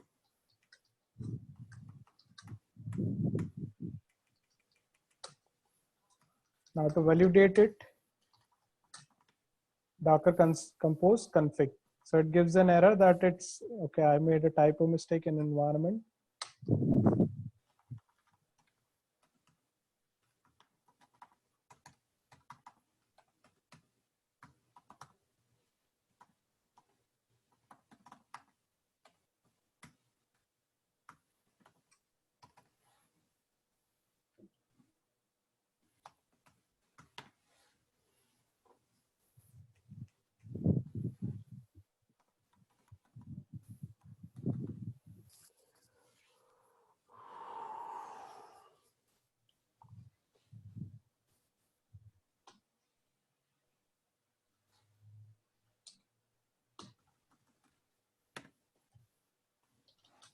Now if I do Docker config, so all looks good. Now if I do Docker compose up,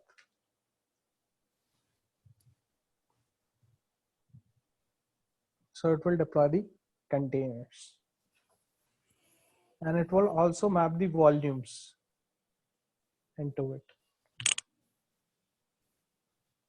I'll show you one more example. If we go to Docker Hub and WordPress. So WordPress is an application which requires a database connection. Okay, so if I go here, and if you search for WordPress, so here you will find one Docker compose file to deploy the WordPress application. Yeah, here it is. Okay, let us use this file as an example. I'm sharing the link on the chat.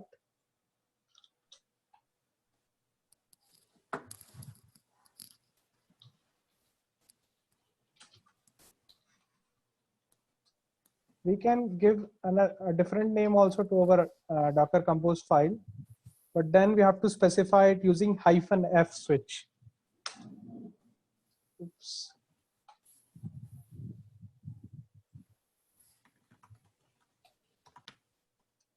Okay, so in this file also we have first defined the version, then the services, which the containers which you want to deploy, the service name, the image name. Also, we have defined the restart policy. If you remember, we used -- restart switch. That also we can define in the Docker compose file. Then the port to expose the environment variables. Then the volume to mount. Then DB. It is using a MySQL database, and it is also creating a database, users, password.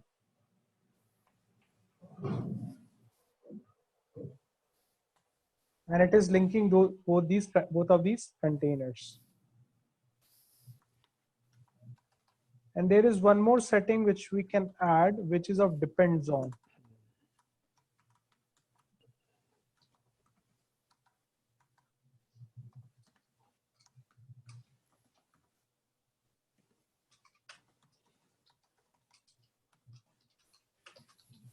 Depends on it means, let's say if you have a database and a front-end application. So first you want your database must be up, then your front-end application must be up. So in that case, in your front-end, you can add depends on database. So once the database will be up, then it will make the front-end application up.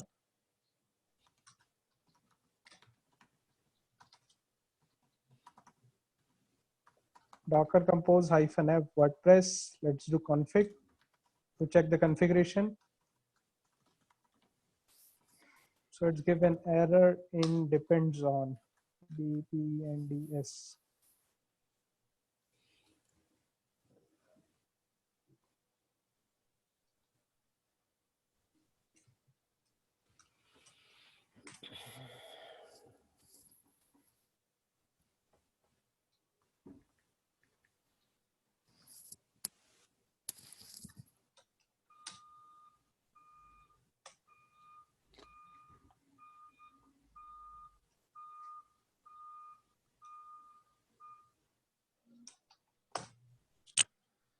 Okay, now it is ready. So that depends on, we have to add it and in another line.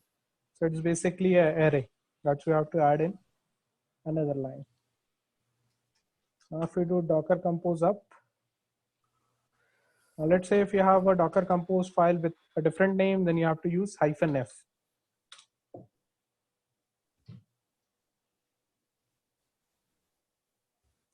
So if you don't have MySQL image in your local machine, it will pull that image. If you don't have a WordPress image in your machine, it will automatically pull that and it will deploy those containers.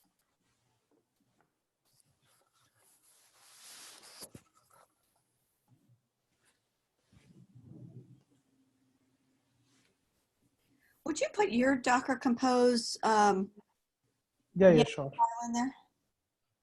Mm-hmm.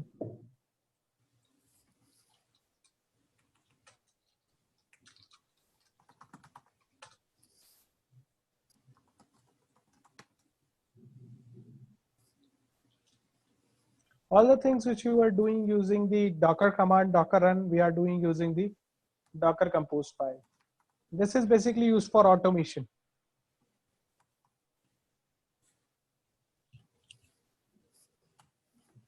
Let's say you have 10 containers. So using Docker compose up, those containers will be deployed in a second. You don't have to run Docker run, Docker run, Docker run 10 times. You just need to write a Docker compose file and it will do the magic for you. Means it will deploy 10 containers for you.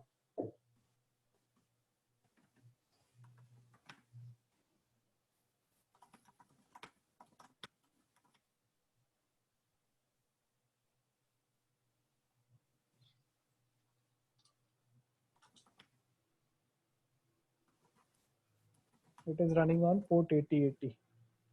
So if I go to the browser, localhost 8080, so we can see the default page of WordPress, which means both the containers have been deployed successfully. So our front-end data application is connected to the database. Plus it has two volumes. One is the WordPress volume, one is the database volume it has created. So the data will also be persistent.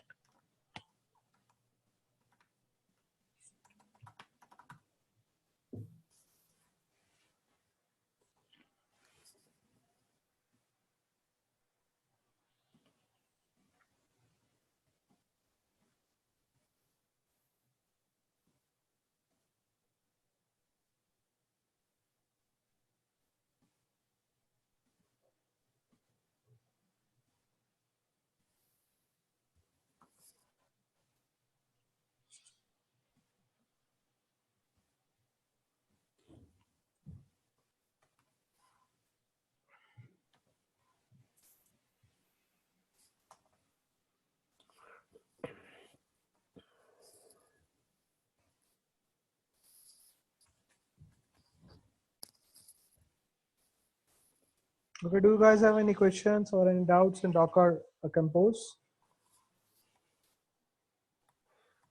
Yeah, I had to go back and read it again. That too. I love this. It's a bit fat, so yeah, I had to go back and read that.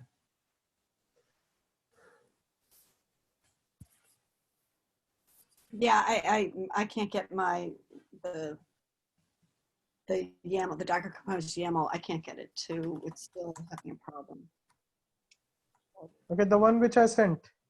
Yeah, and I fixed it errors too, but.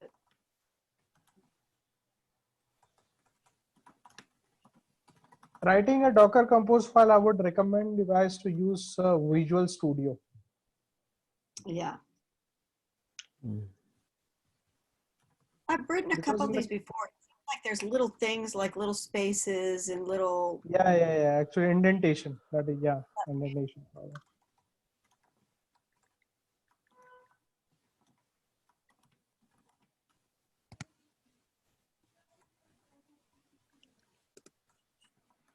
Are you going to actually talk about how to prepare for the test at all, or? The certification exam. Yeah. Yeah. Actually, the exam is completely a multiple choice question based exam. Okay, so it's not a hands-on exam. Everything is like, yeah, there will be 55 questions, and yeah, I will talk with Matt, and I will ask him to share some. I will share some sample questions with him, and I will share those with you guys. Yeah, because I kind of thought we were going to maybe talk about how, you know, how much practice you need to do or how much preparation you need to do. Actually, in terms of preparation, you just need to go through the Docker book. Okay, I can show you a book.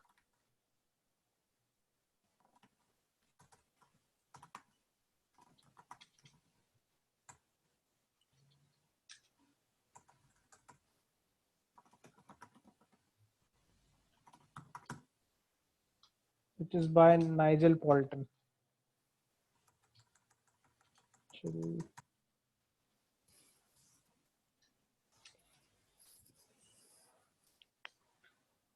yeah, this is a very good book for Docker deep dive.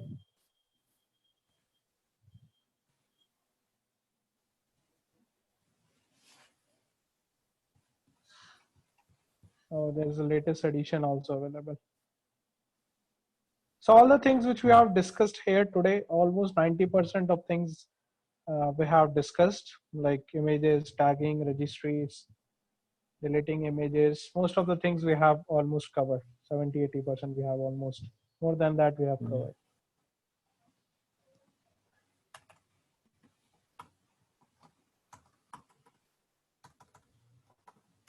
Still we have one small topic left, which is Docker Swarm.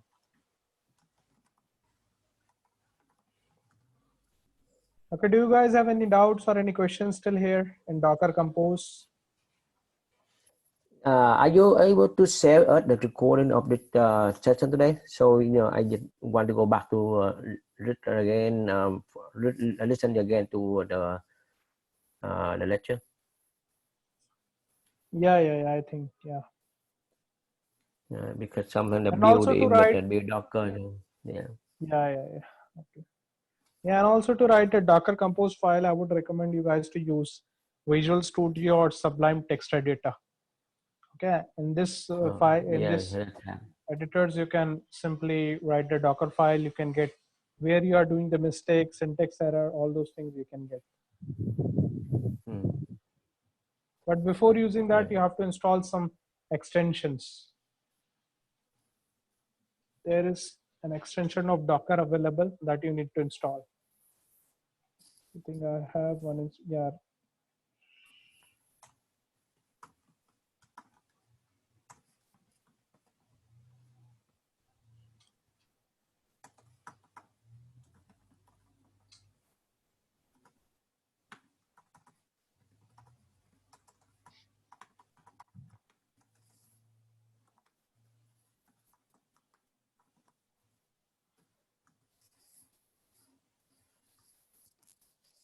Richard, do you have any doubts or any questions?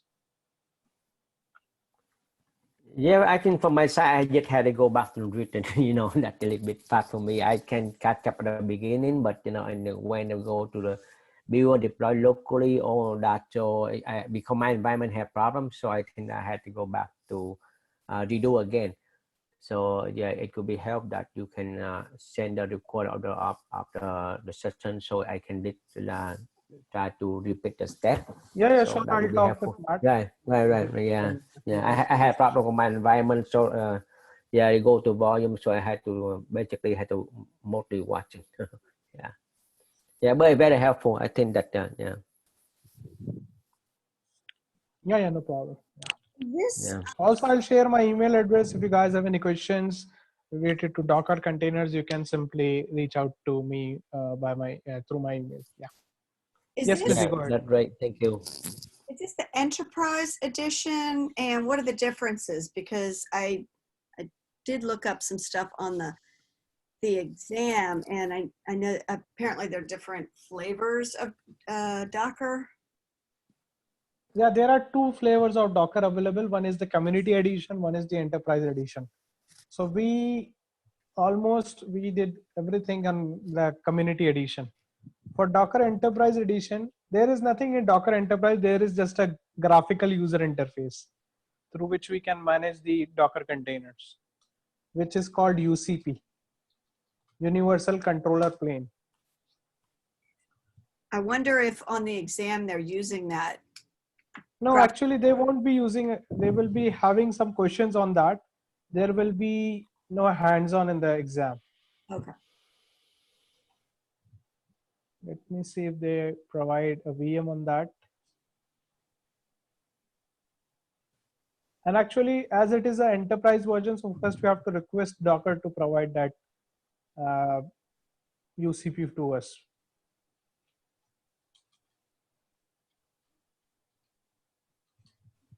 And now, yeah, it is licensed. It just provides a graphical user interface. Let me see if it is available. I read something that says maybe you should try to get the trial version to prepare. Yeah, it is. I think, yeah, the trial version is only of 12 hours.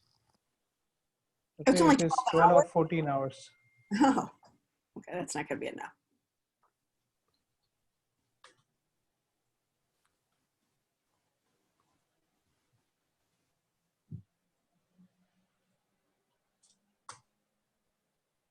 Let me see if it is available here under the hood.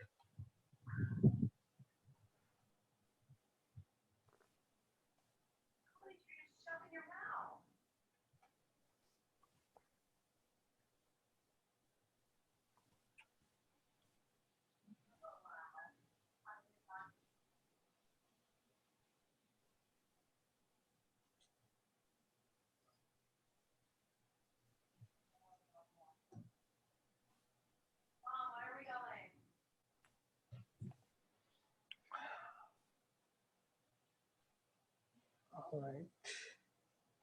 Yeah, only this thing is in Docker. I mean, in Docker Enterprise, which is Universal Control Plane, which is a graphical user interface to manage the containers.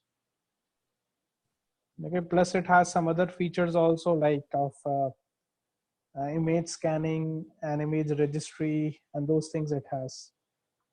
And also it has Kubernetes support inbuilt. Those are the things which are in Docker Enterprise.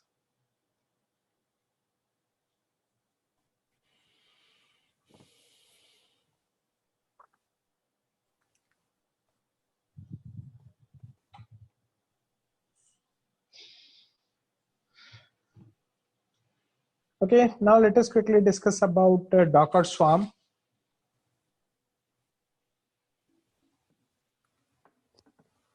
So before discussing about Docker Swarm, let us discuss about container orchestration.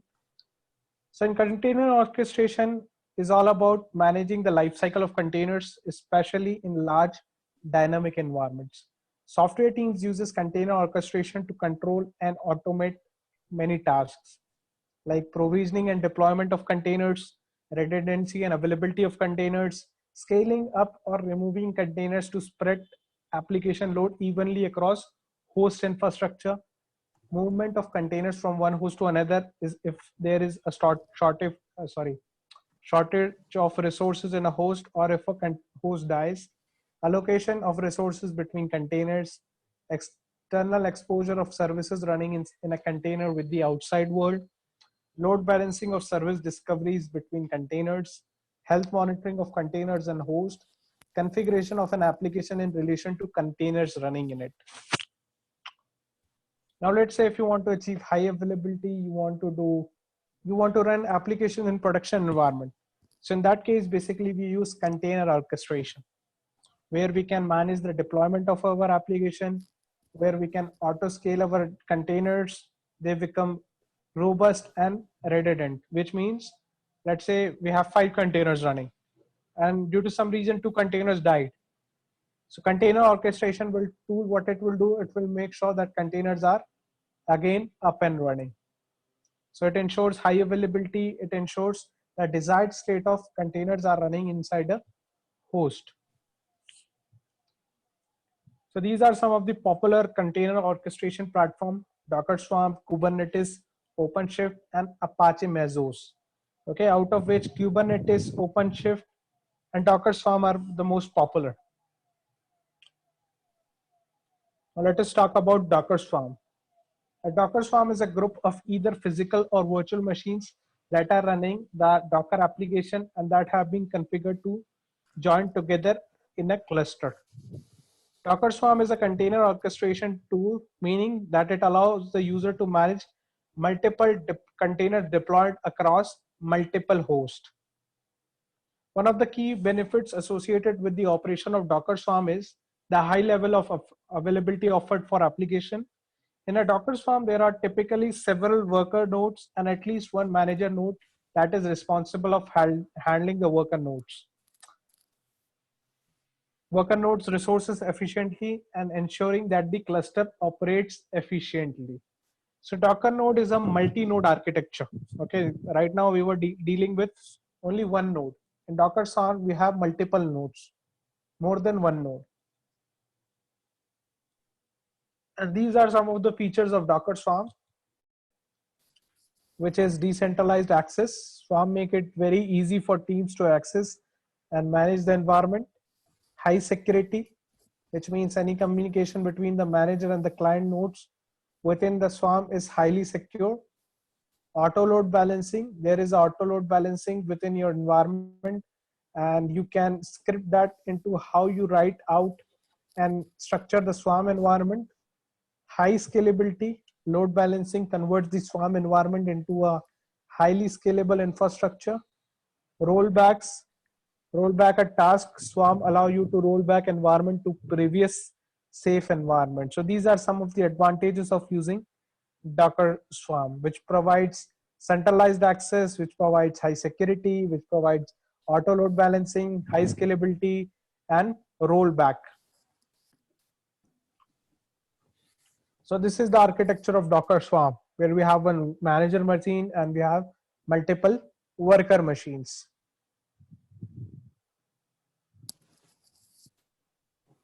So we have two types of nodes in Docker Swarm. One is the manager node. So the primary function of manager node is to assign tasks to worker nodes in the Swarm cluster. Manager nodes also helps us to carry out some of the managerial tasks needed to operate the Swarm. Docker recommends a maximum of 7 worker nodes for a Swarm cluster. Worker node. In a Docker Swarm with numerous nodes, each worker nodes function by receiving and executing the tasks that are allocated to it by manager nodes. So what is the task of worker? Worker task is just to run containers. And from whom worker takes the orders? It takes from the manager machine. So manager machine will send let's say if the user wants 5 containers. So manager machine will assign those 5 containers to worker nodes, and worker node will be running those containers on it. By default, all manager nodes are also worker nodes and are capable of executing tasks when they have the resources available to do so, which means manager machines also run containers on them and worker nodes also run containers on them. So both the machines are running containers on themselves, but manager machine assign containers to worker nodes and themselves also. Okay, now let us see the installation of Docker Swarm. To install Docker Swarm, we have to run this command, Docker Swarm init, and it will generate a URL through which other machines can connect to.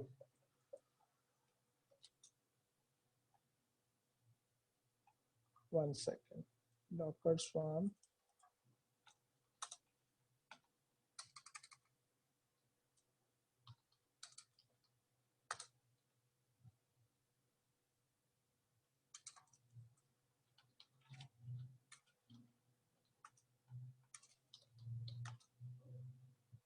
Yeah, advertise address. Yeah.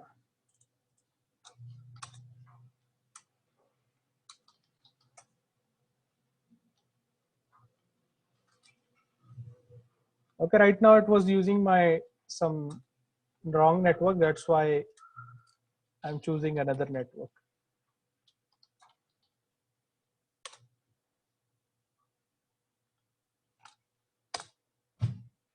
So what it will do, it will deploy a Docker Swarm cluster on this network. Okay, and I have one virtual machine, which I'm going to just start.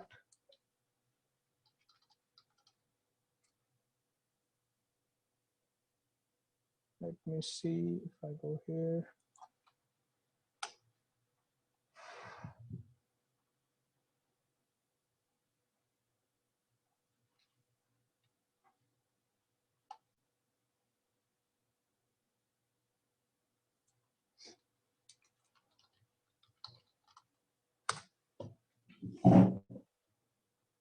Okay, so I have one more machine which will be acting as our worker machine. So first I will change the host name of that machine to worker.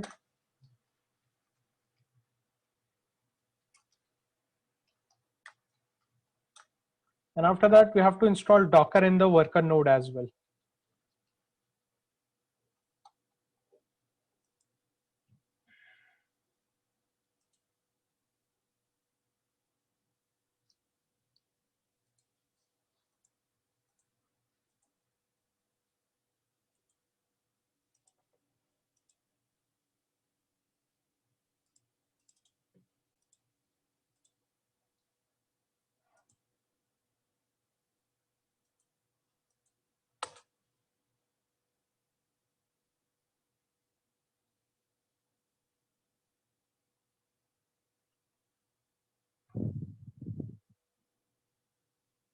So Docker Swarm is basically used in production environments to achieve high availability at a fault tolerant environment.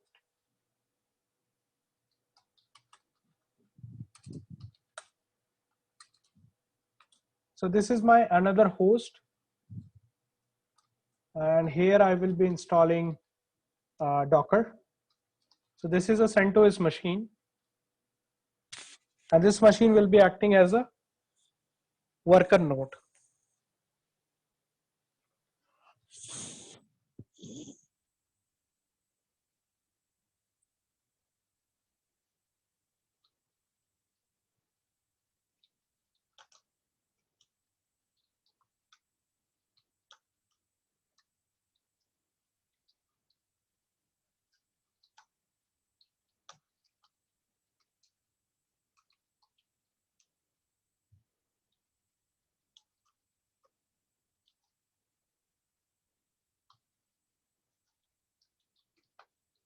Okay, you don't have to do any of these things. You can just simply follow the Docker documentation to do the installation on a node. So I'm just simply going to install Docker.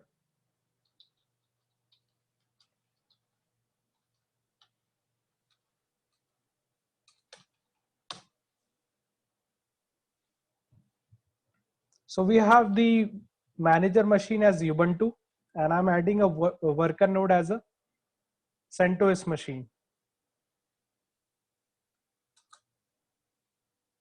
So we can have operating systems of different Linux distributions.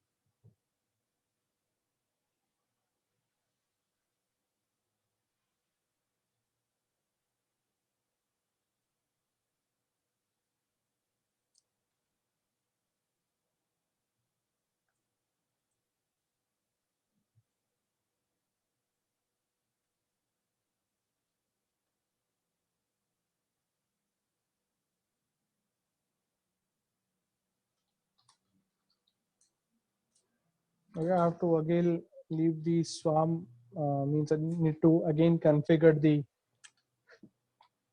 Docker Swarm, because the network is changed in my machine.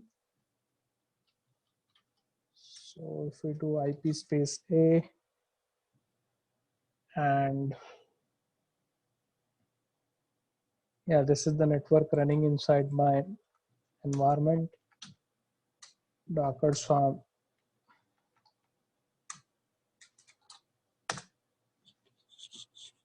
Yeah. Now, once the installation is done, we will add this machine as a worker node. Okay, the installation is done. Then we will start the service of Docker. Systemctl start Docker and systemctl enable Docker.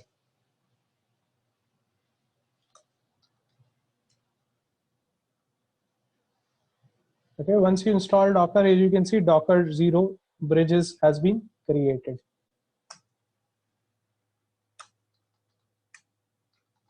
Just to see the IP address of the machine,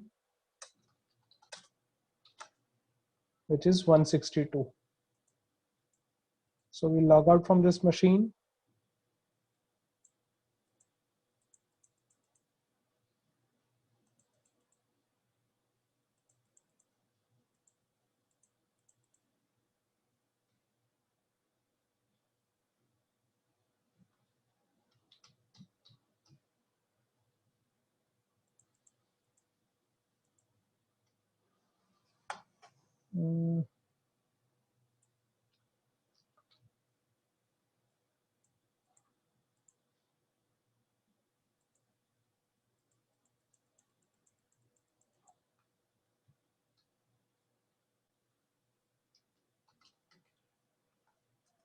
Oops.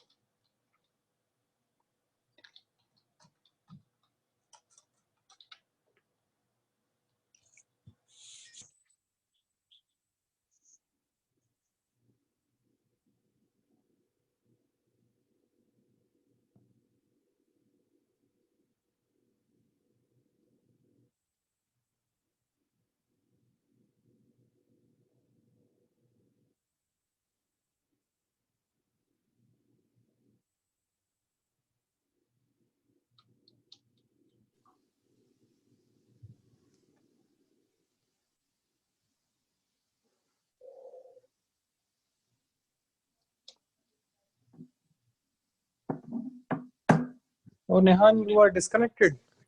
Yeah, I wrap it. Now I cannot get in. I had to use my iPhone, so I can see anything on the screen. So yeah, I don't know. For some reason, my laptop I disconnect from my laptop. I can get in. So Yeah, I just saw you on the waiting room. yeah, that's why I had to try many times, but not be able to get in. So I had to use my iPhone. So basically, it's still on or over? Yeah, it is on. It is on. Actually, Oh, my machine got rebooted due to some reason. oh, Disconnect. your machine get disconnected? Yeah, I'm connecting. Give me a minute. Yeah, I'm disconnecting. Oh, okay. Oh, no wonder. I thought it might, but okay. That no wonder. I don't know what happened. Okay.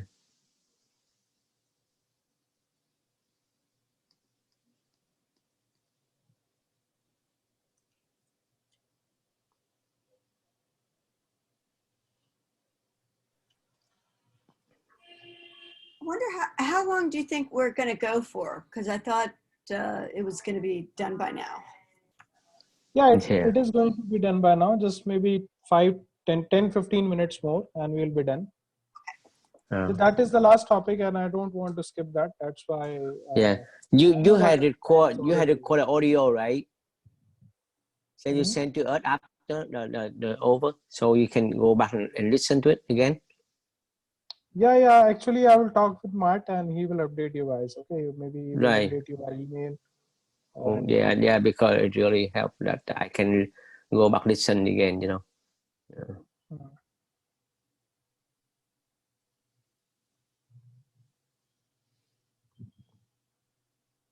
If it's not much, then you can talk, you know. We don't have to see on the screen, and then you can send the over with me. That's fine. Yeah, it is just the last topic when we are just done. Yeah. Almost done.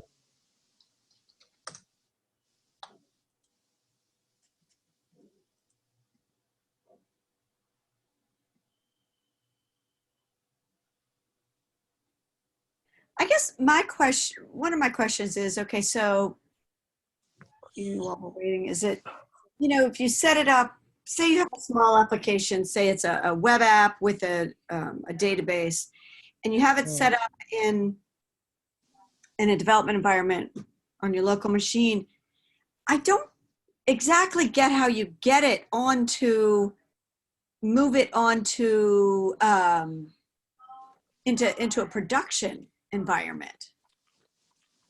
Is it sort of like the same way where say you have what you can do is you are running an application in your dev environment. So what you can do, you can create an image of that application, you can store it to Docker app, and then in your production environment servers, you can simply deploy it. So in other words, like what I had done before, so I had sort of run it through, so GitHub to Travis, and then deployed to, I've had them deployed to Heroku or AWS. So it's same idea, but is it Docker on that end too? Like, I guess that's confusing to me. Docker on where? On Heroku or on AWS? Either way, I mean, like, I'm just wondering, so both the Docker is available. If you are talking about, in AWS also we have Docker. In Heroku also we have Docker. but so if you set up a Docker environment on your local machine, and then you've pushed your code up to GitHub, and then GitHub sends it through Travis to do its testing, and then it deploys. Is it deploying the Docker environment too, or is it just deploying the code? And it is deploying the complete image which you have built. Oh, it's deploying the image. But so then are containers recreated on the production server? Yeah, it will be recreated on the production server. Yeah, I'm not very much good at the Docker thing, but I see how it works on my work. Basically, what the key thing here, you have to repair the YAML file. The YAML file that you just went over. Basically, you had different YAML file for different environment. You had that environment, you had SAT integration environment, you have production environment. Each environment you have different. And you have everything in that YAML file. And when you deploy, you just run that YAML file composer file, Docker composer file, and that will automatically, and deploy on the production on the whatever you put on. The compose file is almost everything in component file. So in other words, so in other words, on say you're going to host it on AWS, you set the Docker up on AWS also, and then so when it gets deployed to AWS, then the Docker looks at the Docker Compose and remakes the image and the containers. Right. I'm not quite sure, but like he explained, I think that you just run compose file to create the image on that container and all the component database, queue and services or whatever, the email, HTML, whatever you put on the compose file. And and that you specify environment with a compose file too. In that it will be for that database, and for production you have connected to all database, all the thing. Yeah. And so another question is, so in terms of like Docker and Kubernetes, so when you set the whole thing up in Docker and then you say, oh, no, I have to scale this application, then you move to Kubernetes and then you take away some of the pieces of Docker and replace them with Kubernetes pieces. How? Yeah, actually you can run the application in Kubernetes environment as well. But because it uses the same images, same Docker images, which you can deploy it on in another environment also.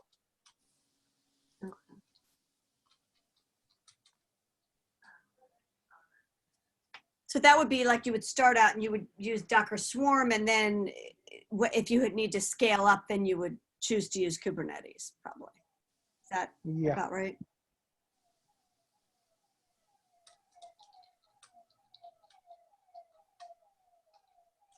All right, let us start. And Docker Swarm init. And here you'll use the advertise address.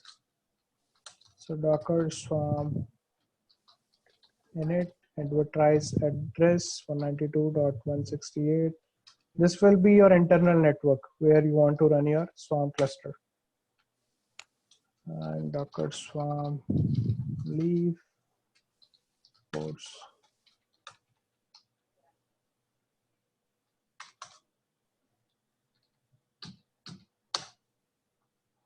Now it has generated a token that we have to run in the remote machine in the worker node.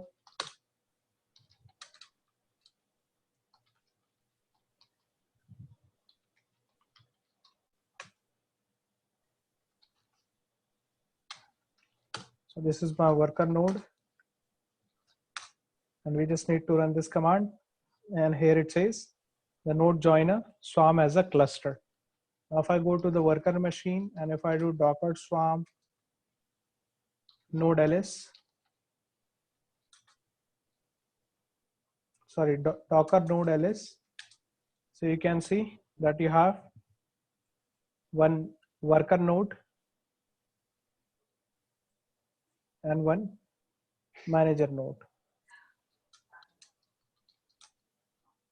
Now we created a compose file.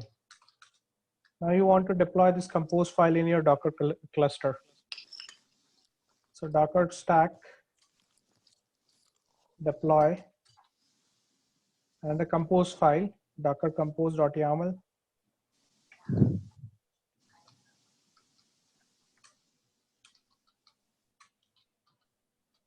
And the stack name. So using that Docker compose file, it will deploy the stack. Means it will be deploying the containers in manager node and containers, in worker node. So it has deployed the containers.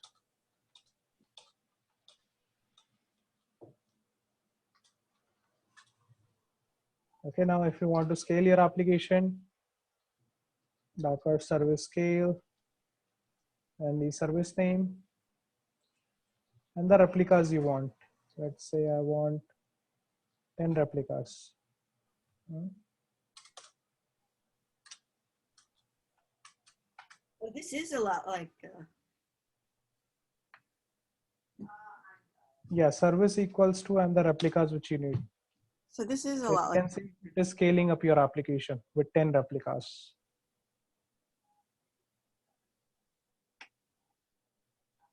Using Docker Swarm, you can easily scale up, scale down your application. That is the advantage. So what difference between Docker service and Docker run? Sorry, what is the difference between Docker? Docker run and Docker service. Okay, Docker run command is used to run on a single host, whereas Docker service command is used to run on multiple hosts. Oh, okay, all right. So you cannot run Docker service on single host? No, Docker service we cannot use on a single host. We have to have multiple nodes for that. We can run, but that doesn't make sense running on a single host. Okay. So we have 10 replicas created, one of the web application, one of the one of the web application, and other 10 of our another application. And it is exposed on port number 81. Now if I do Docker PS, let me do Docker service PS, Docker service PS and the service name. So you'll be able to see the containers where they are running. So I have almost 5 containers running in my local machine and 5 containers running on the remote server. So what it does, it equally distributes the container as well. If I show you the architecture.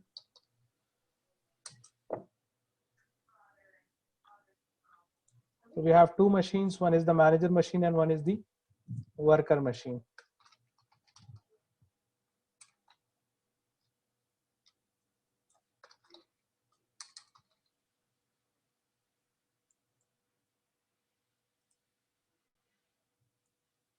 So basically manager machine sends order to the worker machine to deploy containers. Worker machine is doing nothing. Once it is added to the Swarm cluster, manager machine is managing the worker machine. And in manager machine, we have containers, and worker machines also have their own containers. Through this architecture, basically we achieve high availability. Let's say if this host gets down, still your containers are up. If this host gets down, still your containers are up. This is the minimal architecture where we have two hosts. In production environments, we might have like maybe 3 worker nodes or maybe 5 worker nodes or 10 worker nodes, depending on our application needs.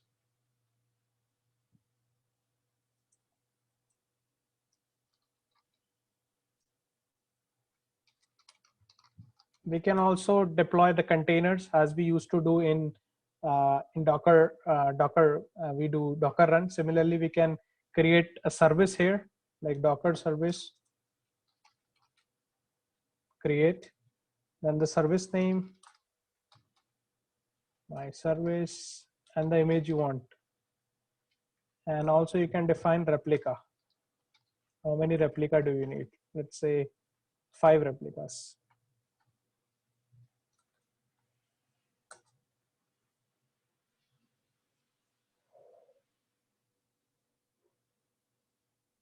So it has deployed 5 containers, and all are in running state. Now if I do Docker service ls, so the containers are up and running. And this is the service name which we created. The replica we specified 5, so it has 5 containers running. And the image name, the thing which we used to do using Docker run, now we are doing using Docker service create. And it has equally distributed the containers among multiple hosts. Like we have deployed 5 containers, so 2 containers might be running on worker node and 3 containers running on, 2 containers running on manager node and 3 containers running on the worker node. And if you want to publish ports, you can use -p.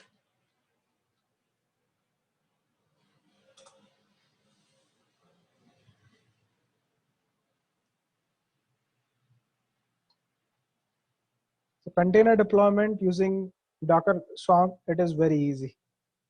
You don't have to worry about creating containers, scaling containers. Everything is taken care by Docker Swarm.